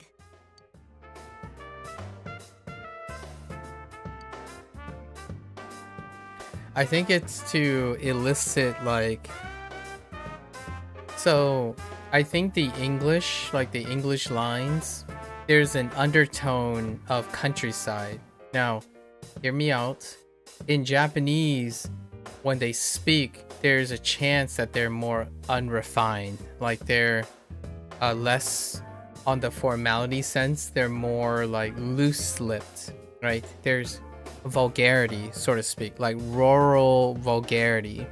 And I think in order to capture that, like grounded homeliness in a way, in English, like especially older games, it gets translated to vulgarity, like vulgarity in English. So a lot of the characters, whenever you go from like a metropolitan area to a countryside, especially in Japanese, and then they get translated, oftentimes the country people, the ones from the countryside, the English lines come up as more vulgar. And not necessarily vulgar to be offensive, but more vulgar in the idea of rural and unrefined. So all these characters already like immediately are far more loose-lipped in English than like the P3 cast, which the P3 cast is in the city. They're in the like Tokyo, like the greater Tokyo area. So I think that's where all of this like suddenly like why are they just dropping F-bombs or like other vulgar words. They didn't drop an F-bomb yet, which I don't think they ever drop an F-bomb because of like rating system, but they still say all the other stuff like names and colloquialisms. So in my opinion, that's probably where that's coming from, which at first I was thinking maybe it's just a English stylistic thing or whatnot, but now the more I think about it, the more I think about how unrefined things are between like cityscapes. That's where I think it's coming from, because in Like a Dragon you can still see that too, where someone from the city still speaks a bit more refined than someone who's from the countryside or outside the metropolitan area. So they're often defined by incredibly loose-lipped stuff. And the equivalent to make someone sound a little bit more unrefined or kind of assertively friendly, right, is to inject vulgar words in English, which may be lost in translation a little bit, because you don't necessarily need those words to be like extra friendly. I think that's kind of part of the picture.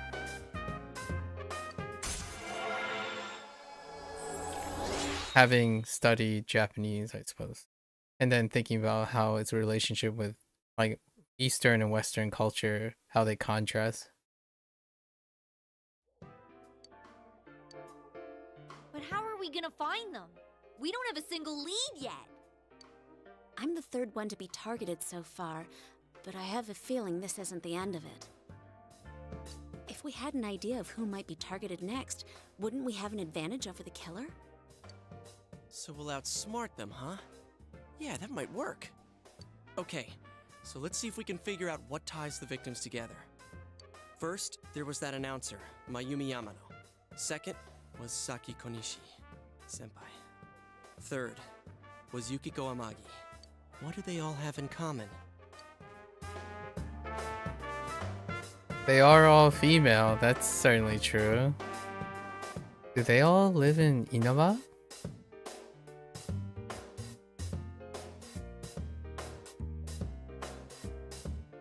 I mean, I wouldn't be able to tell. I don't know of the... I don't know. They are all female. Bingo. How dare he target females? Now that's unforgivable. The culprit's gotta be some kind of pervert. Also, what about this? The second and third victims had some sort of connection to the first one. That's reasonable too. Hey, that's right. Yukiko and Saki-senpai both had connections to that announcer. That's true. Then, does that mean females connected in some way to Miss Yamano's case are being targeted? I think that's a safe assumption for now. There's another angle we can take too. If another person disappears... You think they'd be on that midnight channel? That happened right before Yukiko was kidnapped too. Yeah, it's hard to tell who at first, but what's important is, it's happened before the victims disappeared. Kinda like a ransom note. We still don't know why that happens, but we'll have to rely on it for now. The next time it rains. It seems that the Midnight Channel is your only means of predicting who will be kidnapped next. You must remember to watch it on the next rainy night. By the way, aren't those done by now? Whoa, that's right. Chow time! I absolutely love characters that have a healthy appetite and like people spending mealtime together. So that was something that was generally missing in P3EP, like the goings in the dorm, which I am made aware that P3R did add that to flesh out the interactions in P3. In the P3P that I played, the female protagonist, Shiomi, right? Shiomi-san, she had a special interaction with Shinjiro that filled in that bit of a void. So, and this stuff, in my opinion, really does. It's like a ritualistic thing that I feel. It's kind of like the bare minimum that you may want to include when you have JRPG elements and like band of characters and whatnot. It like having scenes like this captures like a really great investment to share a meal together. Whether it could even be lazily done, and still it can elevate a lot of the. It produces a lot of nuance that could really give you a bang for your buck for a scene. So it's kind of nice to see characters and even groups hanging out when it comes to mealtime.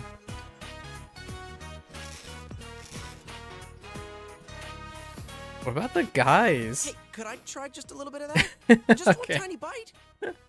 I can't tell you how many times I'm like asking a question and then the next couple lines they simply answer it. Hands off the soba, pal. Go get your own if you want some. Dang. Okay. Just one bite. Got it? No. Oh, they actually handed off. The delicious aroma from the udon bowl is drifting your way. Wait, I thought they were... Wait, they can't seem to make up their mind. Are they having udon, soba, or what? Do you want to try some? Absolutely. Chow down. No.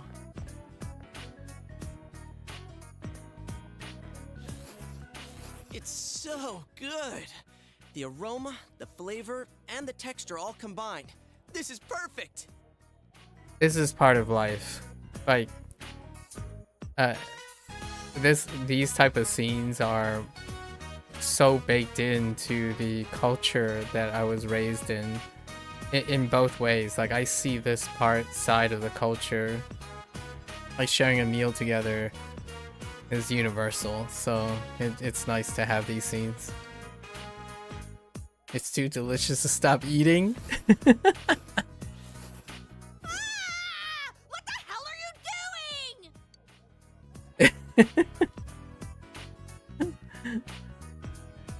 You ate everything! My fried tofu. I hope you guys understand what this means. Oh, wait, stop! I'm sorry! I'll buy you steak. It'll be on me. You hear me? The very best. Steak? My tofu. Come on, Yukiko! There's steak in it for us now! We can eat instant noodles anytime we want, right? Well, as long as it isn't too fatty. Okay, we've reached the verdict. You are hereby sentenced to buying a steak. What wouldn't be too fatty? Filet? Ooh, filet sounds nice and expensive. Filet mignon. I saw this. I heard the new voice, the new English CV for this line. Hey, you've got a pony up too. You're just as much to blame. Nah, that's on you, Yosuke.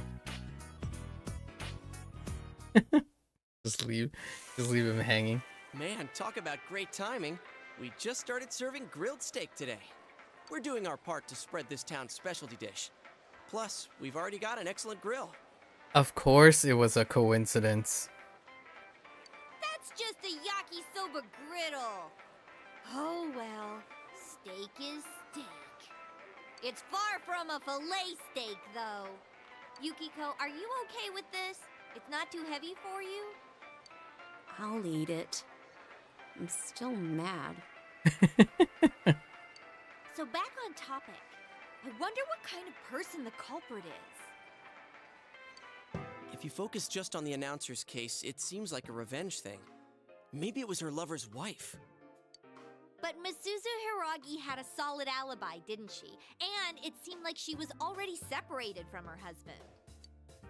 Really? You know an awful lot about this. Okay, what about the second case? Saki-senpai. She found the announcer's body. Assuming the same person killed them both, then why target Senpai?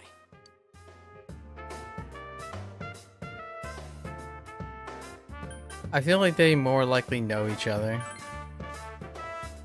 Wait, you're saying Senpai and that Yamano lady knew each other? Senpai never told me anything like that. Usually, like, these things, there's a connection between them. Maybe it was to keep her quiet? She could have noticed something that the culprit left at the scene. But the killer just threw the announcer into a TV, right? I don't think he would have left evidence the police, much less a high school student, would catch. Yeah, exactly. That's a bit of a leap. I thought the countryside would be a snooze, but it's proving to be a lot more exciting than I thought. Our man, our leak. Our professional, convenient leaker. Oh, they updated the menu. Huh? Isn't he that detective? Adachi. Hey, you were at Dojima-san's. I'm not. Oh, wait. Hey, this is great timing after all. Dojima-san said that he'll be leaving work on schedule tonight. Could you pass that on to Nanako-chan? Yo, I'm Adachi, Dojima-san's gopher. I mean, his partner. Are you this busy every day? Huh? Oh, well, the public seems to be getting a charge out of these cases, but we can't leave it at that. Sorry to butt in, but could it be that the killer targeted Saki-senpai in order to silence her? Sure get to the heart of the matter. Yikes. Maybe. I mean, it could be a coincidence, too. Of course, we're also thinking along those lines.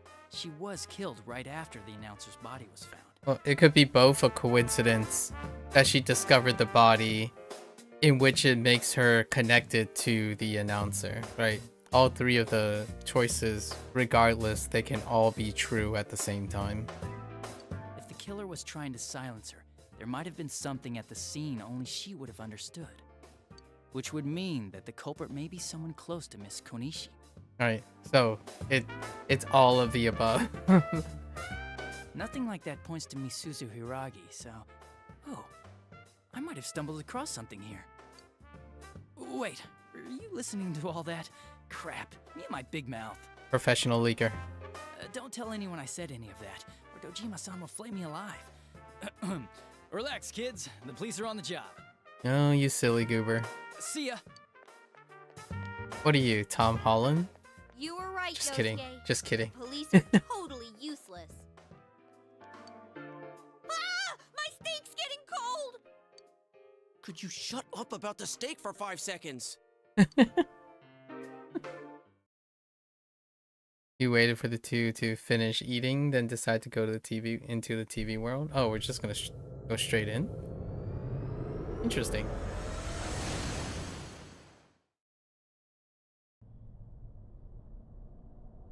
Where's Teddy at? Wow, this really is inside the TV. Oh, yeah, she's gonna get her glasses.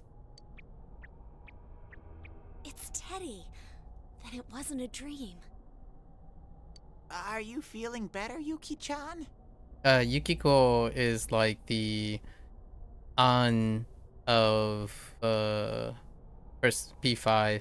She's the one that befriends the what were we gonna call this? Like the familiar? Yeah, like the familiar. And then Fuka Yamigishi was like, I think the closest one. Oh, it could be Aigis actually. To Koromaru. So I usually feel like Persona games tend to add at least a familiar type. So like a dog, a cat, in this case, whatever Teddy is. I am looking forward to seeing what type of familiar, like a kind of an outcast member is for Persona 6. Metaphor is a fairy, I think. I did what you said. I've been a good bear. Oh, I see. Good, Good boy. Oh, well, this bear's part of the reason we want to find the culprit. I'm one of the group now, too. Let's work together, okay? Yep, I was thinking the same thing. That's why I got these ready for you, Yuki-chan. Oh, so these are what everyone's wearing. Thank you, Teddy. You're right. It's just as if the fog doesn't exist.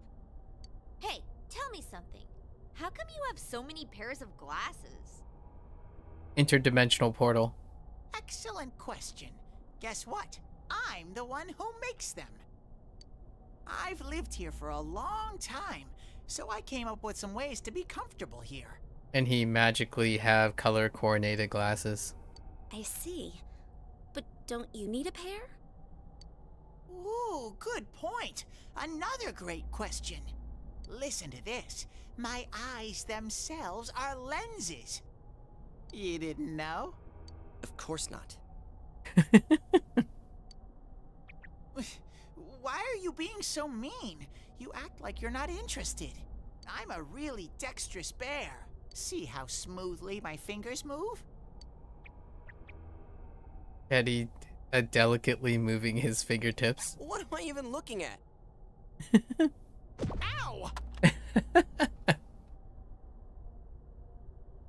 I'm looking forward to how that's animated with the new rigs.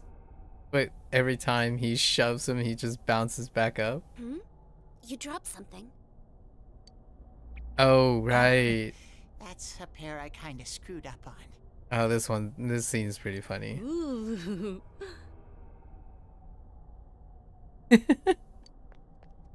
Yukiko? How do I look?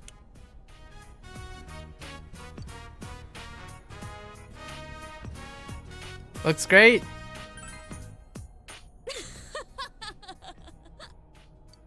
Do you like that one, Yuki-chan? want to wear this one. It's even got a nose guard. Oh, no, you don't. How very unfortunate. That pair doesn't have the right lenses in. Guess I should have made an actual pair. Aw, too bad. Here, Chie, your turn. Man. All right, fine.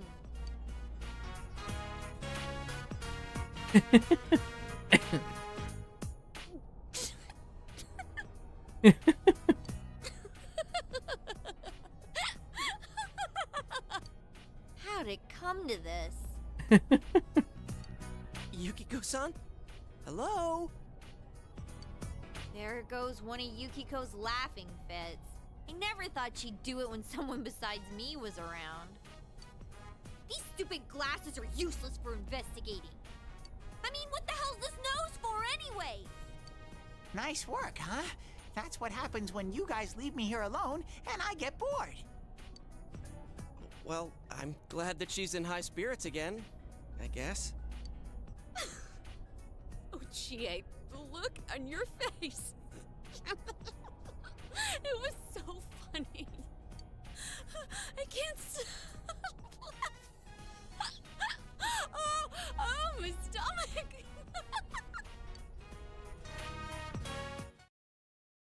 Quips. Gotta love the quips. The 4th and the 5th. Bog? I think I might be able to get the 4th and the 5th off. Oh.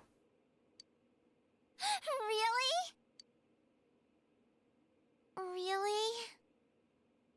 Hmm? What, you don't believe me? It's always canceled. Oh. Not every year.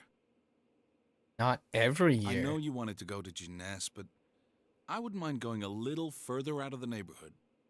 Really? Can we go on a trip? Well, it might be okay to go on a trip once in a while. I'm sure it'll be crowded everywhere, though. Yay! We're going on a trip! The 4th or 5th of May. Being crowded. All right. Then we need to think of someplace to go. In May? How about you? You want to come along with us? I'm not interested. Yeah, heck yeah. Yeah! Let's all go together! Looks like Nanako wants us all to go. I'm going on an outing with the dojimas during the long holiday. I think regardless, you can't refuse, right? Let's bring boxed lunches! Yeah, good idea. We're always eating side dishes for dinner. But I can't cook, and Nanako's not good enough yet to make them by herself. It's time. Well, it'll work out. That's what we got this guy for, huh, Nanako? Yay! Boxed lunches! Nanako is pleased. Alright. Gotta prep the obento. Alright. Alright, now we have to do some...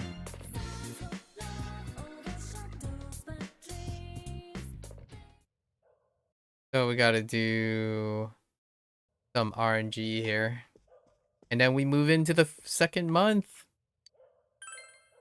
Okay. Come on. Alright. Darn it. Ooh. Oh, we have to re-roll again. You have a day off from school today? You wonder if someone will show up on the midnight challenge? You can only wait and see?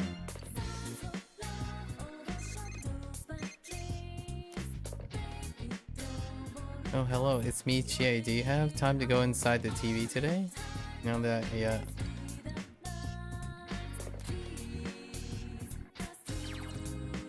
You can now watch other things besides P4G. Yeah, this is what I was talking about. You can, like, rewatch videos from the game, and there's also additional channel stuff, which you can access, like, other things, and there's gonna be like a Edogawa thing, which we'll read through later at some point. Because it does explain the lore. This game incorporated some lore related things, which I've talked about when we were summarizing and talking about P3, where lore is kind of secondary. However, they did end up adding lore related things in P4G later. There we go. Alright. Solid.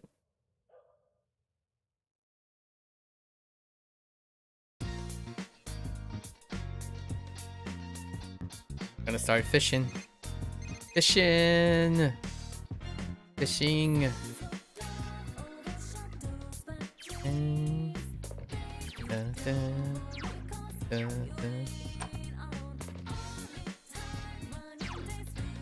Alright.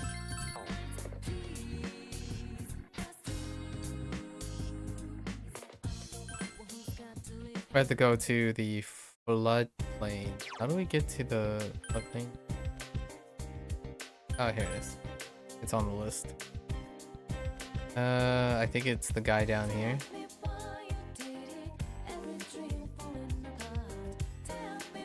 And this guy. I've got a problem.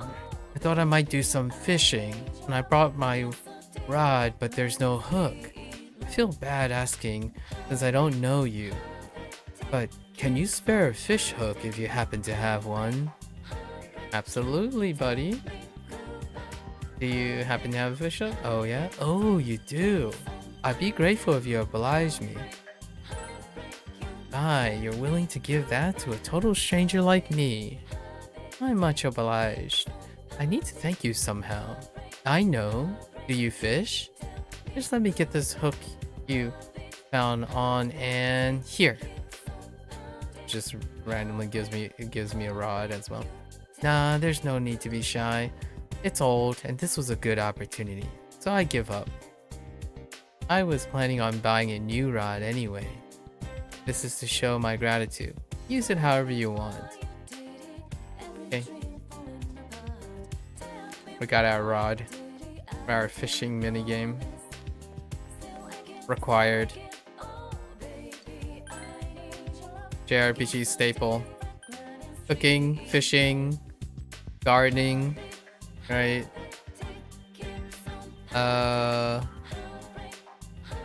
Yeah, those are like really the three staples.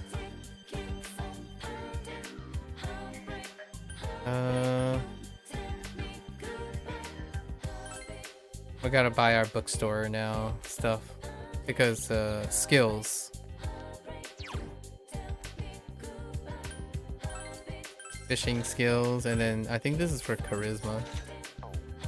Possibly. We still don't got Aeon, but we're gonna hang out with Marie here. Huh? Let's go.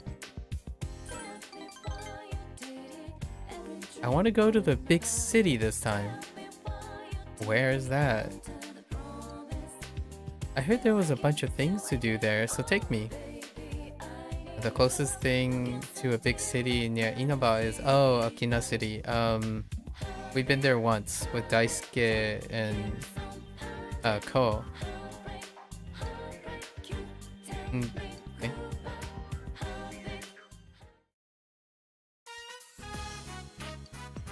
You brought Marie here by train to satisfy her curiosity. Oh. Oh, so this is the city. Weird. It's a funny place. Wide yet narrow. It's gray and full of squares. Hey, what do you do in the city? You play around? Oh. Huh. Do you play a lot? Then you must be a playboy. So that's why you only come here to see me once in a while, huh? You suck, I hate you, loser. Why don't you think about me sometime, huh? I just stand there waiting. Marie pouts. A playboy. Huh. You could. Oh, and Marie-chan. Oh boy. Hello. Is she your friend? Oh, that's right. You haven't met her before, huh? She's Marie-chan. I had lunch with her once. Oh yeah, this is Yukiko Amagi. She's our friend. If she's someone you know, then she must not be around from around here, right? Did she come from the big city? Ah, I get it. So that's why you're here in Okina City, huh? There's diddly squat to do around where we live, right? Yeah, I know. And a red one today. What are green and red doing here?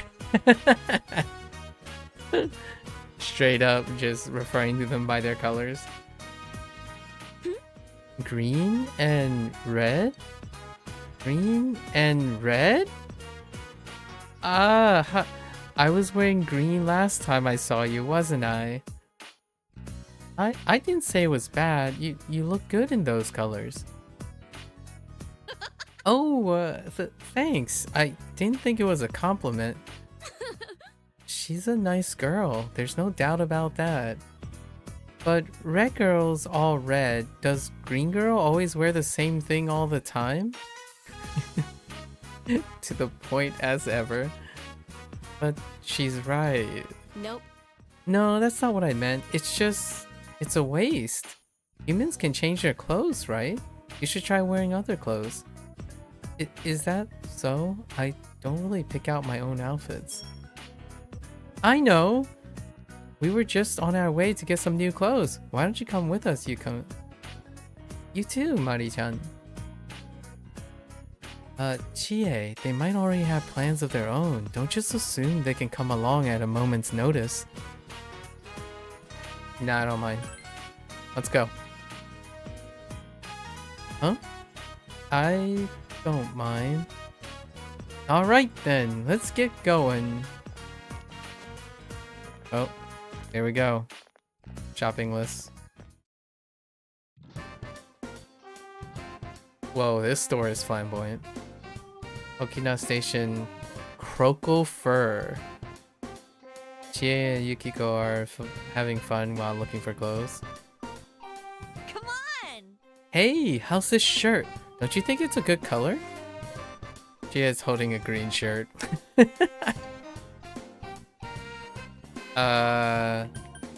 That's green, you know. Yeah, it is. Huh? What? You're right. Why do I keep buying myself green clothes? Marie-chan, what's your favorite color? Don't tell me blue, right? I don't really have one. Hey. What do you think of this skirt? Is it too mature for me? Yukiko has a crimson skirt in her hands.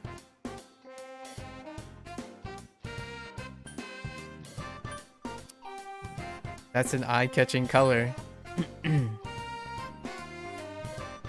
It is eye-catchingly red. I see. So wearing a single color, isn't it? I like to keep things simple. Yes. Thank you. I'll try exploring. Away from simplicity. Oh, well, okay.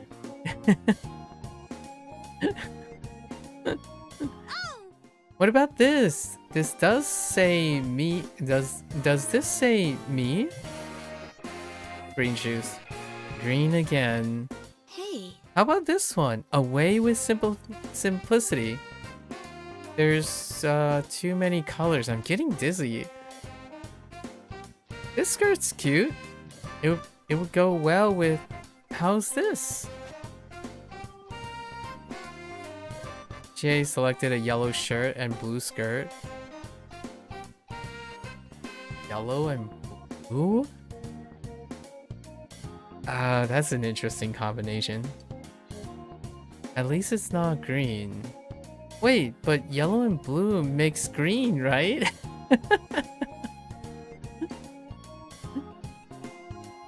Oh, you're right. Maybe it's some kind of instinct. You're not doing it on purpose?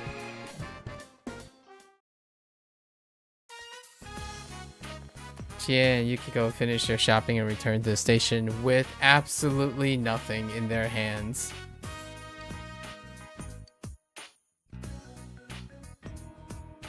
Why were they only out of stuff in my size?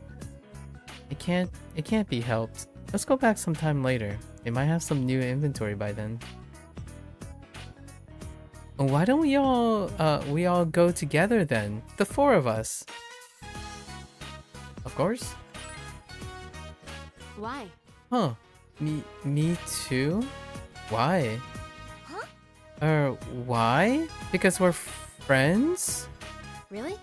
Friends. We are? Since when? Wait. Didn't you have fun? What, was I bothering you today? And last time too? Huh? Oh, no, you weren't bothering me. I was just asking about why you said friends. What does it mean to become friends?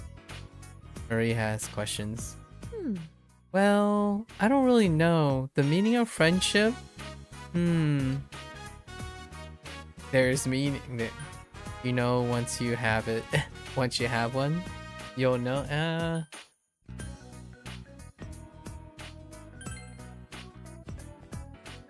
Yes, I believe there is meaning. There are things you can't do by yourself that you can do together with others. Like today, we had you to help us choose our clothes. I don't get it. After all, I don't get it after all. I almost forgot. There's a DVD I wanted. Let's hurry. It'll sell out. It's a kung fu movie, right? I doubt it will sell out. Enough talk. Come on, everybody. Hustle. And she's gone. Yukiko just walks. Huh. Me too? Let's hurry. Let's hurry! I don't get it. I don't get it. It's not like I don't want to go, though. Marie seems perplexed but not against the idea. Hey. Hey, those two are Persona users, right? They're chasing after the truth with you, huh? You can't do that on your own, but you can do it together? Because you're friends? It seems Marie is wondering about what Yukiko said. You feel like you're under... Hey. Friendship. It kind of parallels Igus, you know. Hey! Pick it up, you two! Move, move, move! Alright. We're just gonna casually walk over there. See ya. Yep. Welcome home. Alright.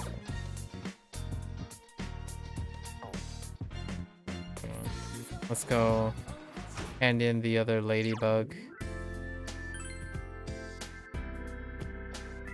Oh, that's right. We can fish at night. Not weird at all, you know?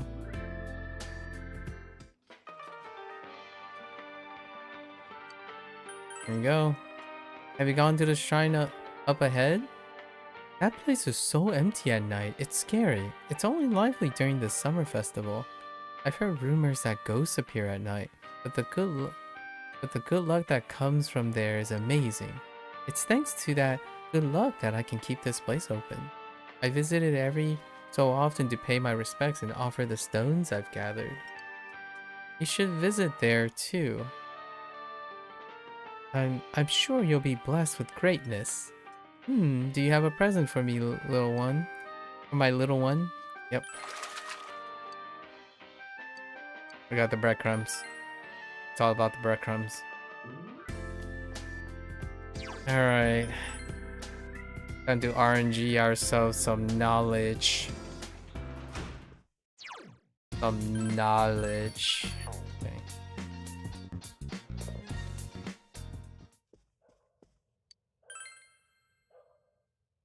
Come on, knowledge. Oh.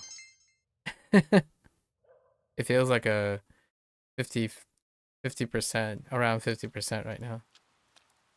Oh, Good morning. It's raining. It's not going to last past nightfall, though. Every time it rained while I was over there, you must have been... Oh, I'm sorry. I didn't mean to be gloomy. I know. Golden Week starts tomorrow. Oh, right. Do you have any plans? Oh, that's true. We have a family outing. I see. That must be tough. But at least it looks like we're going to have clear skies all week. It'd be nice if I could it could stay peaceful like this, but the mystery hasn't been solved yet. Perhaps we should visit over there once in a while so we can become stronger. Perhaps. Or we just only visit there when we have to. Okay. I'm hearing a lot of chatter about Golden Week, but don't forget that the first and foremost, you're students. Your duty is to study. You don't have time to fool around, alright? Do not misunderstand what freedom means. It does not mean that you can live without taking responsibility. Even Pythagoras said, as soon as laws are necessary for men, they are no longer fit for freedom. Next order of business. Midterms are coming up next week. The results will be posted to humiliate low-scoring losers. If you don't want to be shamed, study hard. It's that simple. If you do well, who knows? You might become a more popular Korean. And you know, popular leads to intimacy. On top of that, my reputation goes up. It's a win-win situation, people. Like I said, study hard. Yeah, it's just a chatty Cathy, huh? I do have to reload though. Will someone appear? We still have to reload for the bonus point. Alright. Second time's the charm, right?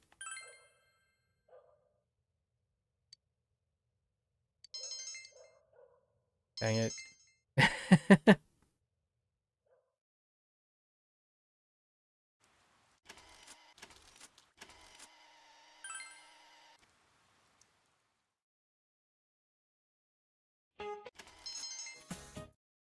Okay.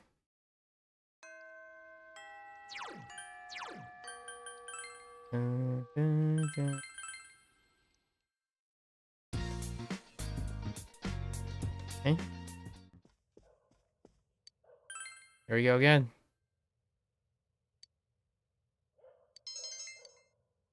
Darn it. Alright, it's not 50. I feel like it's more like 33% at this point.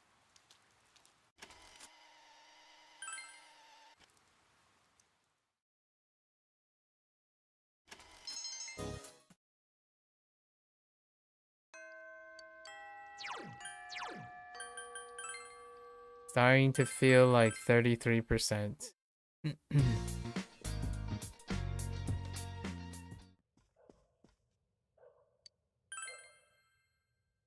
Come on. You got this. There we go.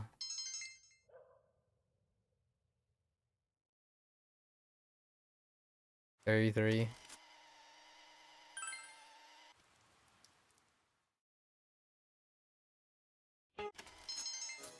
Okay.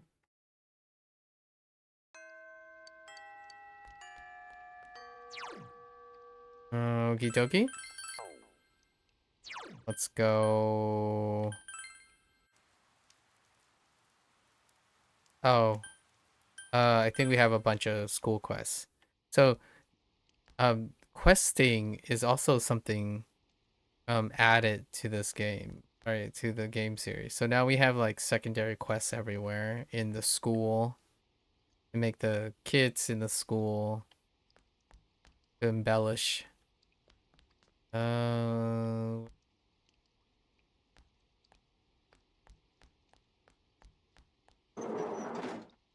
As opposed to getting the requests from Is it you? That girl said that the cultural clubs are looking for new members. She was in the drama club, but she said that she was trying to get people to join the other clubs too. I'm sure you can find more about it if you go to the faculty office. But you need to talk to Mr. Moroka. He'll yell at you for sure. Why does joining a club have to be so difficult? I have something to ask you. Will you listen to me? What is it? To be honest, I haven't been able to sleep lately. I'm afraid of so many things out there. But if I had some sort of charm, I could calm down and actually rest, I think. Like an angel statue or something. I get the feeling that it could protect me. Someone from the city like you should know where to get one of those, right? Of course, I'll repay you. How about I trade you my old good luck charm for it? It's a key. I don't know what it's a key to exactly, but it seems like it could be worth a lot.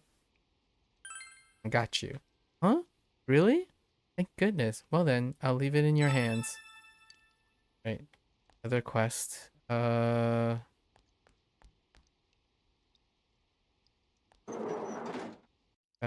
collect quests.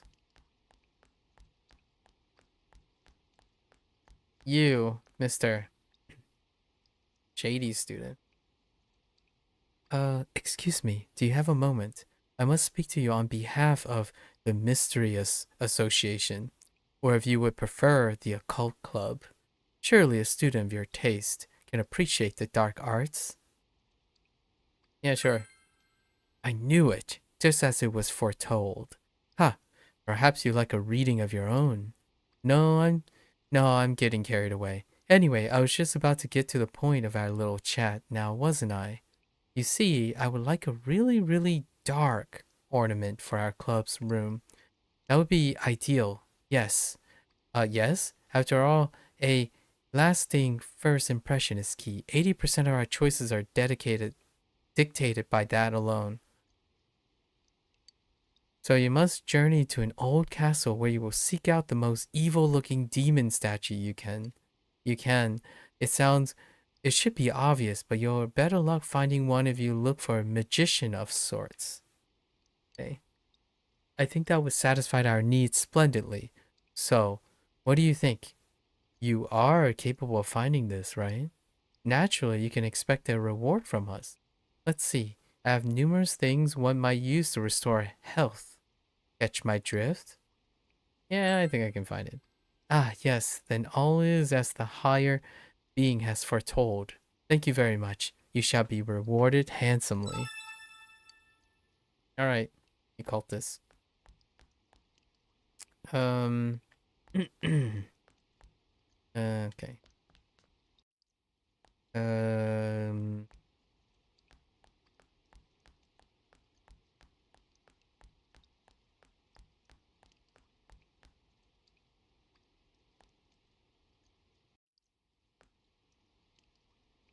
Here you are. Male student. Hey you, do you know about crystal radios? They're really not that hard to build if you have the right materials and an antenna. I made one when I was in grade school. I found it last year when I was cleaning my house. It really brought back memories. Maybe I'll make another one. Oh, hey, this is changing the subject, but would you mind listening to me for a moment? Sure, I'll listen to you. Well, I'm making another crystal radio, but I don't have all the materials I need. I don't have any Ritz wires for the antenna. Do you know what that is?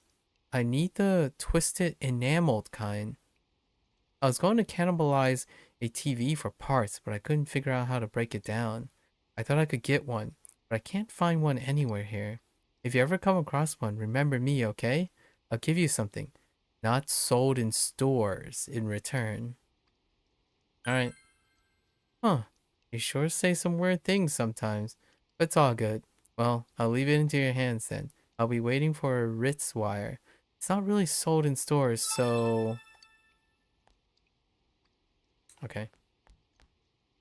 It's fine. We got this. Buy more tomatoes. Tomatoes.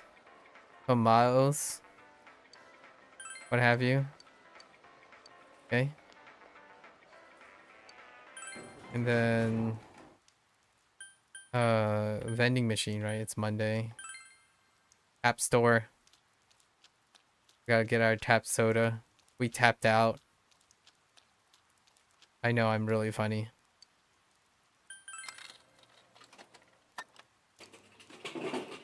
All tapped out of soda.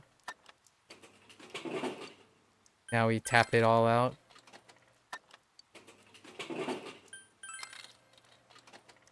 No one's allowed to have tap soda except me. Okay. Okay,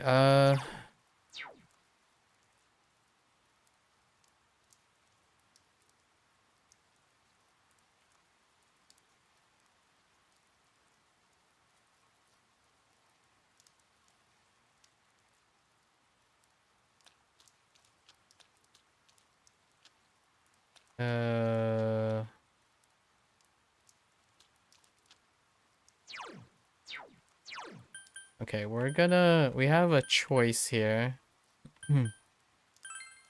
To study.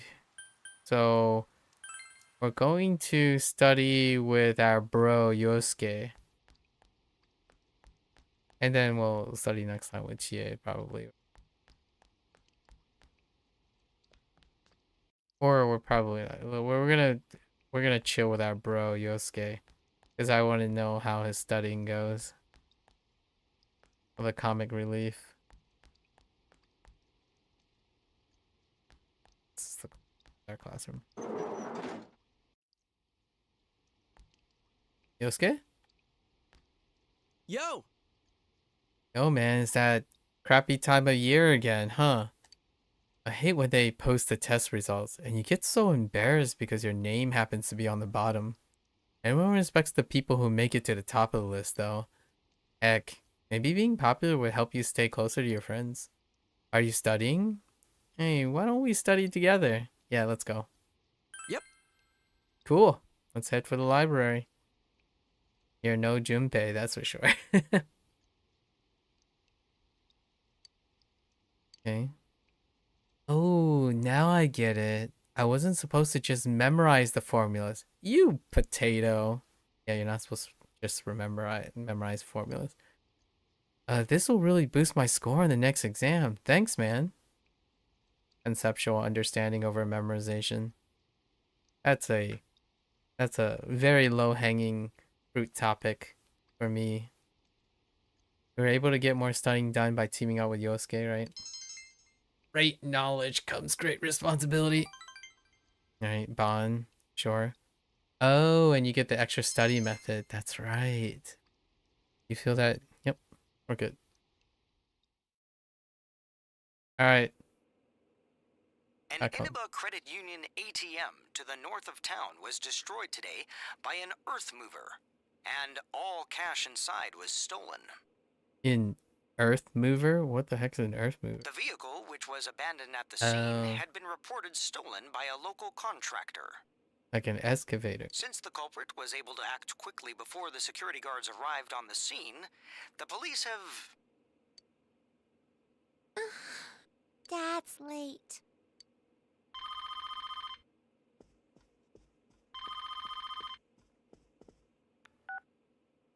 Hello, Dad? Yeah, I'm okay. Yeah. Okay. All right.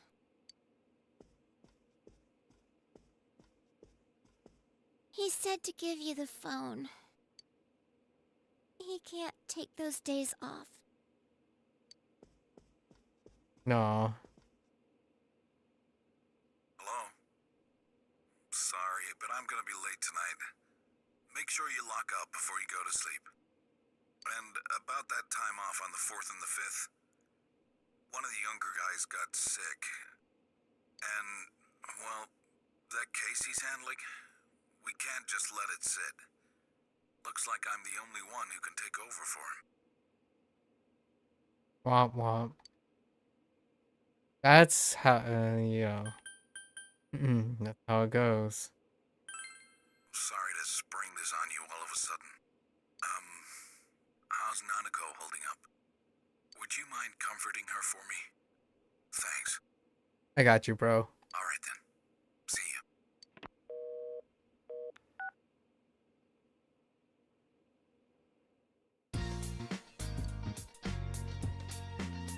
You recall that there's a test on Monday next week? Study. Hang on, we gotta eat the questionable food. There's a dried up pickle in a plastic bag. Eat it? Absolutely. Super courage. It tastes really good. Oh, however, you don't feel well. You decide to go to bed early as opposed to studying. Alright. Today is Constitution Day, so you have the day off from school. You wonder when it'll rain at night again.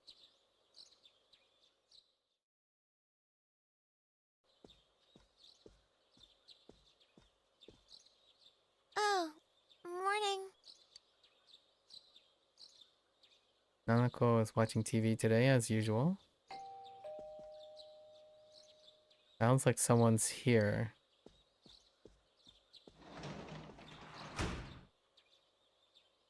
Chie came to see you. Oh, cool. You're home. Hey, if you're free today, want to go somewhere? Yukiko's coming too. How about you, Nanako-chan? Want to come? Nice.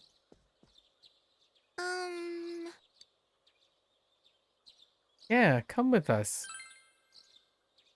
Huh? I can come? Of course you can. You silly goober. Decide to take Nanako out along with Chie and the others.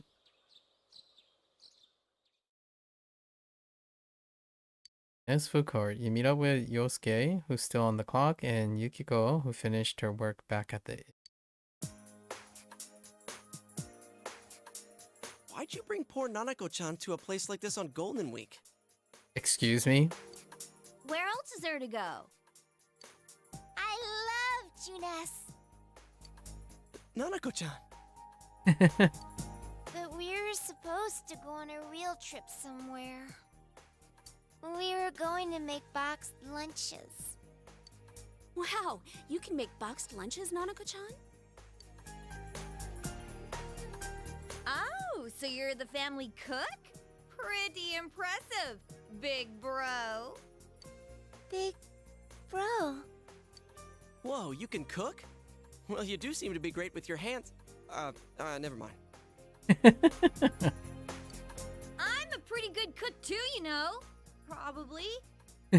Probably. If you'd asked, I would have whipped up some boxed lunches. Easy as pie. Yeah. Easy as pie or easy as cake? Sorry, I might have just triggered a internet flame war. Let me think about no. Yeah, let me think about no. I saw the advertisement, like the sizzle reel of one of Yosuke's lines. Smoother. I think the new one is really smooth. It lingered. I think it was more like, let me think about no, as opposed to, let me think about no. Different take, but it's either or is good. What makes you think I can't cook? Let's have a cook-off and see for ourselves. My, doth the lady protest too much? And hey, I never said I cooked. But I have this weird feeling like I'd win anyway. I can understand that. What the? Yukiko! Here, Nanako-chan can be our judge. I bet we'll make something that ranks up there with your mom's cooking, Nanako-chan. Whoa, you need to chill. I don't have a mom. She died in an accident. Yosuke ran right into that. Hey, Yosuke! I see. Sorry. I didn't know. It's okay. Even if I don't have a mom, I have Dad with me. And now I have a brother too. No. And I'm having a lot of fun today. I love Junes. National treasure.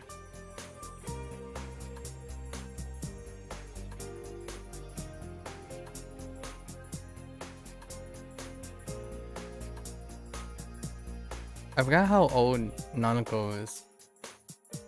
7? Feels like a 7-year-old. 8? Yeah? Oh no, That's wait. good. They're in high school. 13? No, that's too old, right? 9? We're just gonna assume like 9 and 10, something like that. We'll play with you anytime you want, Nanako-chan. Yeah, we should hang out more often.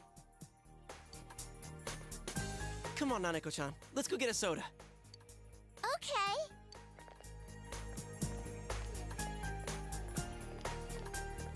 She's a strong girl. Indeed.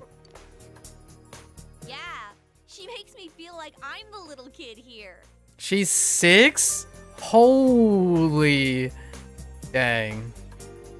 I really thought they would make her a little bit older. She's heckin' 6. National treasure. That's it. I'm gonna go get something for Nanako-chan too. Oh, she turned 7 in the game? Yeah, because the game takes place in 1 year, 1 calendar year. So we have to encounter her birthday at some point. All the games take place 1 calendar year. Must protect child at all Do you times. want something too? Yeah. She's 6 years old. Dang. Gives you a carefree smile. Oh! She's one of the social links. Which one is she? Justice? It's Justice. She's paralleling Ken Amada, which Ken also lost its mother. He never really talks about his father though. I don't know what happened to his father in P3. The 2 kids are Justice. Want to share some takoyaki? Oh, that is I feel like that is Michael. I forgot how old Michael was. Michael might be around the same age. She was either the kid was elementary school for sure, and she likes takoyaki. The social link in P3. She's 9? The heck? They're reversed. Michael was 9? Okay. Oh, they're both elementary school, I suppose. Okay. It's so reversed. I think Michael is so much less mature than Nanako. But anyways, alright. Okay. Alright, now we have the RNG. If you get a good score on the test, you may become well known among your class. Yeah, we have to... Oh, does it go straight into... Okay. RNG, be good to me.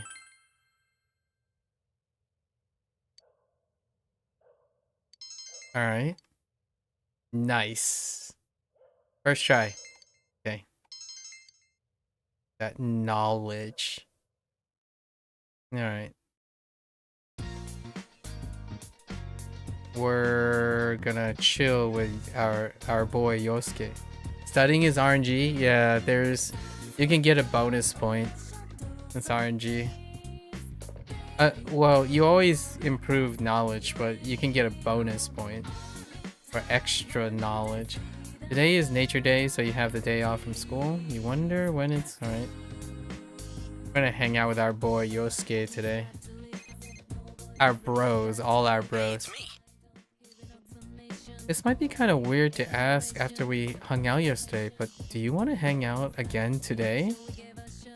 I'll see if I can find someone else to come along with us. Absolutely. Oh, hey, why don't you bring Nanako-chan with you? Oh, let's all hang out today. Oh, it's just Nanako? You made plans to go out, alright. Must protect child. Oh, we have Daisuke. Oh, Inko. The bros. Now Nanako gets to hang out with all the bros. Nanako-chan, Nanako-chan sure loves this place. The first thing out of her mouth when I asked where she wanted to go was Juness. Hey, we don't drag here in the TV, right? We don't drag her. Oh no, she doesn't go in the TV. Not like Ken. I don't think so. I don't think Nanako ever gets dragged into all this. Unlike Ken from P3, who gets dragged into it.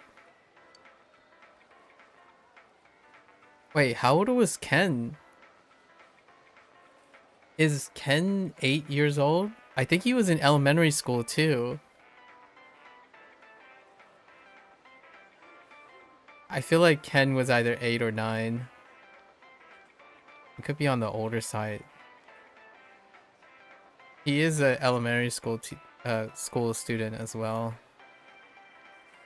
Who could blame her? This place has everything. He's 10 to 11. Okay, so he's the oldest, which it is pushing it, man. What Ken had to go through. This place has everything. It's like a storehouse of magic. I can see why she likes it.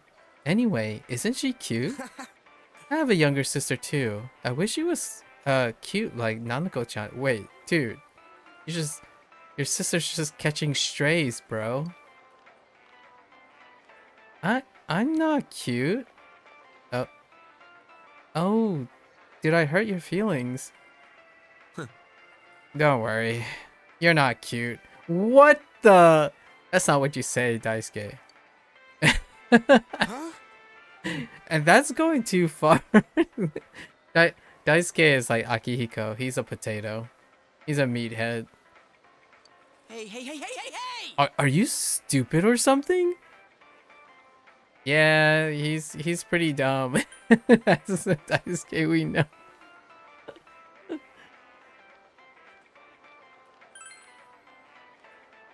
This group is pretty funny. Yeah, I think most of the P4 cast group is pretty funny in general. There's a lot of quips. Don't flatter me like that.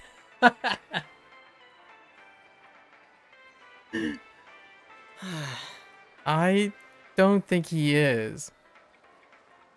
And you were your vending machines? Yeah, I know, right? A big bro? That TV is huge. I feel like if I watch sports on a TV like this, I get sucked into the screen. Dramatic irony, anyone? Dramatic irony? Come on, like that could happen. It promises to be an entertaining day. You feel your relationship, yeah, with basically everyone.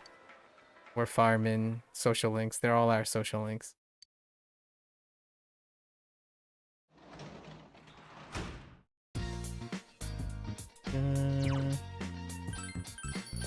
Good old P4.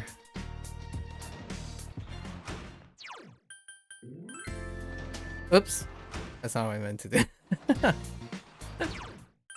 We're gonna do midnight chill and vibe with our peeps. I think it's a Chie night. Does Nanako just watch the news all the time? You don't get to see her do much other than stay at home, because you greet her when you come back from school. So she watches the news, yeah. Oh, wait. You has an idol animation. Hold up.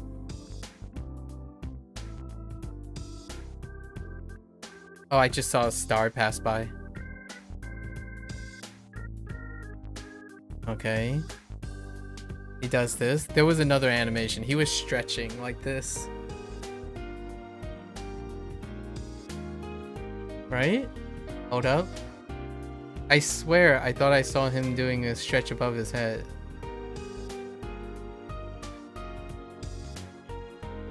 Okay, he looks left and right.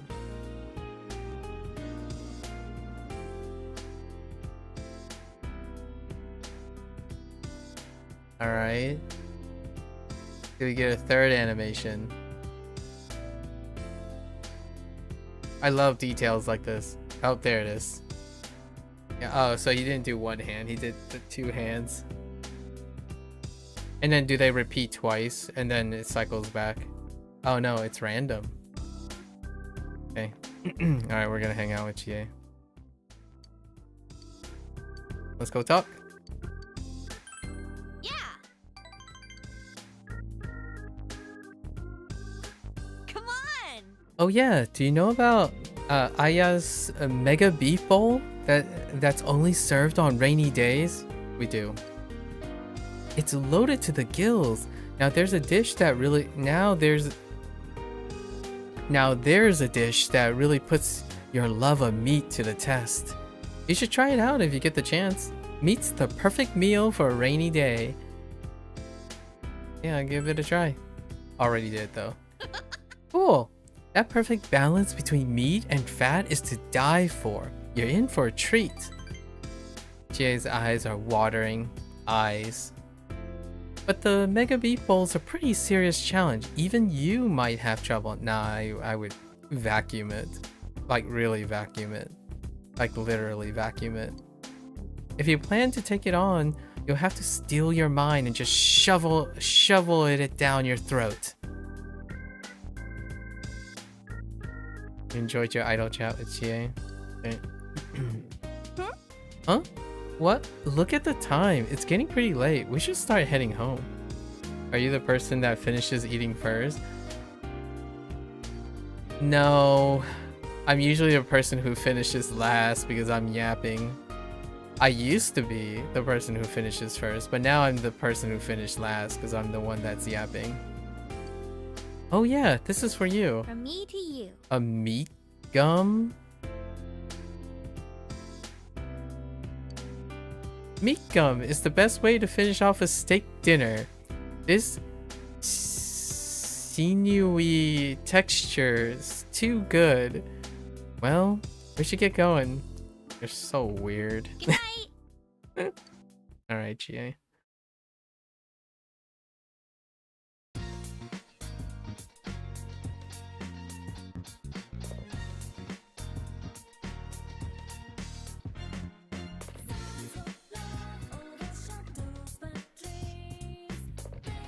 Okay. You decide to go somewhere you don't usually go first.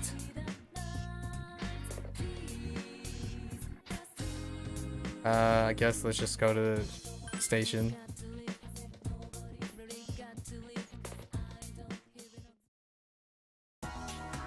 No one is around.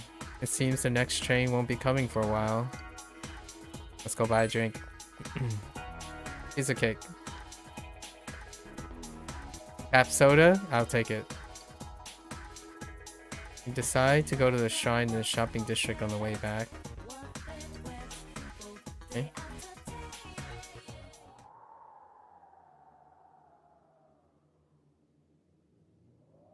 There's no one on the premises. The dusty shrine doesn't seem to be well maintained. You decide to go home. Oh, is this where we meet Shinjiro 2.0? No. He's not like he's really cool. Like he's weird and cool at the same time. He's a bit of a potato. You sense someone watching you. I think this is him, right? Oh no, it's not. It's oh yeah, that's right. It's the kitsune. That's right. The ghost. Metaphorical, right? It's a kitsune. There's a reason why there's a kitsune on a shrine. Oh yeah, this is Hermit.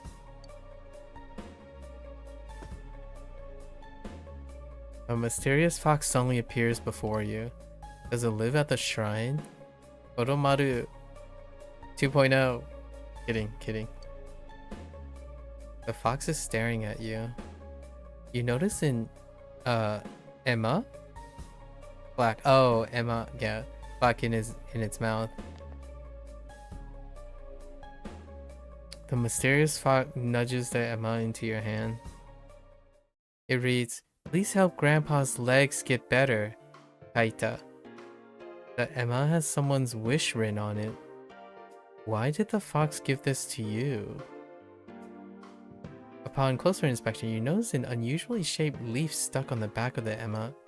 You don't recognize this leaf from the local plant life. Is this also the work of the mysterious fox? And it's gone. Oh, not every day you see youngins like you around here. Nobody lives here anymore. I come by to tidy things up once in a while, but lately my legs are so achy, I just can't do it. I've been trying to get this place up to snuff, but there's just isn't enough money to go around. Well, I suppose I'll pay my respects. If my legs don't heal, I can't maintain the shrine. That and I won't be able to visit Keita anymore. He's my grandson, you know. You wonder if it could be the same Keita who wrote the Emma. So the Kitsune is a spirit of his deceased grandson, right? Is it actually a real thing that people stand like that when older? In Japan, there is, I don't know what it's called. There's a syndrome. There's a thing that happens, and it's very characteristic of older Japanese people. Actually, that's why the stereotype is there. It is called something where your neck, like, it's a aging thing. I'm not sure if it's technically a genetic thing or like, but that does happen. You can probably watch YouTube video, like content creators who go visit like older stores and restaurants in Japan, and you'll see it. It does occur. I forgot what it's called, though. It is a thing, though. Emma says, "Please help Grandpa's legs get better." What's that you got there in your hand there? Could it be that leaf? That's it? Way back when my grandmother always used to say a leaf shaped like that was the best kind of ache remedy out there. Ah, what memories. But how'd you get your hands on this? I didn't think you could find those in the mountains anymore. Please, young man, can I trouble you to spare me that leaf? And gave the old man the leaf that was stuck to the back of the Emma. Oh, this is it. This is it. Now, let's see here. The old man stuck the leaf onto his leg. Oh, I can feel it. It's working. Oh, amazing. The pain I've been feeling for who knows how long. It just up and vanished. Why, I feel better than I have in years. You really helped me out, young man. I'm so grateful. Now I can go visit my grandson. I better pay thanks to the shrine for bringing us together like this. Holy speed. You marvel at the amazing results. Not only did it heal his aches, it even restored his vitality. The fox looked on from his hiding place with a contented expression. It seems to understand that the wish on the Emma has been granted. The fox is peering into the offertory box as if to check the contents. It even seems to understand that the shrine has received an offering. Perhaps you were given the Emma with a leaf for that express purpose. Yep. It seems like it has taken a liking to you. It has a mouthful of the same leaves as the one you gave to the old man. It seems the fox has a large stock of mysterious leaves with healing powers. I don't think I've ever heard a fox like howl like that. The fox is looking up mirthfully. It's there mirthfully. I think it's Marth or mirthfully? I have no idea. Is there something it wants from you? You cannot help but think of how strange an encounter like this is as you realize the fox is showing you power leaves. Hermit is the fox. Yeah.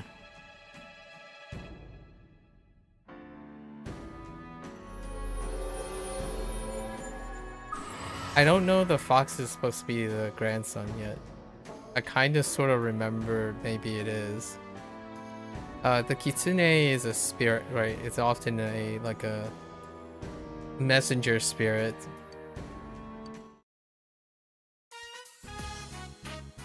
Where does it find such amazing leaves?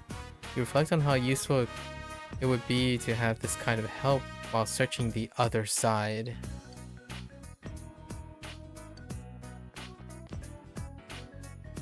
Does it understand your thoughts?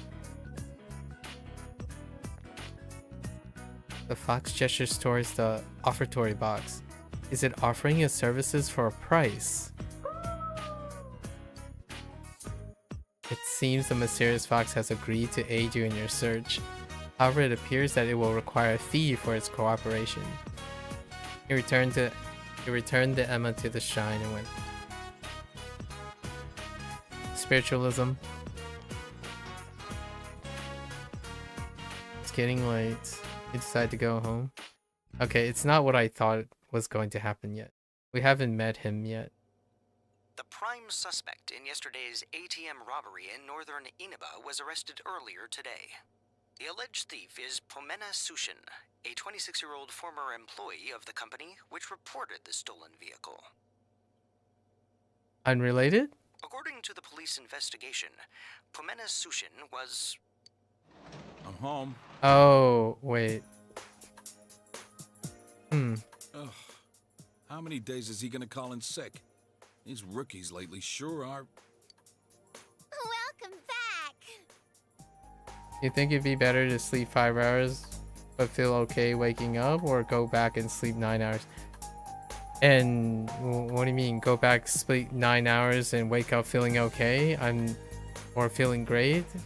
I mean, either or if it fits your schedule, I suppose. Usually waking up consistently is fairly king here. Nanako, I'm sorry I broke my promise again. Oh, he has a Junes bag. Oh, my big bro and his friends played with me instead. National treasure. Thanks. Listen, Dojima-san, you gotta step it up, bro. Nah, he's trying. Bag.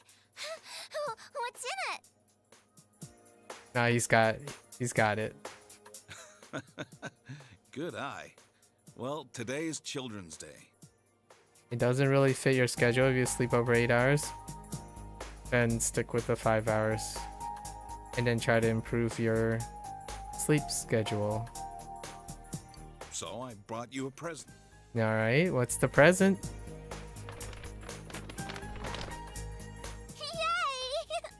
The heck is that? Is that a book? Oh, it's wrapped. T-shirt.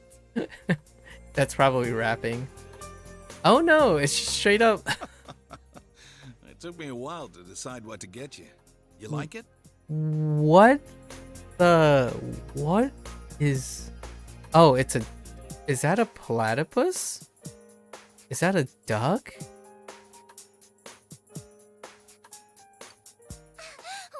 there's a picture on the front. That's so funny.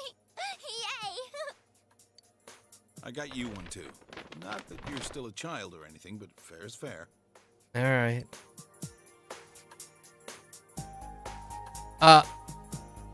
Excuse me? Wait, are we going swimming? It is in his colors though. It literally is color coordinated with what he's wearing right now. You usually get up at 4 to 5 a.m. so sleeping away later probably mess with you with things you guess. That's fair. 4 or 5 a.m. That's pretty solid. It's a swimsuit with an odd design on it. Listen, look at what you're wearing, my man. How is that an odd design when it completely coordinates with your current outfit? Don't mention it. I thought you might need one soon. That's fair. Well then, let's eat. Okay. How do you know that you doesn't have a swimsuit?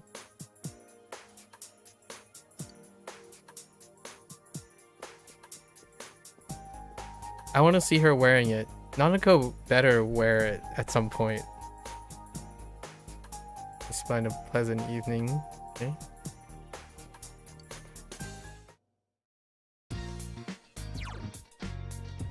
We're not allowed to go outside in the evening when Dojima-san is here, so even though we're gonna study most. Alright, RNG time. Come on. Okay. Oh, we didn't get it. I have to reload.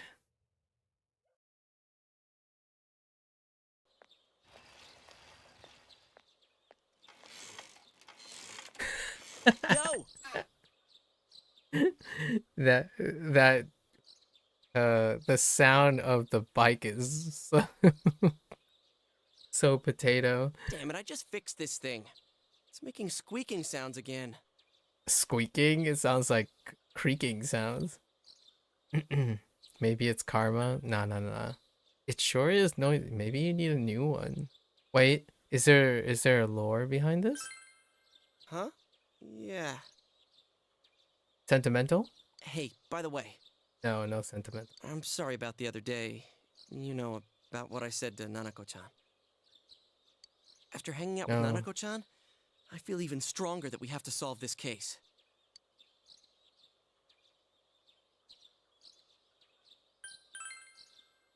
Yeah. You know, Chie and Yukiko seem different lately. They're a lot closer. Oh yeah, I was just curious, but are you... never mind. You know, if we keep chatting, we're gonna be late.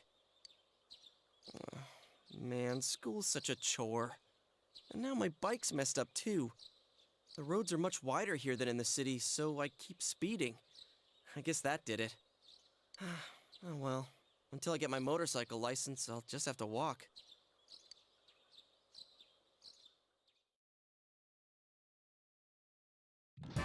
Bible thumb? Is that still a thing? Bible thumb for Yosuke? What's up? This is the solicitation. Who's next? Solicitation. Daisuke? Do we have a Daisuke? No. Okay. I had to reload though. Oh wait. Oh, why do the holidays have to end so fast? Oh, that's right. At least they were peaceful. I listened in on the housewives gossiping at Junes, but it doesn't seem like anything happened. And I haven't heard anything about someone disappearing suddenly either. You think Yukiko could have been the last of the victims? I doubt it. I don't know. But we shouldn't relax as long as the culprit remains at large. I wonder, will someone show up on TV again if it rains? If we only knew a little more about who the killer might be. It's no good fretting over it now. If someone does show up on the Midnight Channel, then we'll deal with it. It's supposed to start raining soon, but I hope this weather holds through next week. You know, midterms. You had to go and bring that up. I don't want to think about it. I wish I had Yukiko's gift for studying. Hey, Yosuke! Why don't you have Yukiko go over some of the material with you? Oh, that's right. Yukiko's ranked at the top on every exam. Until you comes along. Maybe I should ask her for some private lessons.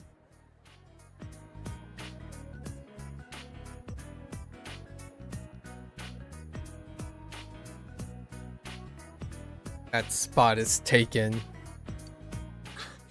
Private lessons?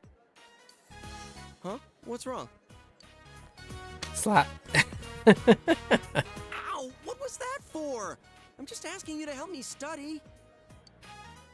Oh, I'm sorry. You were talking about studying.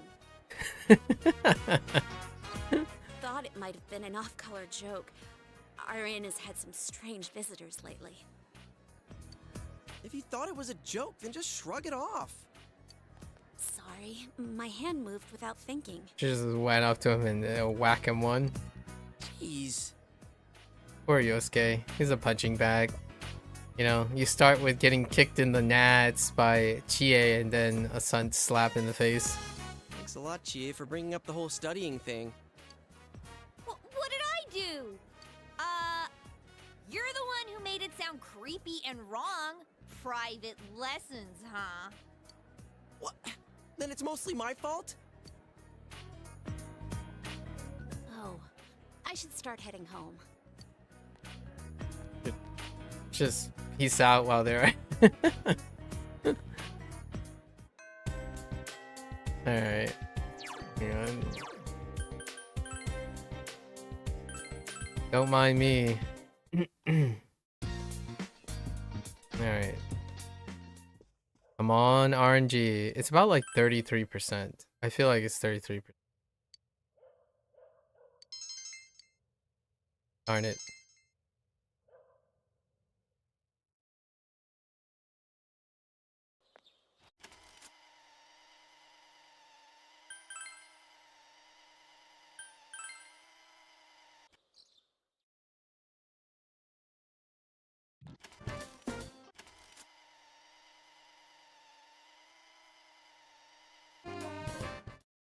Do you always reload to get all three? Yeah, to speed up the process.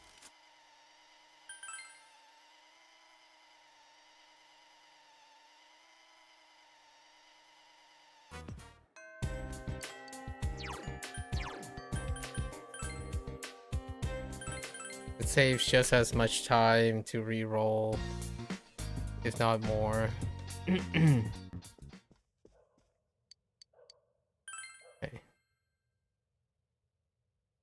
Come on. There it is. 33%. Okay.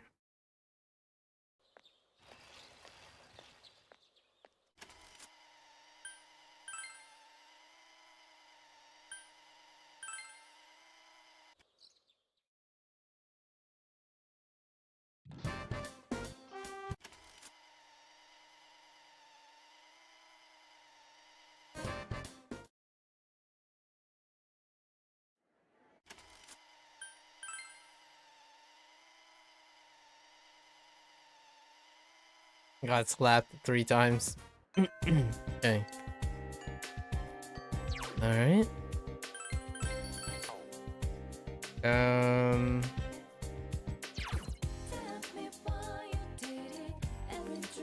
Wait. Ah! That's not what I meant to do. Wait, hang on. Sorry. I hit the wrong button. It's the online feature.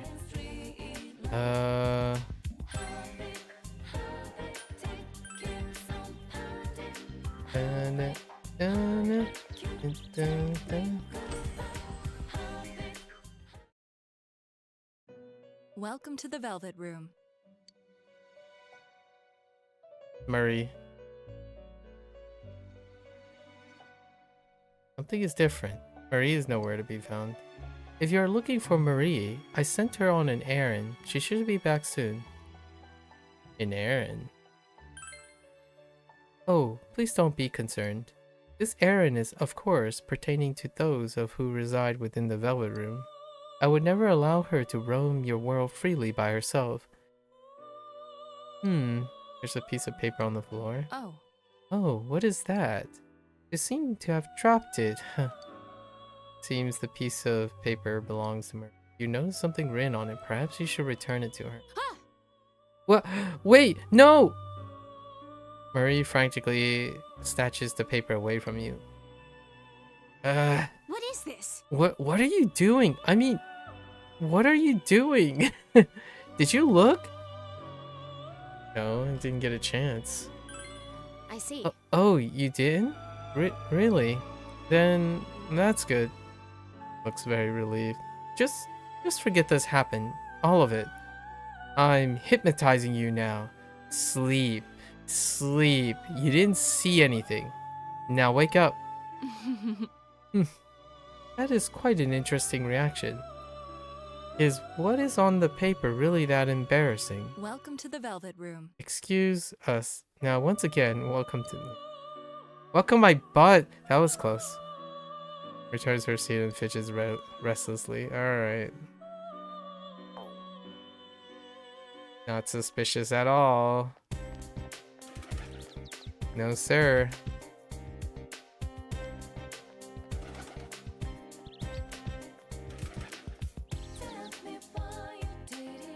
We get our return of the classic pray at the shrine stuff for relationships, I think, here.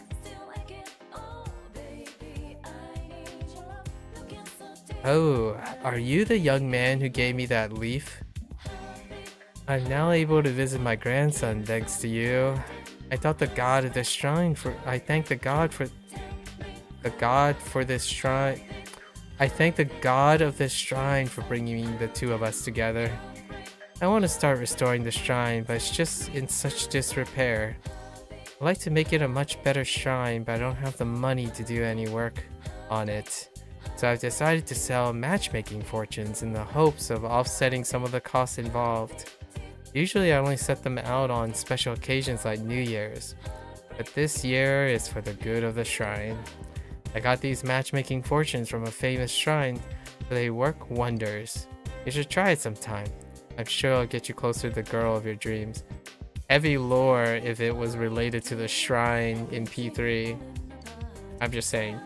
Oh, but I put the shrine fortunes away on rainy days, so watch out for that. Now, I need to go see my grandson today. Bye now, my boy. Is this another harem? Not really. I mean, we just had the bro team, you know?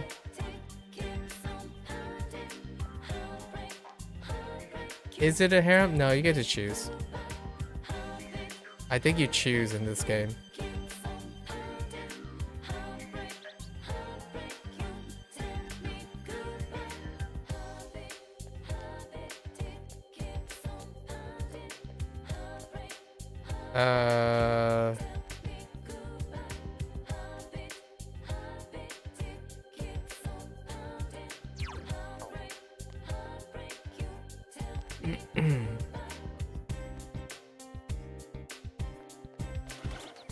Hopefully this doesn't pass time.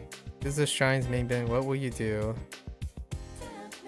Accept the Emma's request? You made sure that there was no one around and called for the fox.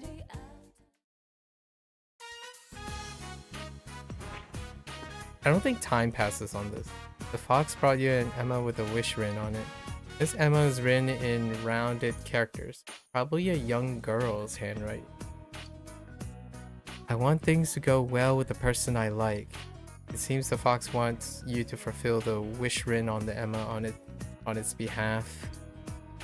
Could it be thinking that if wishes are fulfilled, then more money will be put into the offertory box? If you fulfill the wish on the Emma, your relationship with the fox may grow stronger. Accept the request? Yep. I wish for love.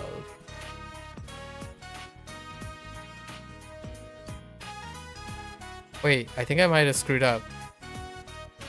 Does this pass time? Oh no, it doesn't pass time. Okay. You gotta be careful about passing time here.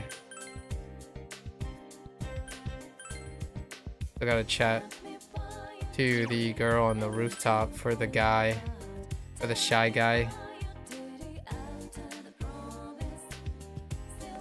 Wasn't there one of your class? Yep. What's the matter? Ask her about her hobbies. Hobbies besides animals? Well, I also like reading. When you read a book, it's like a whole world opens up just for you. I get so excited the first time I open a book. Alright, I have to come back another time. You plan out most of your days? This is a guided tour. We're using guided tours.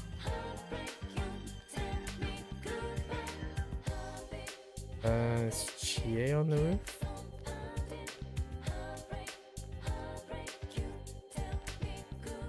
Chie? Chie. Yo!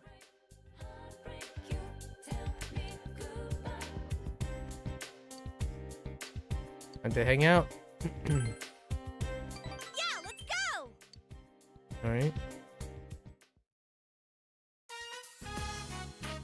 Alright, riverbank.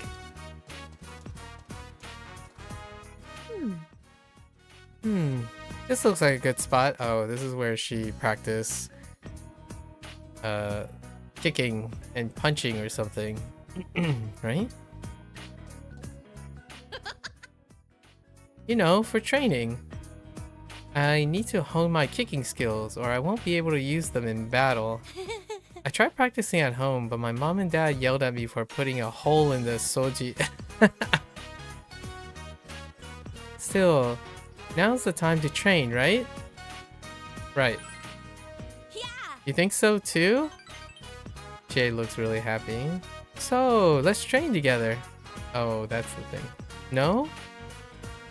I'm cool with it.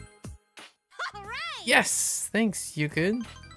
Looks really happy. Okay. That thing, you know, from that time? I mean, the shadow that came out of me.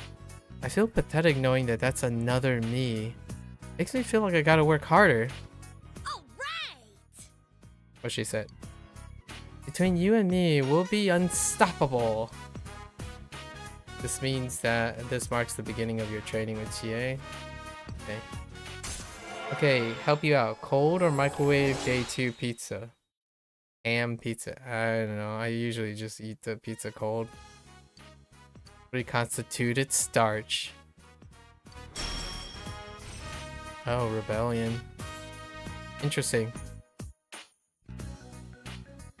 Let's start today with frog leaps.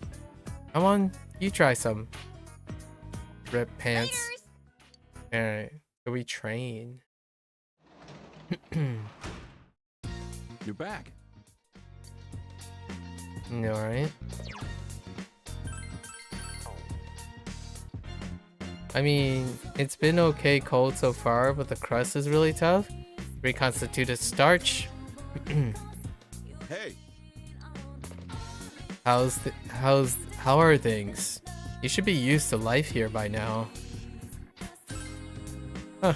You bored? Well, have a seat. Oh, I remember Dojima-san's social link. We haven't had time to talk about this since you've got here, huh? Dojima is desperately casting about for a topic to discuss. Well, how's school? It's fun. I see. Reconstituted starch, that's when starch is cooked and then it cools down and it becomes tough and hard, but it's also something, a way to get a little bit mileage out of digesting. I see, that's good to hear. Your school days will be over before you know it. Make sure you have fun while you can. Dojima is nodding to himself. What else? Oh yeah, how about your friends? Looks like you've made plenty of them. Dojima is scowling. I'm not saying who you can and can't hang out with, but you know what I'm talking about, right? Yep. Huh. So you did notice. Dojima is nodding. For some reason, whenever there's an incident, there you are. I wish I didn't have to consider this, but The killings began around the time you came to town.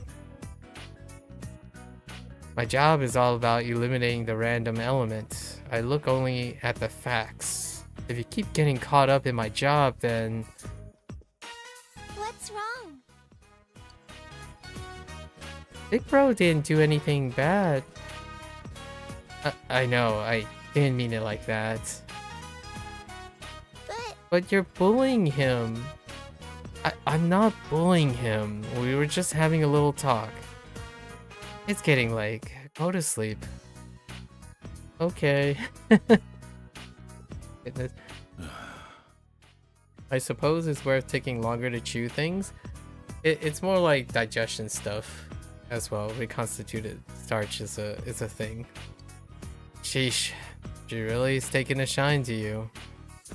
Look, just don't get yourself involved in anything dangerous. As long as you're safe, everything's fine. Your parents didn't ask me to raise your grades or anything. Seems Dojima is generally worried about. Hierophant, right? This is the old couple.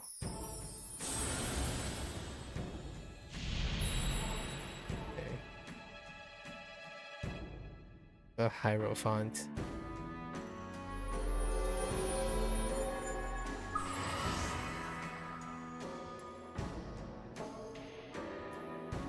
I totally don't remember his first name. Ryotaro. Ryotaro.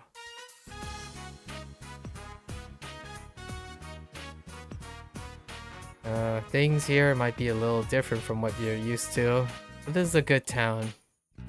Though it's a little dangerous right now at the moment. Now then, it's about time for you to turn in. Get some rest and get some sleep. Night. Oyasumi nasai. Say goodnight to Dutchman and went to your room. Okay. That occupies our evening.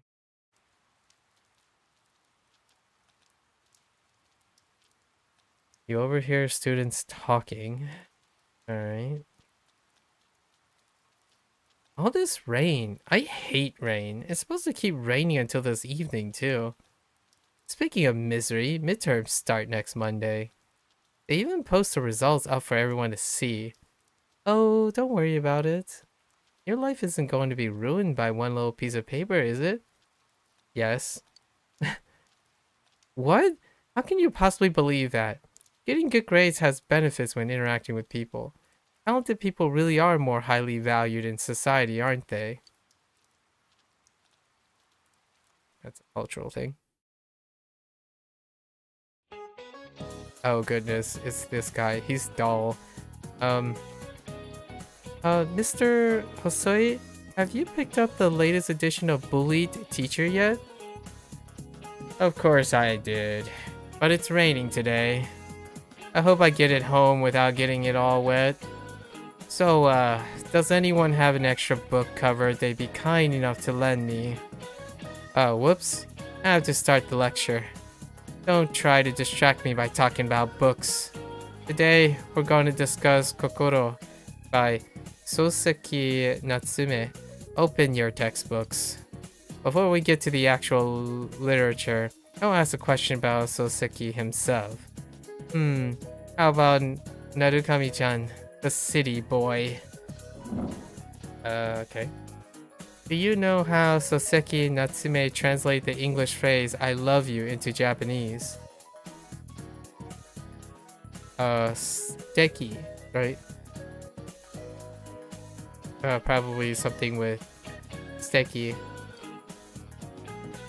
The moon is beautiful, isn't it? Yep. Oh, not Steki, sorry. Ski. Right. Ski desu ne. Right, ski desu ne. The moon is beautiful, isn't it? It might be... Ski... Yeah. It's probably dealing with the moon. All the other ones don't make sense anyways.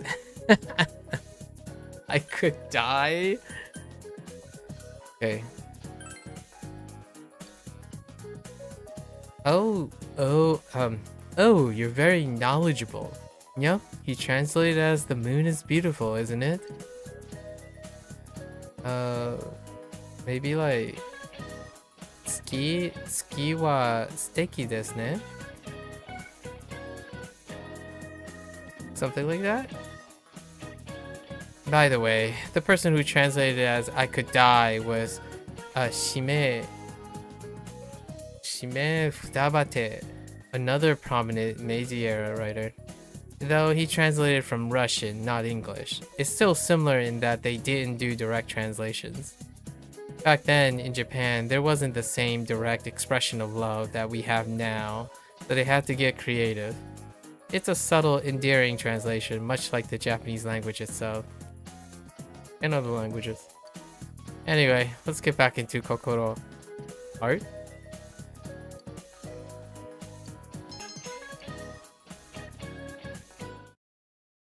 Hey. Who's that guy with the backpack? Oh. Thunder. Hey, Chie. I bought you a new copy of that Trial of the Dragon flick. Oh, he owned up. Yosuke owned up. It was the greatest punches version for 980 yen. If I knew then, I'd just replaced it instead of buying you grilled steak. My thoughts exactly. This is clearly getting closer. Huh? What are you, scared of a little lightning? Quiet, you! I'd be a goner if even one of those things hit me.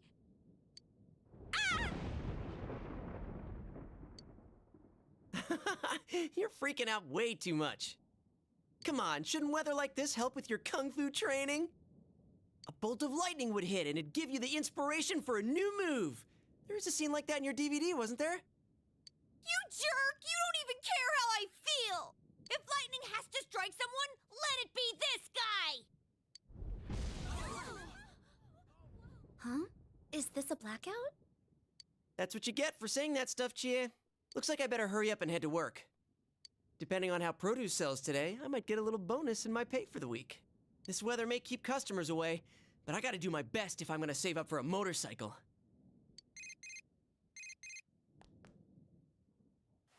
It's from my manager. Hello? Yosuke-kun? Some of the power in the store is out after that lightning strike. Could you come in early today? All the refrigerated shelves have stopped running. Rip. It's looking like we'll have to close up the produce section early today. Wait, what? But my pay! Anyway, I need you here to help deal with this mess. I'm counting on you. Goodbye.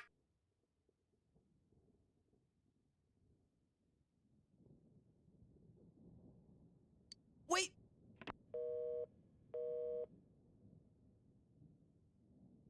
What are you looking at me for? Why did this have to happen? Hey, Yukiko, can we just go home? Chie, do you know this story? A girl forgot her homework, so she snuck into school in the middle of the night, but she suddenly needed to use the bathroom. Yukiko is so weird. She ventured into the girls' room where all the lights were off. No one should have been there, but in the mirror... Hold it right there! What are you talking about? Huh, it's a ghost story. I thought you liked them. Not the time, Yukiko. Yeah, but why tell it now? She is on the verge of tears. What should you do? Let's comfort her. Thanks. I'm glad you're here. Why don't you just have him escort you back home, Chie? Are you making fun of me? Well, yeah, with how freaked out you are, can you blame me?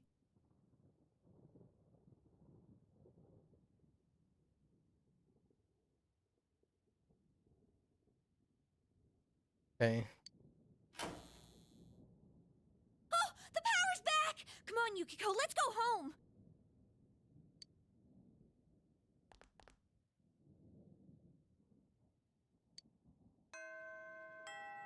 Dun, dun.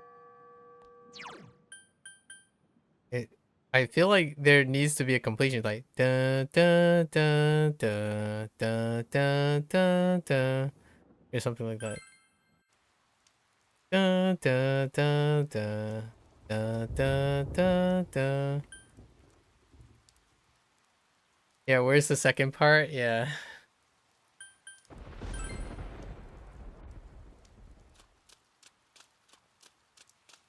We're buying ice cubes. Wait, which one's the ice cube? Is it this one?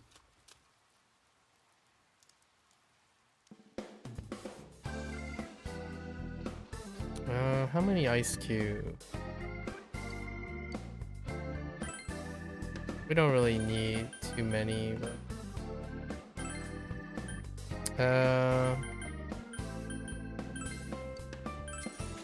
gotta farm those gold hands. I think we're way ahead now because of our adjustment. So,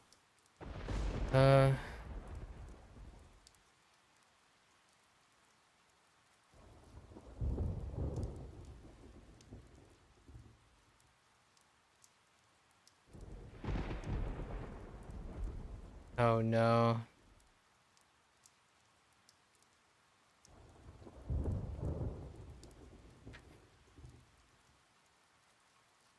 Oh goodness. All right. We got some more RNG. Okay. Here we go.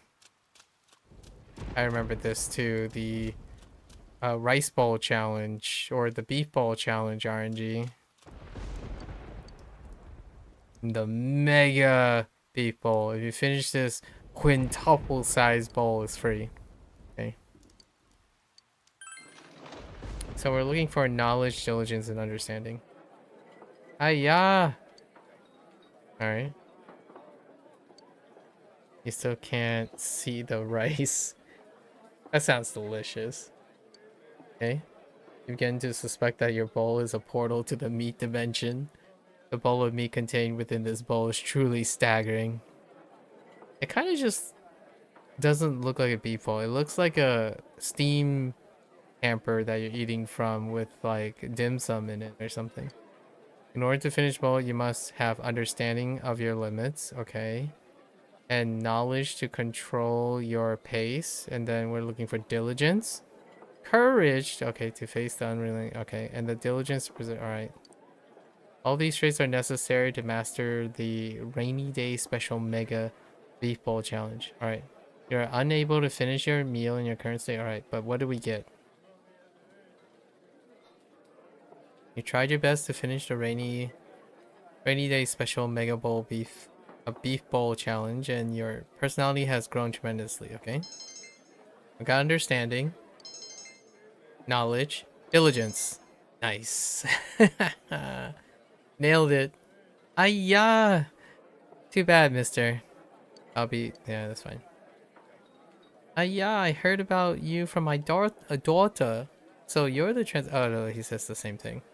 He's out right now on delivery. I don't know if that ever pays out. If you ever meet his daughter, you know? Welcome home. Stopped raining, but the thunder was loud. Were you scared, big bro? Nah, we were throwing back a beef bowl.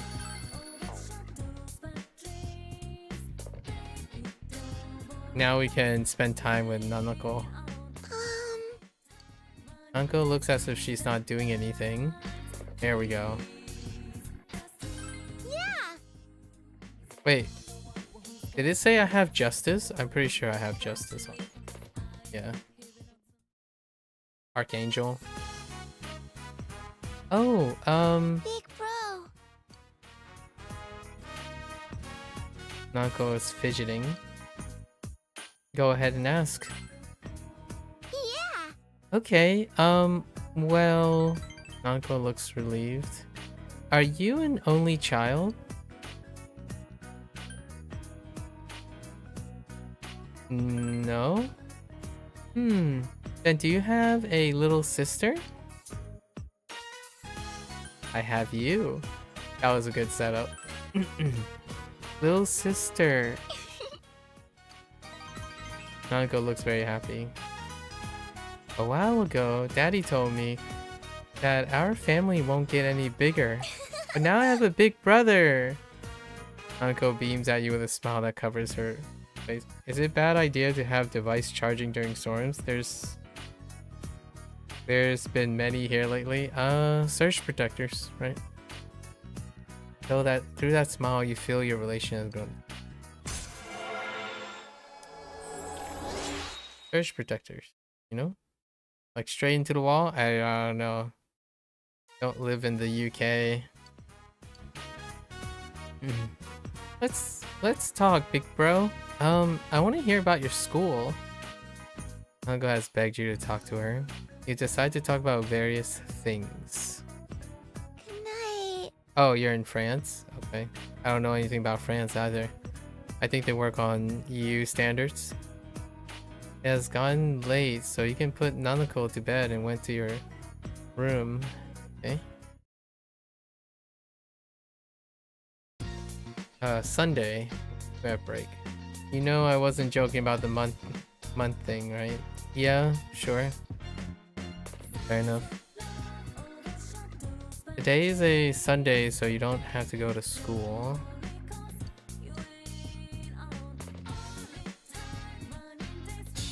Okay. Oh, hello? Wait, It's me, Chie. what was that magazine? Alright, we're hanging out with Chie.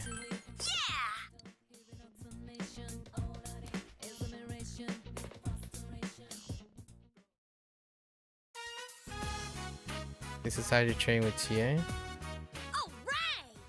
Today is the day. Chie is enthusiastic today as well. Oh, hey, Nanako. Huh? The heck are you doing? Yo! Oh, Nanako-chan. What are you doing? Training, of course. Training. Who are you fighting with, Chie? Myself, I guess. Just kidding. Wow, cool. You think? Oh, a grasshopper. Huh? No, wait, where? It just landed on your back.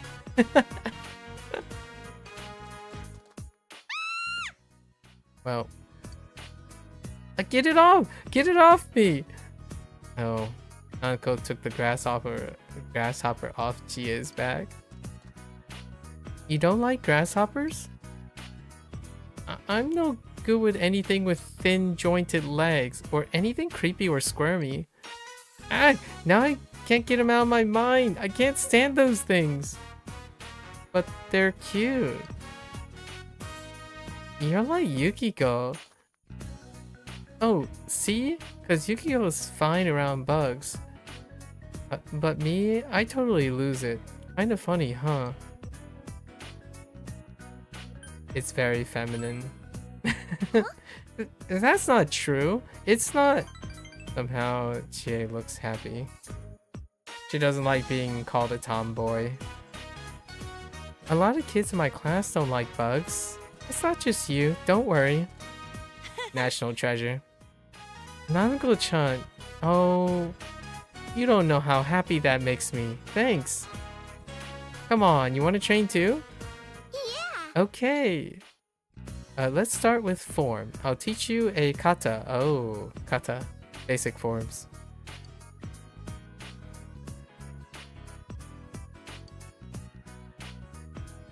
We sent Nanako home before it got dark. Responsible. I'm gonna get over my fear of bugs. I don't want to look like a sissy next to Nanako-chan. All I have to do is think of them as shadows, and then I'll be able to grab a whole fistful. That's one way to go about it, I suppose. I just gave myself goosebumps. Getting used to bugs might take a while, but I won't lose to shadows. Burning passion. Indeed. Okay.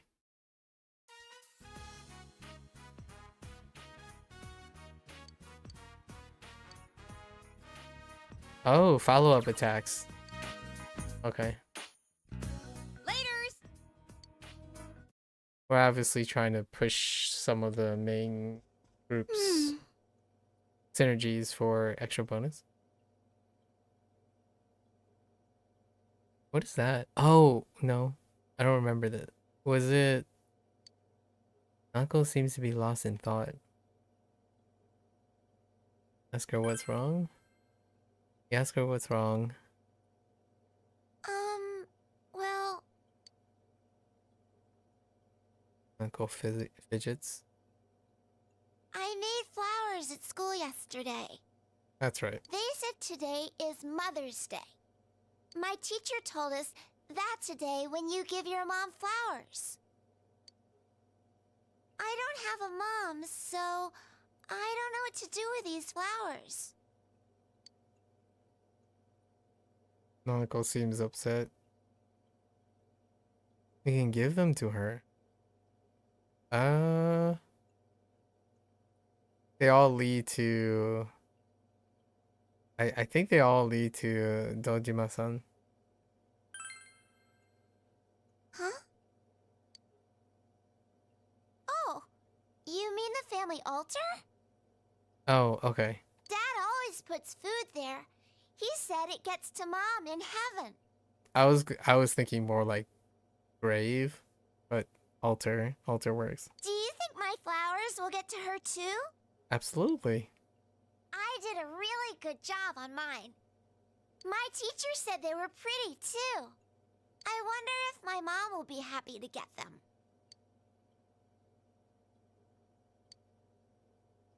You should make a flower too, big bro. National treasure. Then we can celebrate Mother's Day together.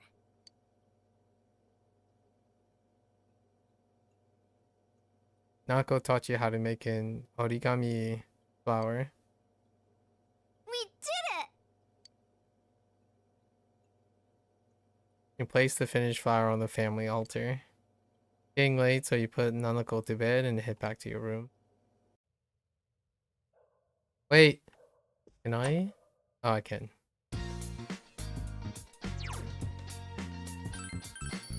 Okay, so this part kinda stinks because we have to save to get a extra point, but I think tomorrow is the midterm. Let's go straight into the midterm. So time to RNG it.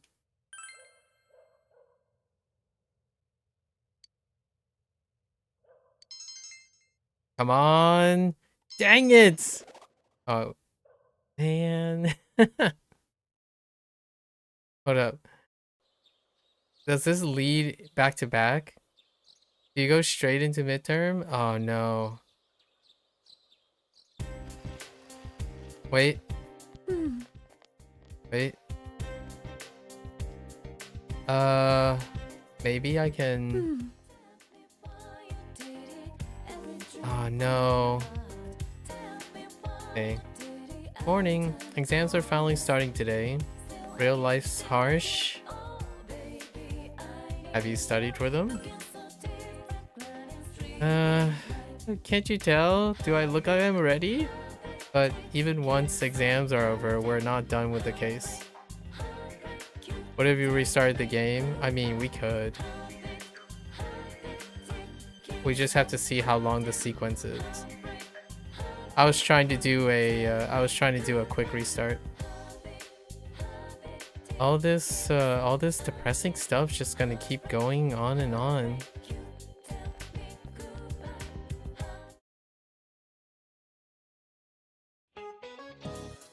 Let's look at all the exam questions for once first, though. Midterm day 1. What do we have? What is it called when muscles grow after exercise? Overcompensation. What is the year before? Oh, wait. You get multiple questions on the same day? Okay, 1 BC. Oh, you get 2. I see.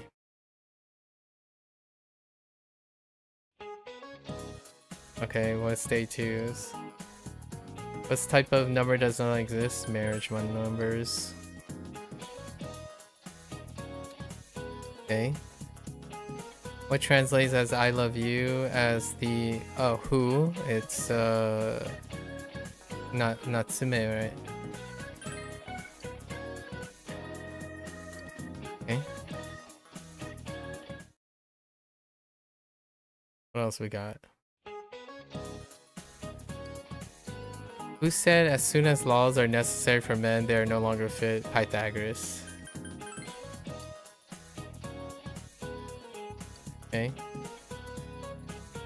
Which of the following is the highest mountain in the solar system? Olympus Mons.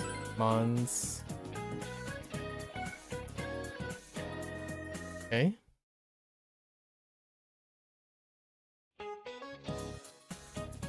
Last day, you are familiar with every question. You feel confident. Oh, it's because we're an expert.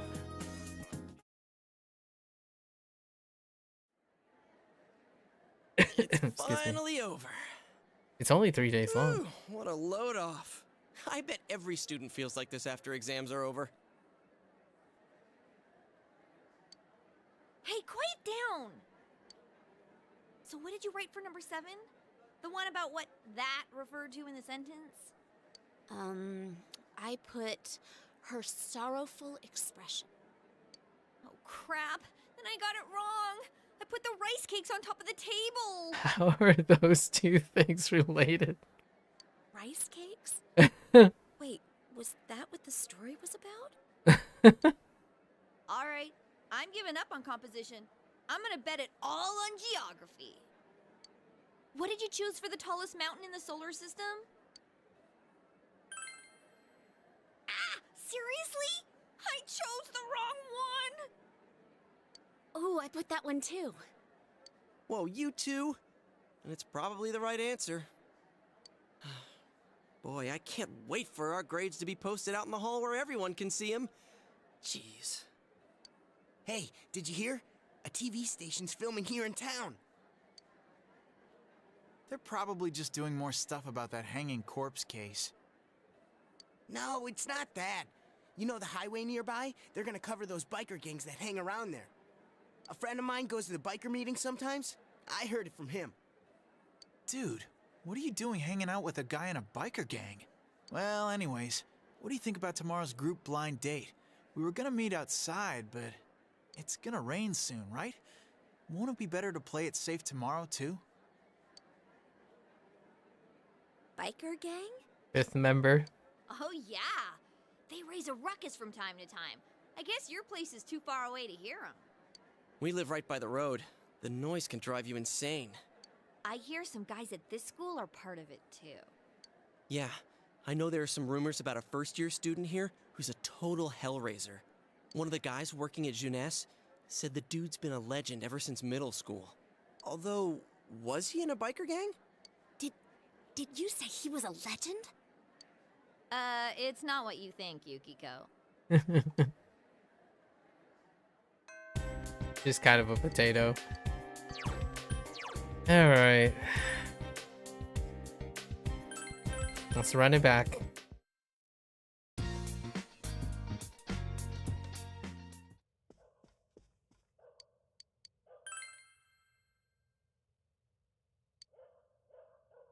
Come on. Darn.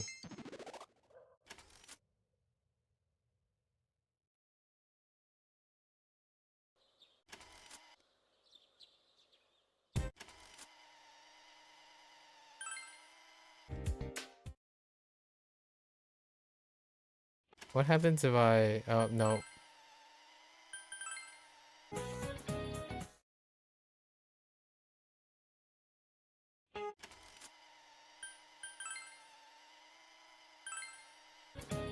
I'm measuring how much time it takes.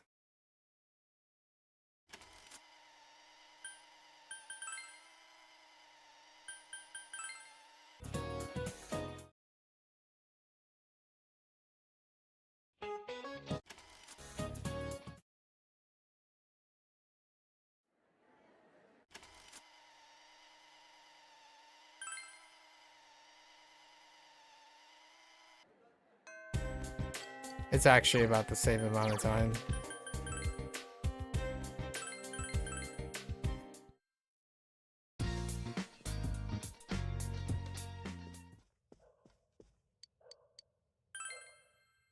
Alright.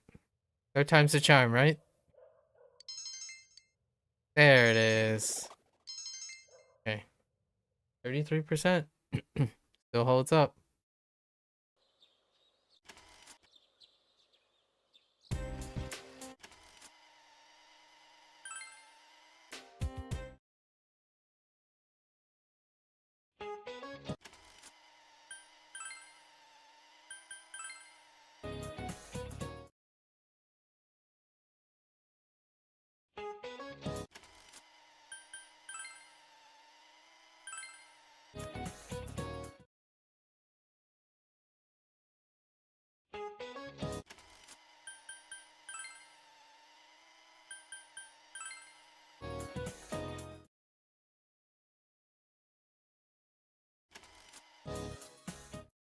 We haven't crossed a month's worth of time in this play session.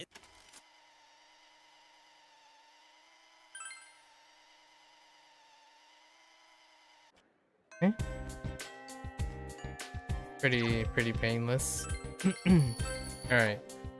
So we gotta still bug the... Whoops. Dang it!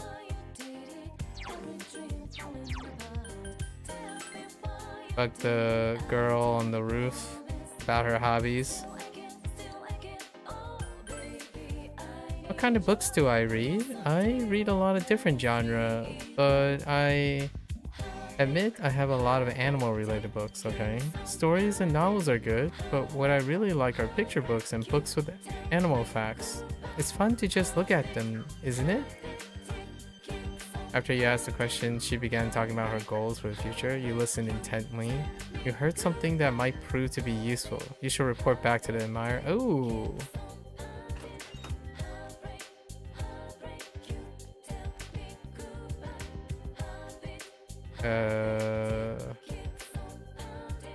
Where was he? I think he was in our classroom.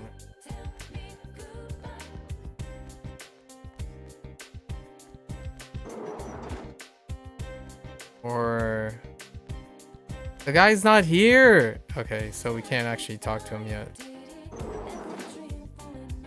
Did I enter the right classroom? I did. All right. Is it? Nope, not you.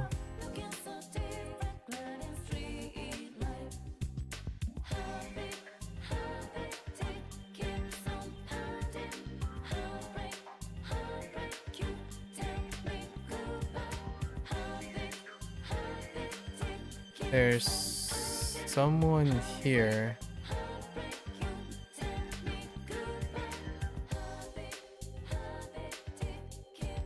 Is it in here?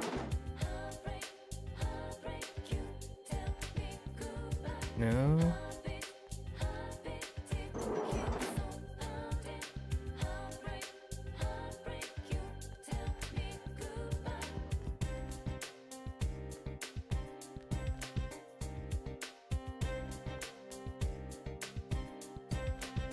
Oh, that's Ko's class. Wait. Is it you? Now that the test's over, regular class is starting. What should I do? Oh no, she's the... What?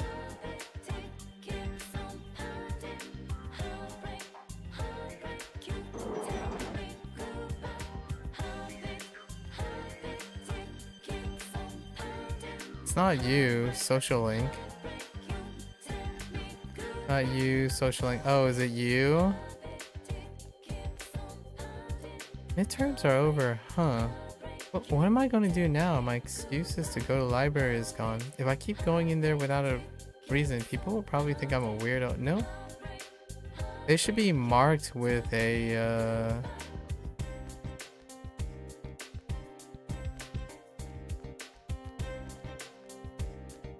This is Social Link.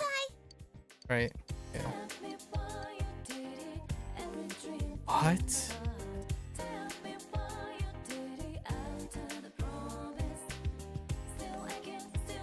You? How'd you join that? I did passable. I got my popularity. What I need to do is do any better. Although I gotta say, acing the test does work wonders. You check your shoe locker. If you did well, you'll probably have a love letter waiting for you. Well, back to business as usual. After all, a student's real job is play. That doesn't... Wait. What is going on?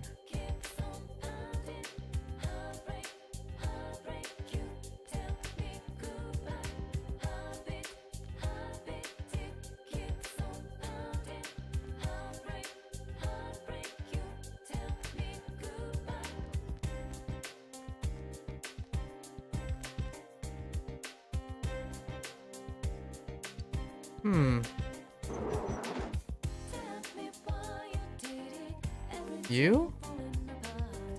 Over... Let's go get croquettes? No. You? Exams are not. Every time we have tests, I feel like it's a waste of time. Those who want to succeed will, and those who won't. What?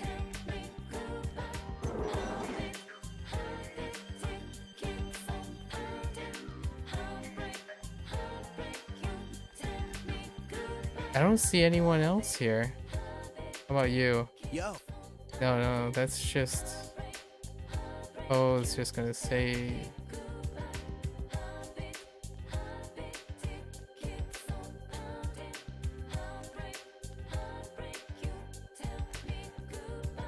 I don't understand.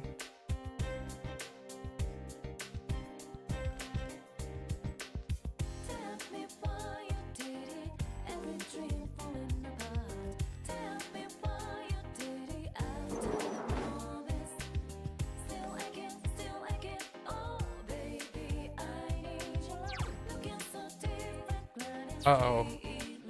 I think I...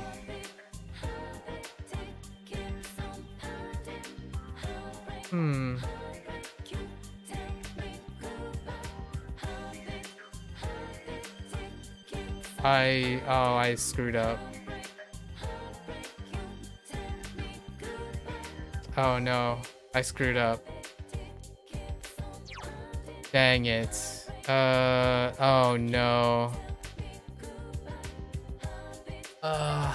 Well, I screwed up, so now I have to go. I didn't mean to do that! Oh no. Oh no. Oh no. Now we have to do all that over again. Alright, so now we have to speed through all this again. I screwed up. I forgot to chat to one of the groups. And then I accidentally saved over 2 days. Dang it.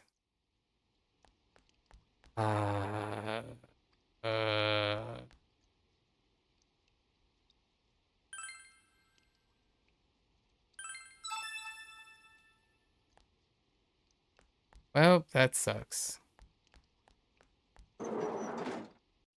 I'll probably try to catch up this and then call it a day for today. I've got an action. This was bound to happen eventually. Didn't think it was gonna happen right this moment. Rip my time.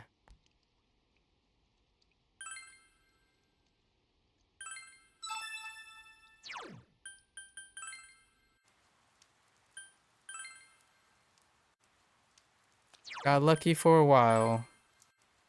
And then I failed.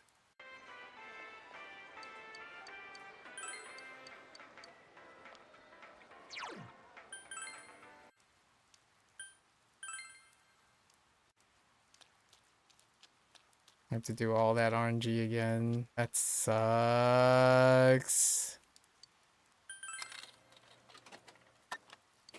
So everything I just did, we're basically trying to fast forward now.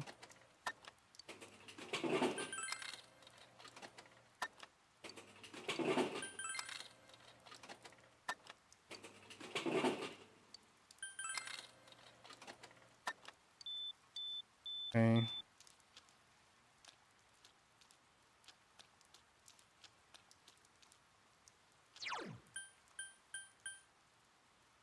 All right. Let's make sure I don't do anything regrettable here.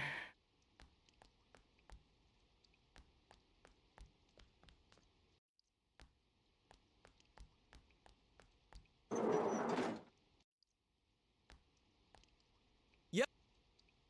Yep.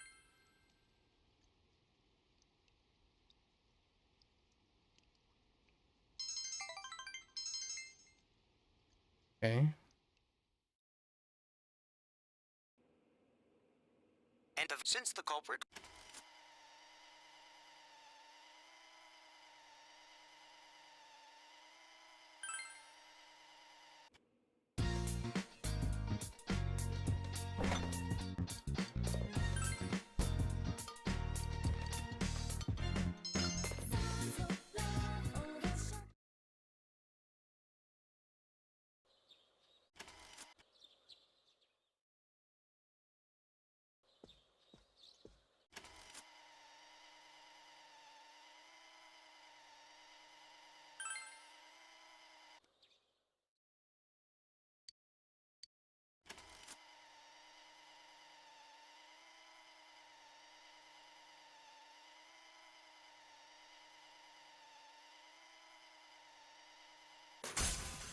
Okay.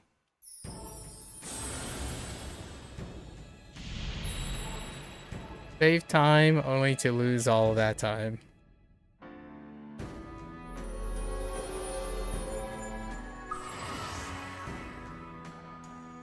It's one of the things.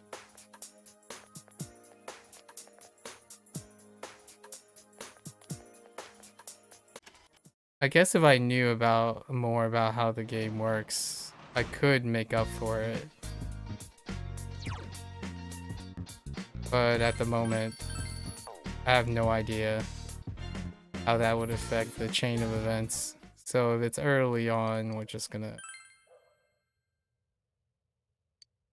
do them again.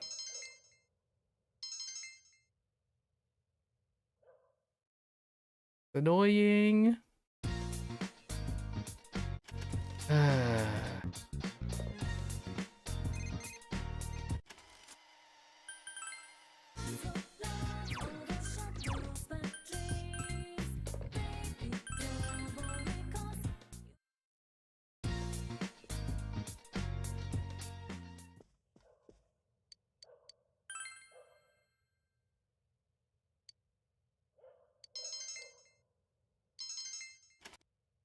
That sucks.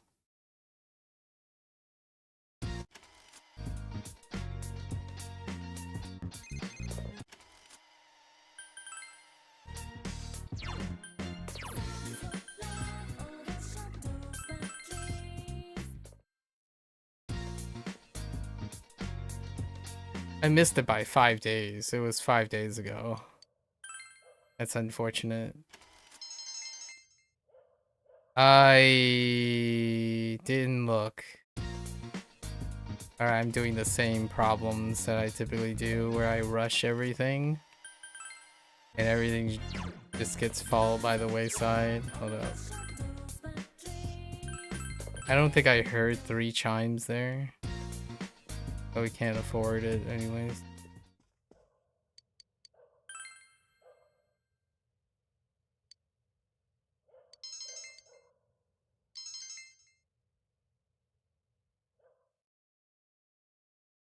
And watch it, I miss all the... And I miss all the rolls now.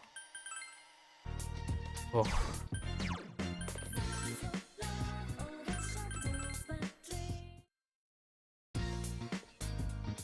Do you follow a pre-made for many games? This is a guided tour. It's not a pre-made. No. I forgot.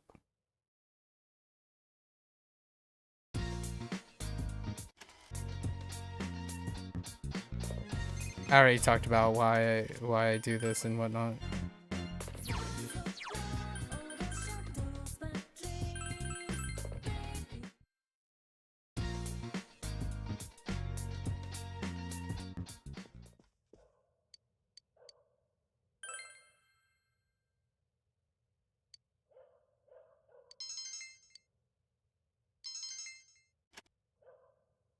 Any rough timestamps? What do you mean by any rough timestamps?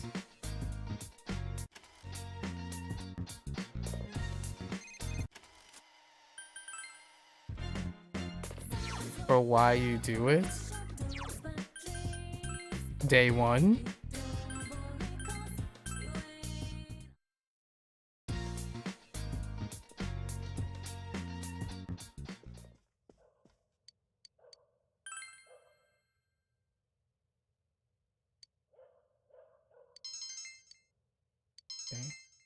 Okay, we got it.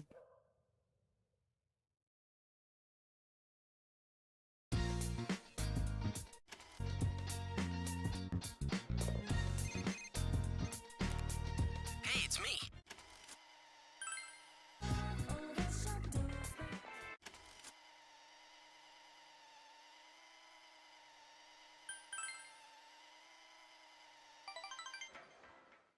Okay.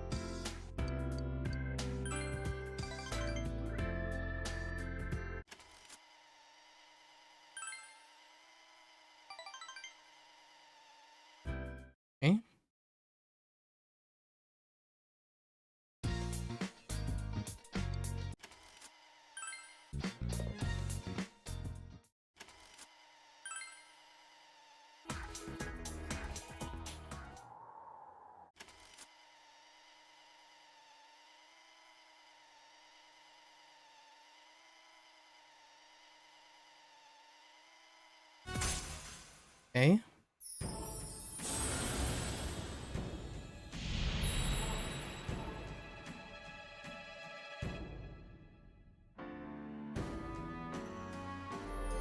What time is it? Okay.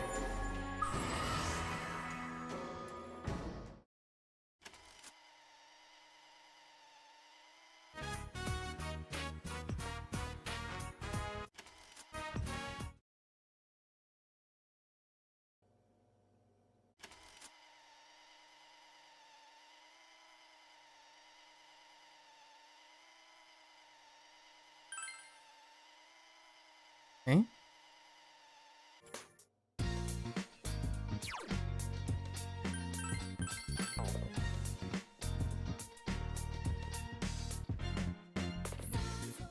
Usually most of these things you're supposed to be recommended to save at intervals of a week, and I did not do that. I did not do that.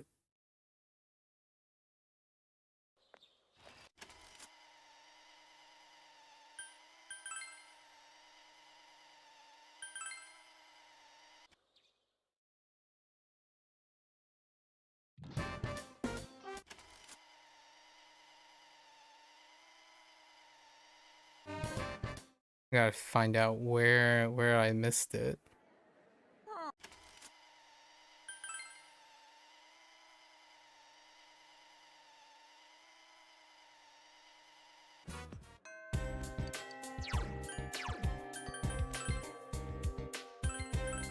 I think it's somewhere here. Whoops. Ah! Please. Okay.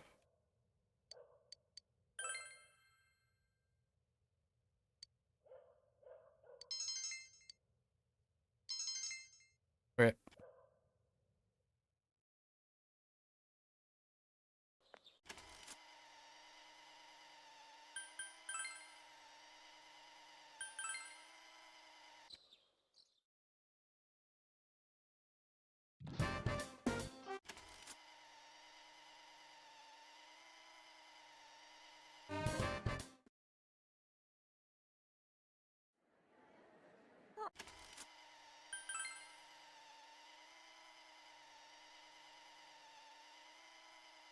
Sorry, Yosuke. You're gonna get slapped indefinitely until we roll on that one.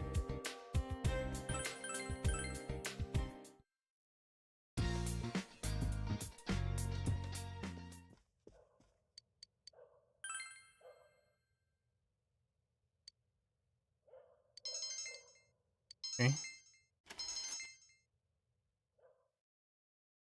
Was it here? I don't think it's here.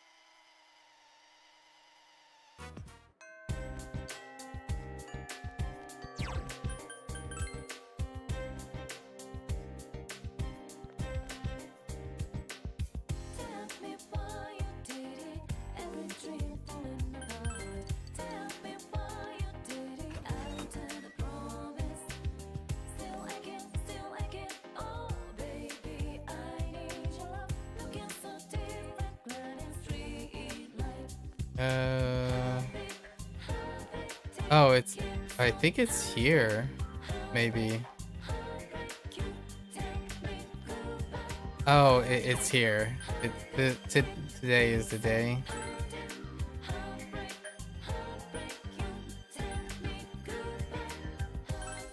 I didn't start the chain for this.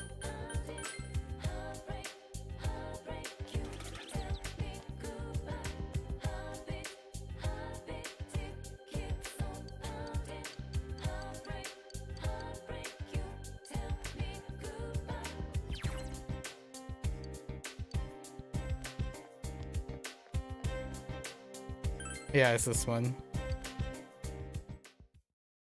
It delays the social link.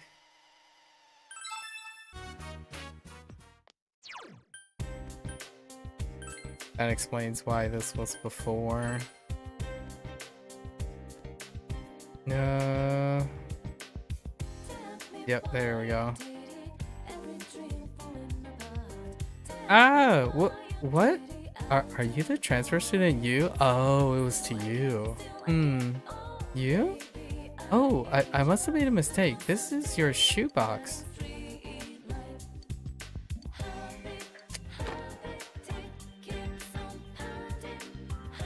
It's a note. Excuse me for writing this to you out of the blue. I held my emotions back all this time because I didn't want to disrupt your studies, but I just have to tell you, I love you. It's a very moving love note. However, it's actually addressed to someone else. Apparently, the girl put this in the wrong shoebox. Perhaps she's the one who wrote the request for the Fox show, dude. You should talk to her the next time you see it. Yeah, so this is the one that I missed. And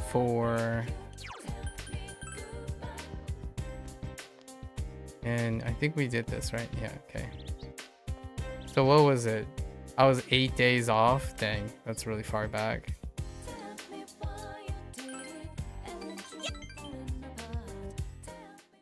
I don't know if that could be triggered anywhere, so...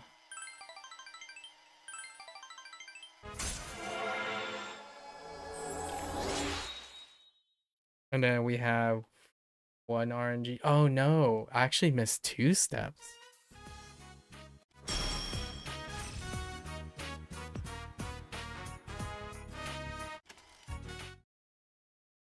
Okay. Welcome back.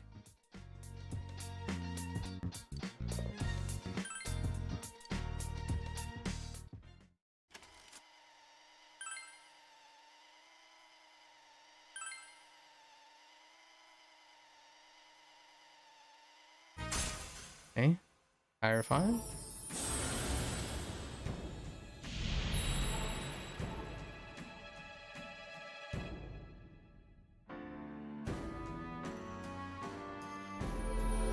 It doesn't take as long because we're skipping all this stuff.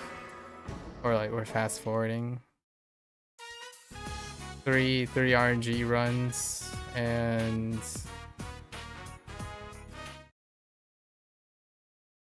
just 3 RNG runs.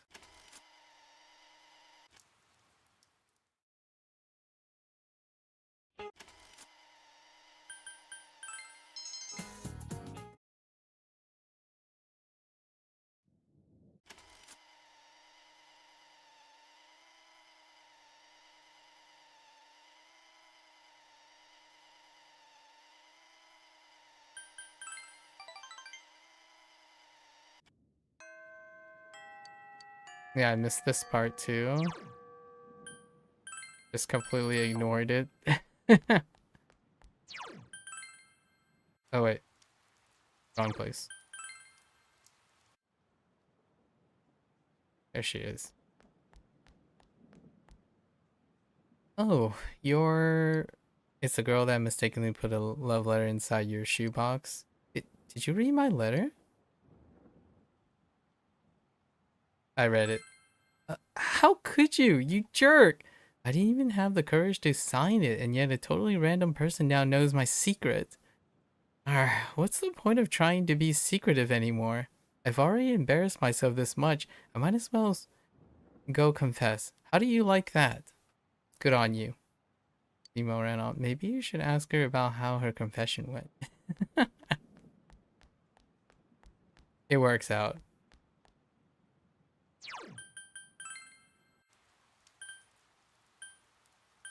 Okay.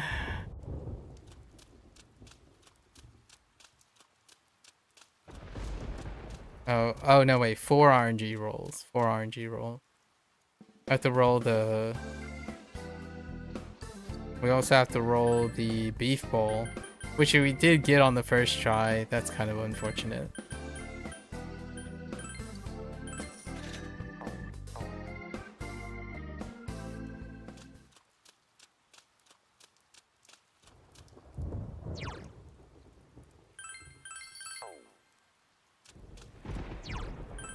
Alright. Give us luck. I can't actually fast forward this part. Okay. Gotta see. Alright, what do we need to clear? Knowledge. Nope. Rip. Oh, it's actually not that bad. Because you just have to skip the courage, right?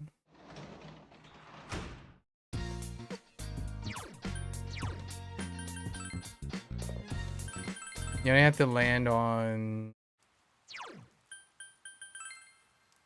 not courage, basically.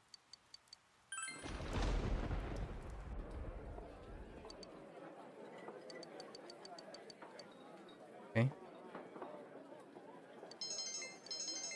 Darn it! Dang it. I say that and I failed twice.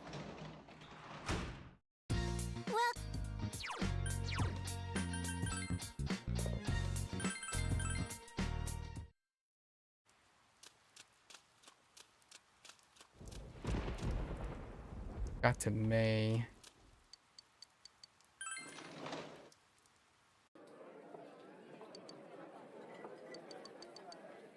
Okay.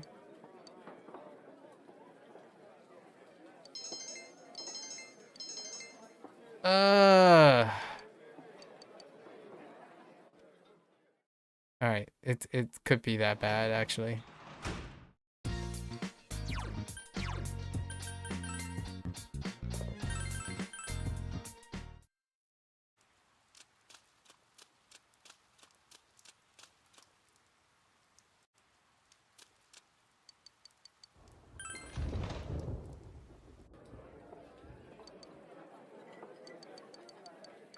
Okay.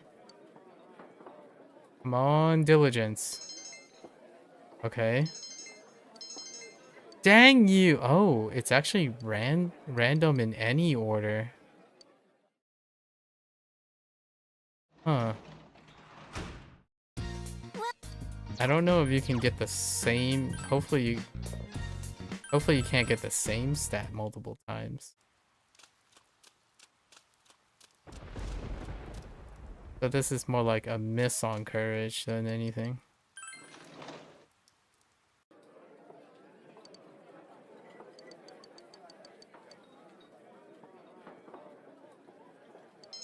Get a better idea of the RNG at this point. Alright. Cool.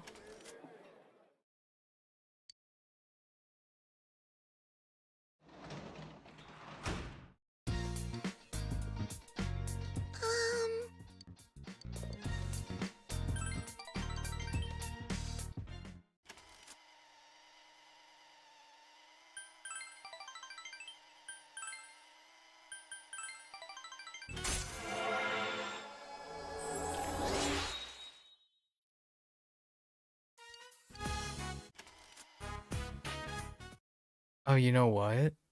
Hold up. We gotta... Hang on.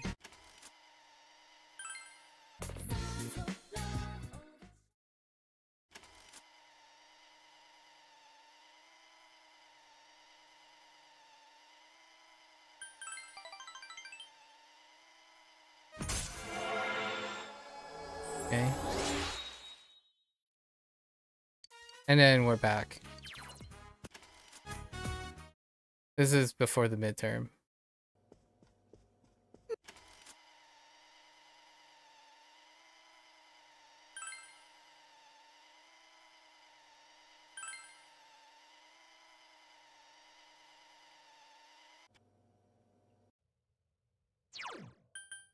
Hang on.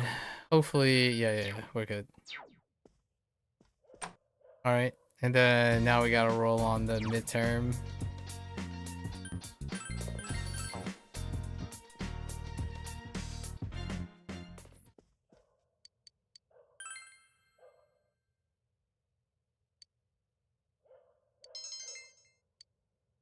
Nice.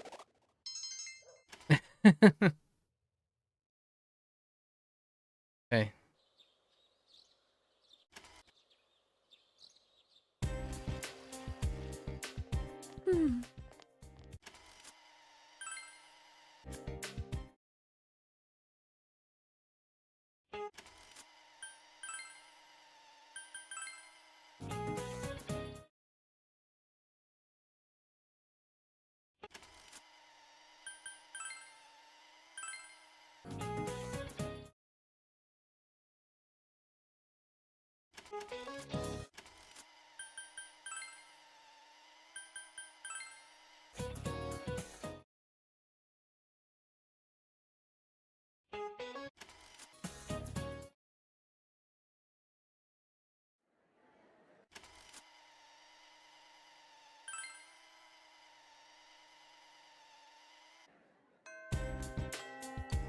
Okay.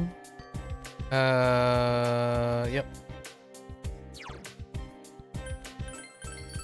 Okay. Lesson learned. Oh, dude, I keep hitting the wrong button for that.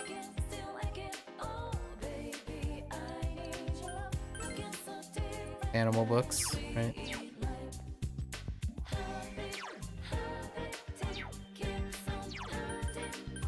Okay.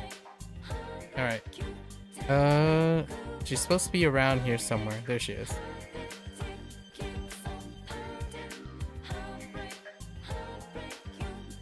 Oh.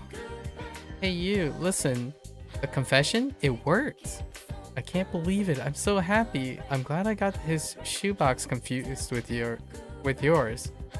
Oh, that's right. I need to give thanks at the See May Shine. My wish came true. I'll make a big offering. See, that's what we needed to do.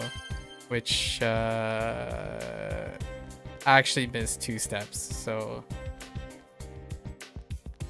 I didn't even do those 2.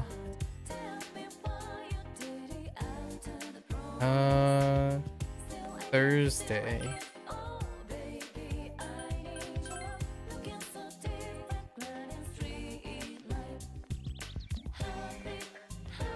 What time is it? I think we have to stop here. Let's grab the day.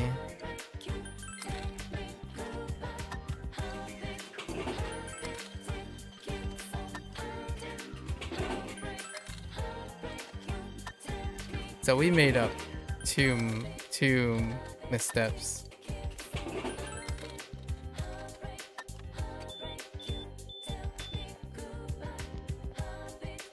I didn't know where the request line started.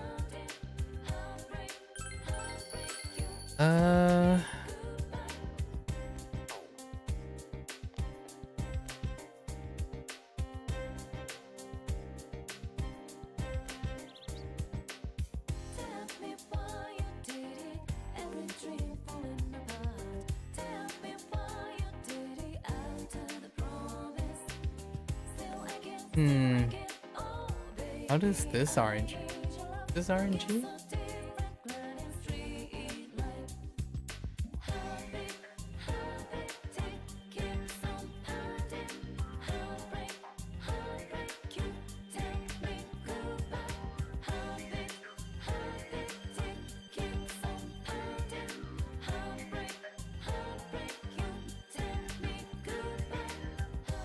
Okay. I think this is good for today.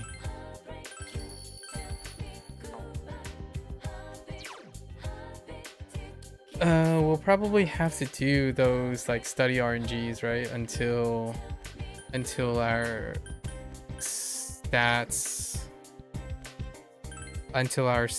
are maxed. Okay. We're pretty close. Or actually, I'm not sure how close that is. They don't have numericals to them. And then probably have to do a lot more beef bowl RNG to balance out the two. Expression. Okay. Alright.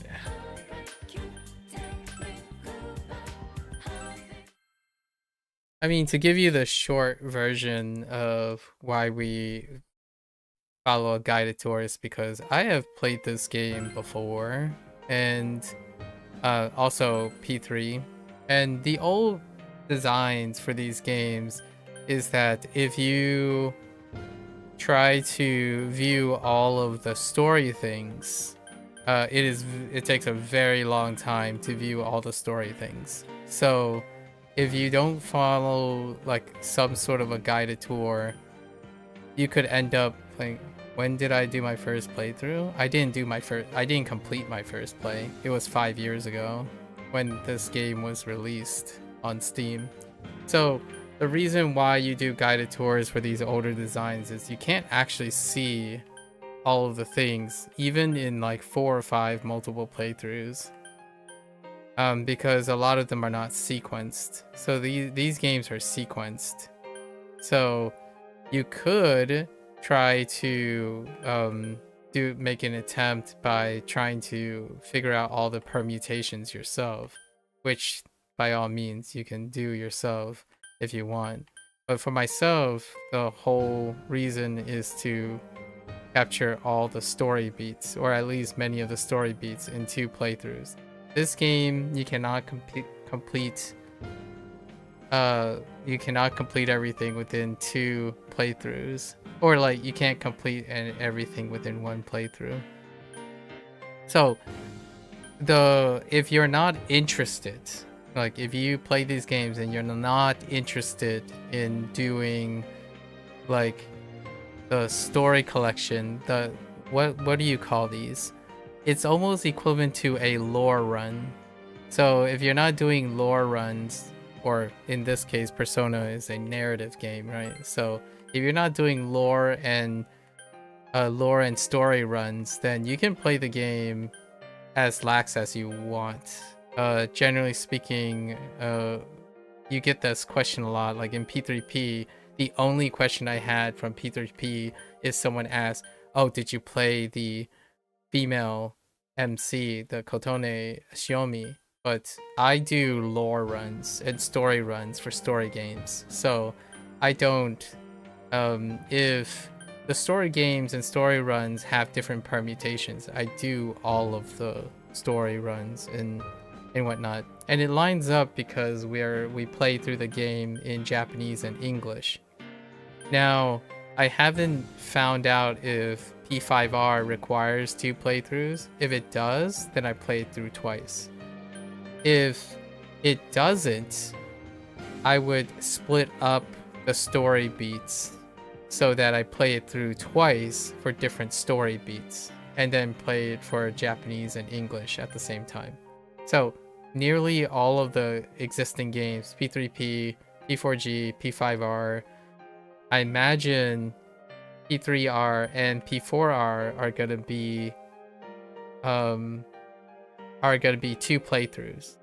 Yeah, that's why you were wondering when asking about your 100% go through all content. Yeah, it's always, and then that's what I responded to. It's all content or the lowest bar, like whichever is first, because oftentimes all content means all of the permutations too. Like, we don't know how hard it is yet, but there is a achievement in P4G that is, it's not RNG based, sort of.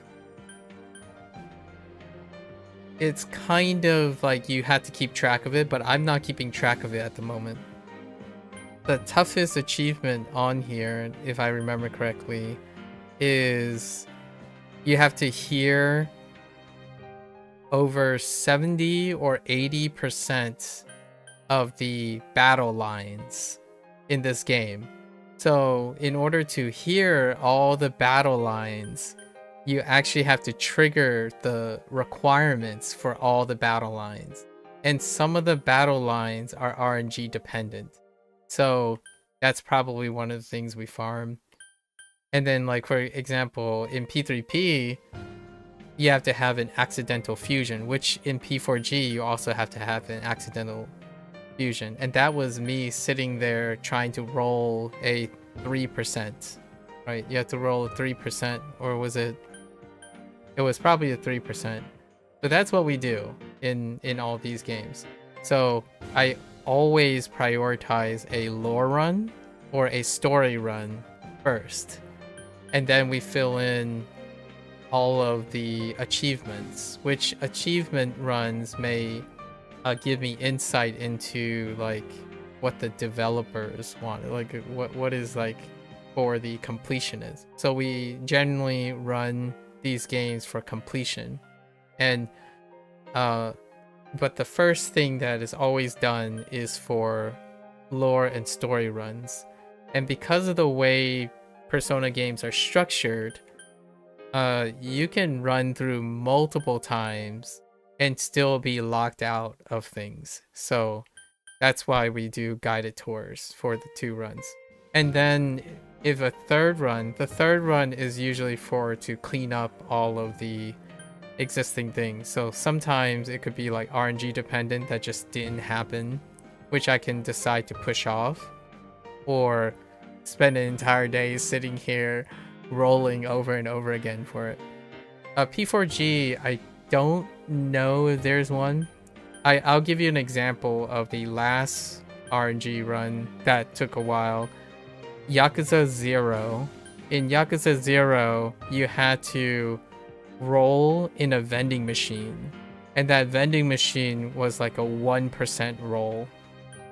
So I think I was like spouting and talking about things for like 2 hours while trying to get the 1% roll to happen in order to complete it. So this is part of like the whole 100% for the achievement thing. So usually it's whichever one is less. So I typically, or whichever one is for the Steam achievements. So 2 conditions. Nearly all of the story content, right, as much as possible, outside of the RNG dependent things. Both languages, or all 3 languages, like a dragon is 3 languages. And I have them specifically spaced out for how like release timing is. Like for example, I haven't played the Japanese playthrough of Like a Dragon Infinite Wealth or Yakuza, Pirate Yakuza, because I'll be playing those 2, a playthrough of those 2 MSQ only in Japanese right before the release of the next game, which there hasn't been a next game yet. There's no Like a Dragon 9 yet. Stranger Than Heaven, I'm assuming in January we'll have like the game might leave off on a stay tuned for the next sequel, or it could be a one-off. We don't know. Persona games, all of these Persona games are incredibly, like the early ones are incredibly tight. Like I actually, in P3P, I missed like 2 days, and in order to get a playthrough that has all the social links, I would have to play through the entire game again to see the social link. So actually P3R has a time rewinder, I'm pretty sure, like there, but the idea is you are here to, like, I am here to record all of it. Like for example, the multiple endings, I simply play them to see the multiple endings, and then I go back. So like at one point, lots of these games tend to have multiple endings. Like Chrono Trigger has 7 endings. I'm not sure. It's 7 or 8, and they're triggered at different times of the game. So we would save and see all of them. Otherwise, there's also extreme cases where narrative games, you have outcomes and stuff that would take a very long time, or they're entirely RNG dependent.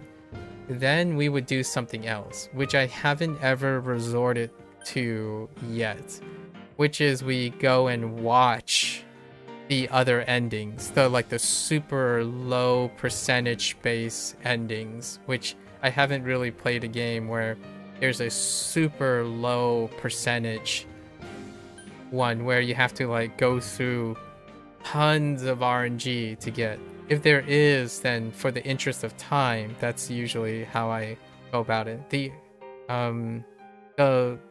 like the 100% or the lore run and the story runs that I've determined, and then the minimum of like Steam achievements is to keep me from. It's not true 100%. True 100% is when you collect everything, one of everything, like finish all the logs. Because there are games like a Dragon games where the Steam achievement only requires you to complete like a percentage of it, like 80 to 90% of it. Like a Dragon games actually have those things where like win 100 games, like do something 1,000 times, get a near perfect run score on like a something in it, which those things are true 100%. So we're not doing 100% things like that is like for people who do these 100% run things. I do completionist runs, and the completionist criteria is experience every accessible narrative lore content. Usually it's just narrative content without RNG dependence, or like minimum RNG dependence, which P4G is kind of sort of. In the beginning, the first run is RNG dependent because you want to make it so that you can experience all the interactions in 2 playthroughs. Otherwise, we could be sitting here doing like 3 or 4 playthroughs only to record those specific things. And the way that completionist people do it is that they don't do it necessarily live. What they do is they manipulate the game so you can speed through it, right? Or even emulate the game so that you can test all the permutations as you're going, which I'm not on an emulator, so I could sit here and do that. That's like the longer version of these things. If I were playing through the game, there are people who are far more satisfied with like beating the game, you know, like beating the game once and then taking their decisions. For myself, I'm lore farming, so lore and narrative farming. Yeah, that's like the longer answer. I actually gave I didn't really actually give an answer day one for P4G. It's to like you would have to connect the dots when I talk about time and lore and narrative. P3P at the day one, I also said the same thing. We're using a guided tour so that we can fit in all of the content or the narrative and narration within 2 playthroughs. Or a third one if it's required. There are a couple of times where like there's no way I was gonna able to squeeze in the 2, so we do 3 runs. And for me, I love games, like to put my hats off to ATLUS. I love games that are narrative based, that they come in 2 languages. Because when they come in 2 languages, if you have to play the game twice, in my opinion, personally, I would love to experience the game twice in 2 different languages. And honestly, that's kind of like the sweet spot when it comes to playing narrative games with more than one ending as well. So oftentimes I would choose one of the endings for a language, and then I would choose the other language in the second playthrough. And then usually any game with NG+, I would take every other route, every other thing that wasn't taken in the previous game. It would be interesting in the future how they do this in Persona 6. I do, whenever I play narrative games, like Omori would be an example. I typically take the opposite route or the triple route, or if they have multiple endings, I would try to line them half and half, because endings, there are points of no return. So you take all the forks in the endings as you go, as opposed to trying to go through them over and over again, like series. We take all the forks. So that's a way to summarize what we're doing here. And we got to be diligent because it could be the difference of running the game, like running through the game sequences 3 times or 4 times over. And hear me out. What do I get from all this? Like, what is the point of doing it this way? I'm setting up my routine and understanding how these games work in the RNG department and in the story like weaving department, because that's kind of an interesting thing, like how games are organized for multiple playthroughs. That's a really important aspect of video games in general. And it is through playing lots of games. Like, for example, roguelike games. Roguelike games are easily one of my favorite genre in the indie scene. And those games, they're not route dependent. You develop the routes for them. So in the future, when we play like Persona 6 or Persona 4R, right, P4R in February, we would be routing. So like I would be routing the game. That's kind of what we're trying to do here. We're trying to build legacy and understand how these games are routed and where you can wiggle. Since I haven't played P4G to the extent of routing the first time, like the first time at 5 years ago, we were winging it because it's not clear. I think I tried to look at what was in the Vita version, and it seems like this is largely attached to the Vita version too. So that all of that is interesting to me. I like going through these things, looking at the RNG and how people route things. So it's kind of like speedrunning, so to speak. Like what I mean is combining some of the reasons why I enjoy watching people like kind of optimize routes and whatnot, but me participating in it as a casual because I'm trying to also focus on practicing like story narration and all of that other stuff, like connecting the dots and whatnot. So it's a lot of things.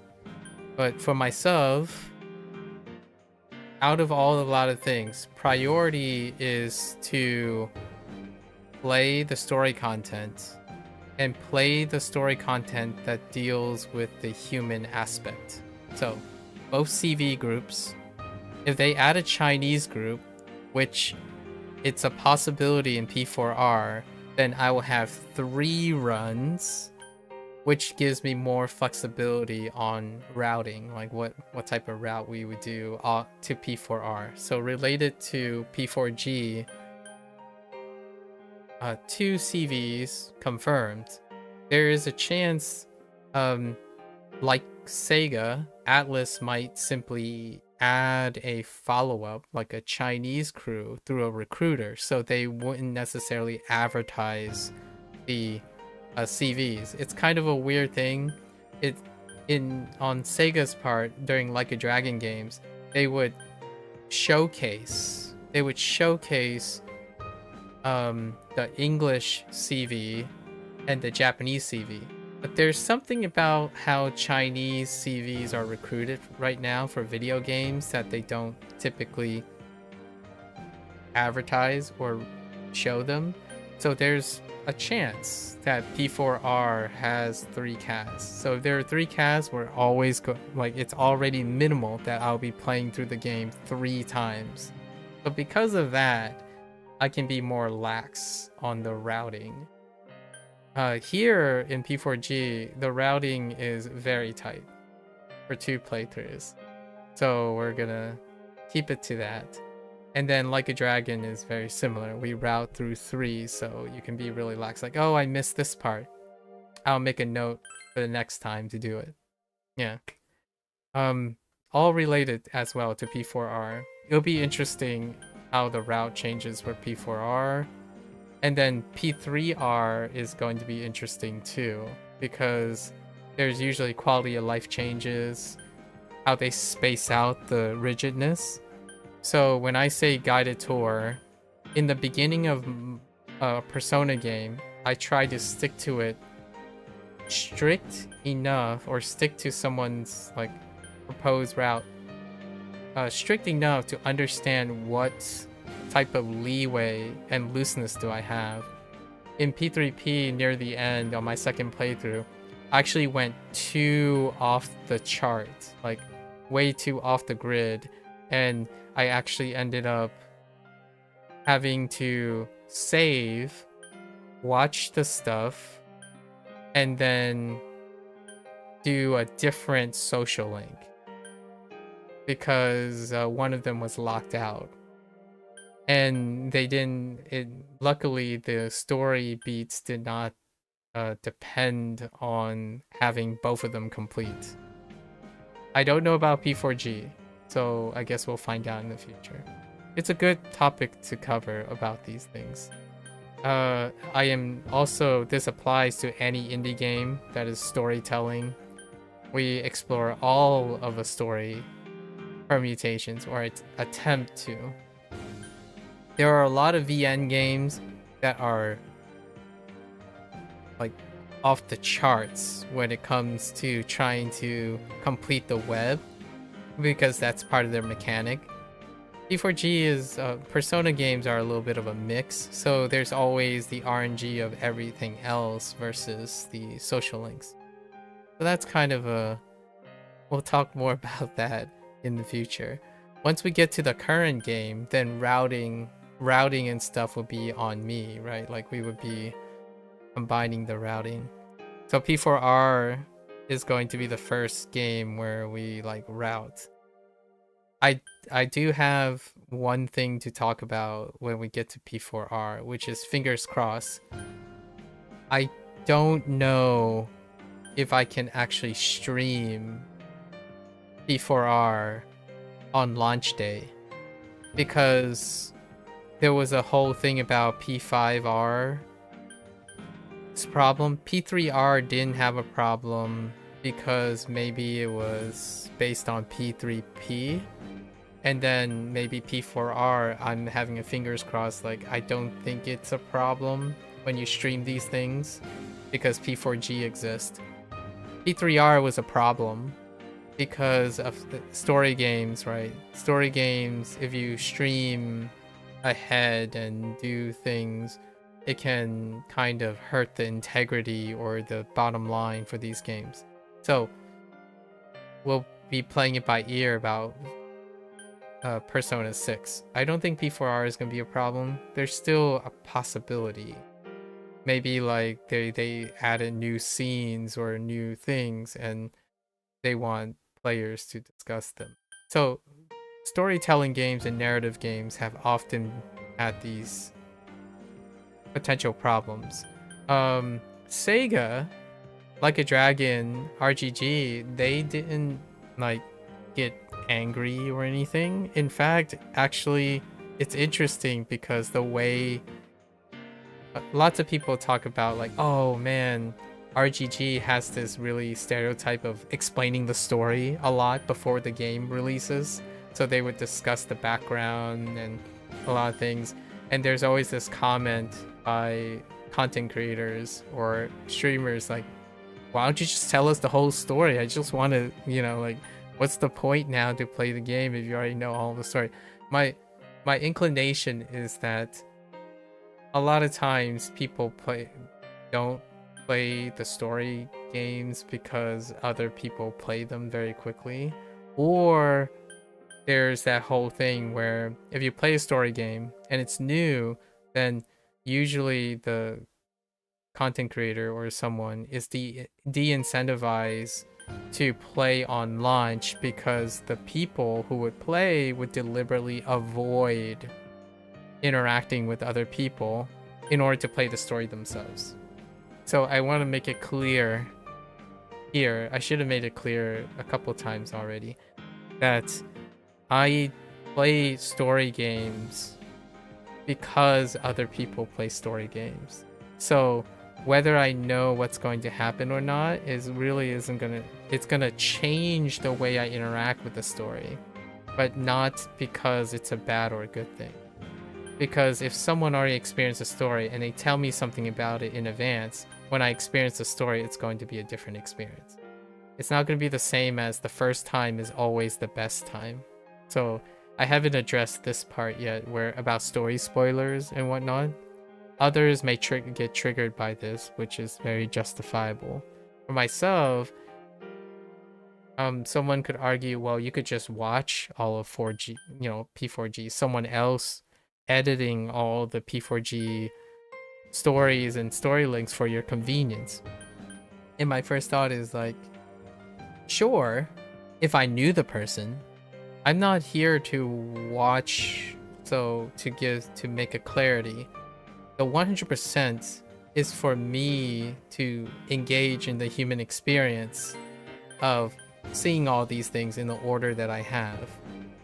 If someone comes to me and say, well, you could just, if you miss anything, you don't have to stream it. You can just go and watch on YouTube someone who edited it all together. It's like, but I don't know the YouTuber. I don't want to watch someone else creating this, uploading the experience that was made by another developer.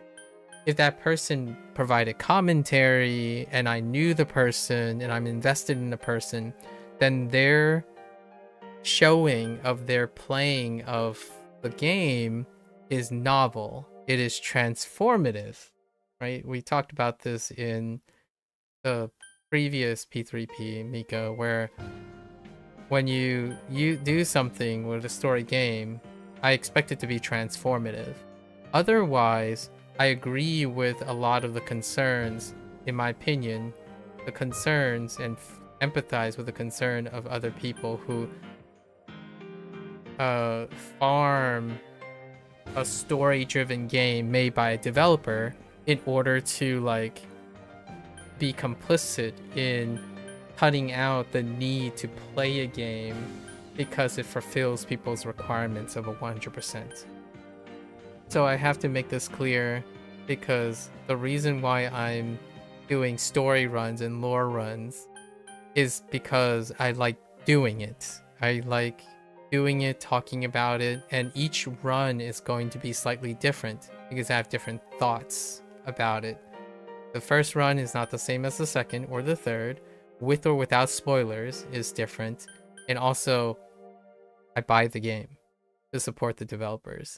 So that's all of this is a necessary conversation that I'll probably have multiple times. Like, why do you do this? Why did I do that? It's a combination of a lot of things. So I'm trying to cover as many of the aspects in the decision making. So with that said, that's a great place to wrap up for P4G today. If you're gonna watch this later, arigatou gozaimasu. As always, feel free to follow along, pick up P4G for yourself. Again, there's a not affiliated with ATLUS. There's a broadcasting marathon happening courtesy of ATLUS. ATLUS are the publishers of the Persona properties of stuff. I myself is trying to find some time to watch the P3 movie quadrilogy, right? The 4 movie stuff, so I can increase my lore and my narrative knowledge of the Persona's mythos. And then I'll probably incorporate what I saw in P3 movie trailer or movie series. And then after P4G, I'll be watching the P4GA series, and then take it forward to P5R. So I'll be referring to these things when I play P3R, and then I'll be referring to the P4GA when I'm playing P4R. And then P5R, I'll be watching P5A as well. So I can't watch anime with everyone online, so the best I got is that I will make references to the differences and events of both the animated series and the story themselves. That's how I incorporate the other story content. Alright, and with that said, obviously you can join along. It's free, it's on YouTube. Again, not affiliated with Aniplex or ATLUS, but you can go watch the movie if you want to like support them and maybe encourage them to continue supporting animated series. So like when Persona 6 comes out, Persona 6 anime at the same time or like in parallel or staggered with the game is a very high possibility. And hopefully, in my opinion, fingers crossed, right? Like it would be a great animation studio. I would love to see like Mappa or Madhouse or someone doing it again. Actually, I'm not sure about Madhouse nowadays, but this will be moving forward. When P6 comes out, all of this stuff will still remain true. So we'll be talking about this later. Alright, so until next time, 皆さんまたね。見てくれてありがとう. Thanks for watching. I'll catch you guys on the next one. Bye bye.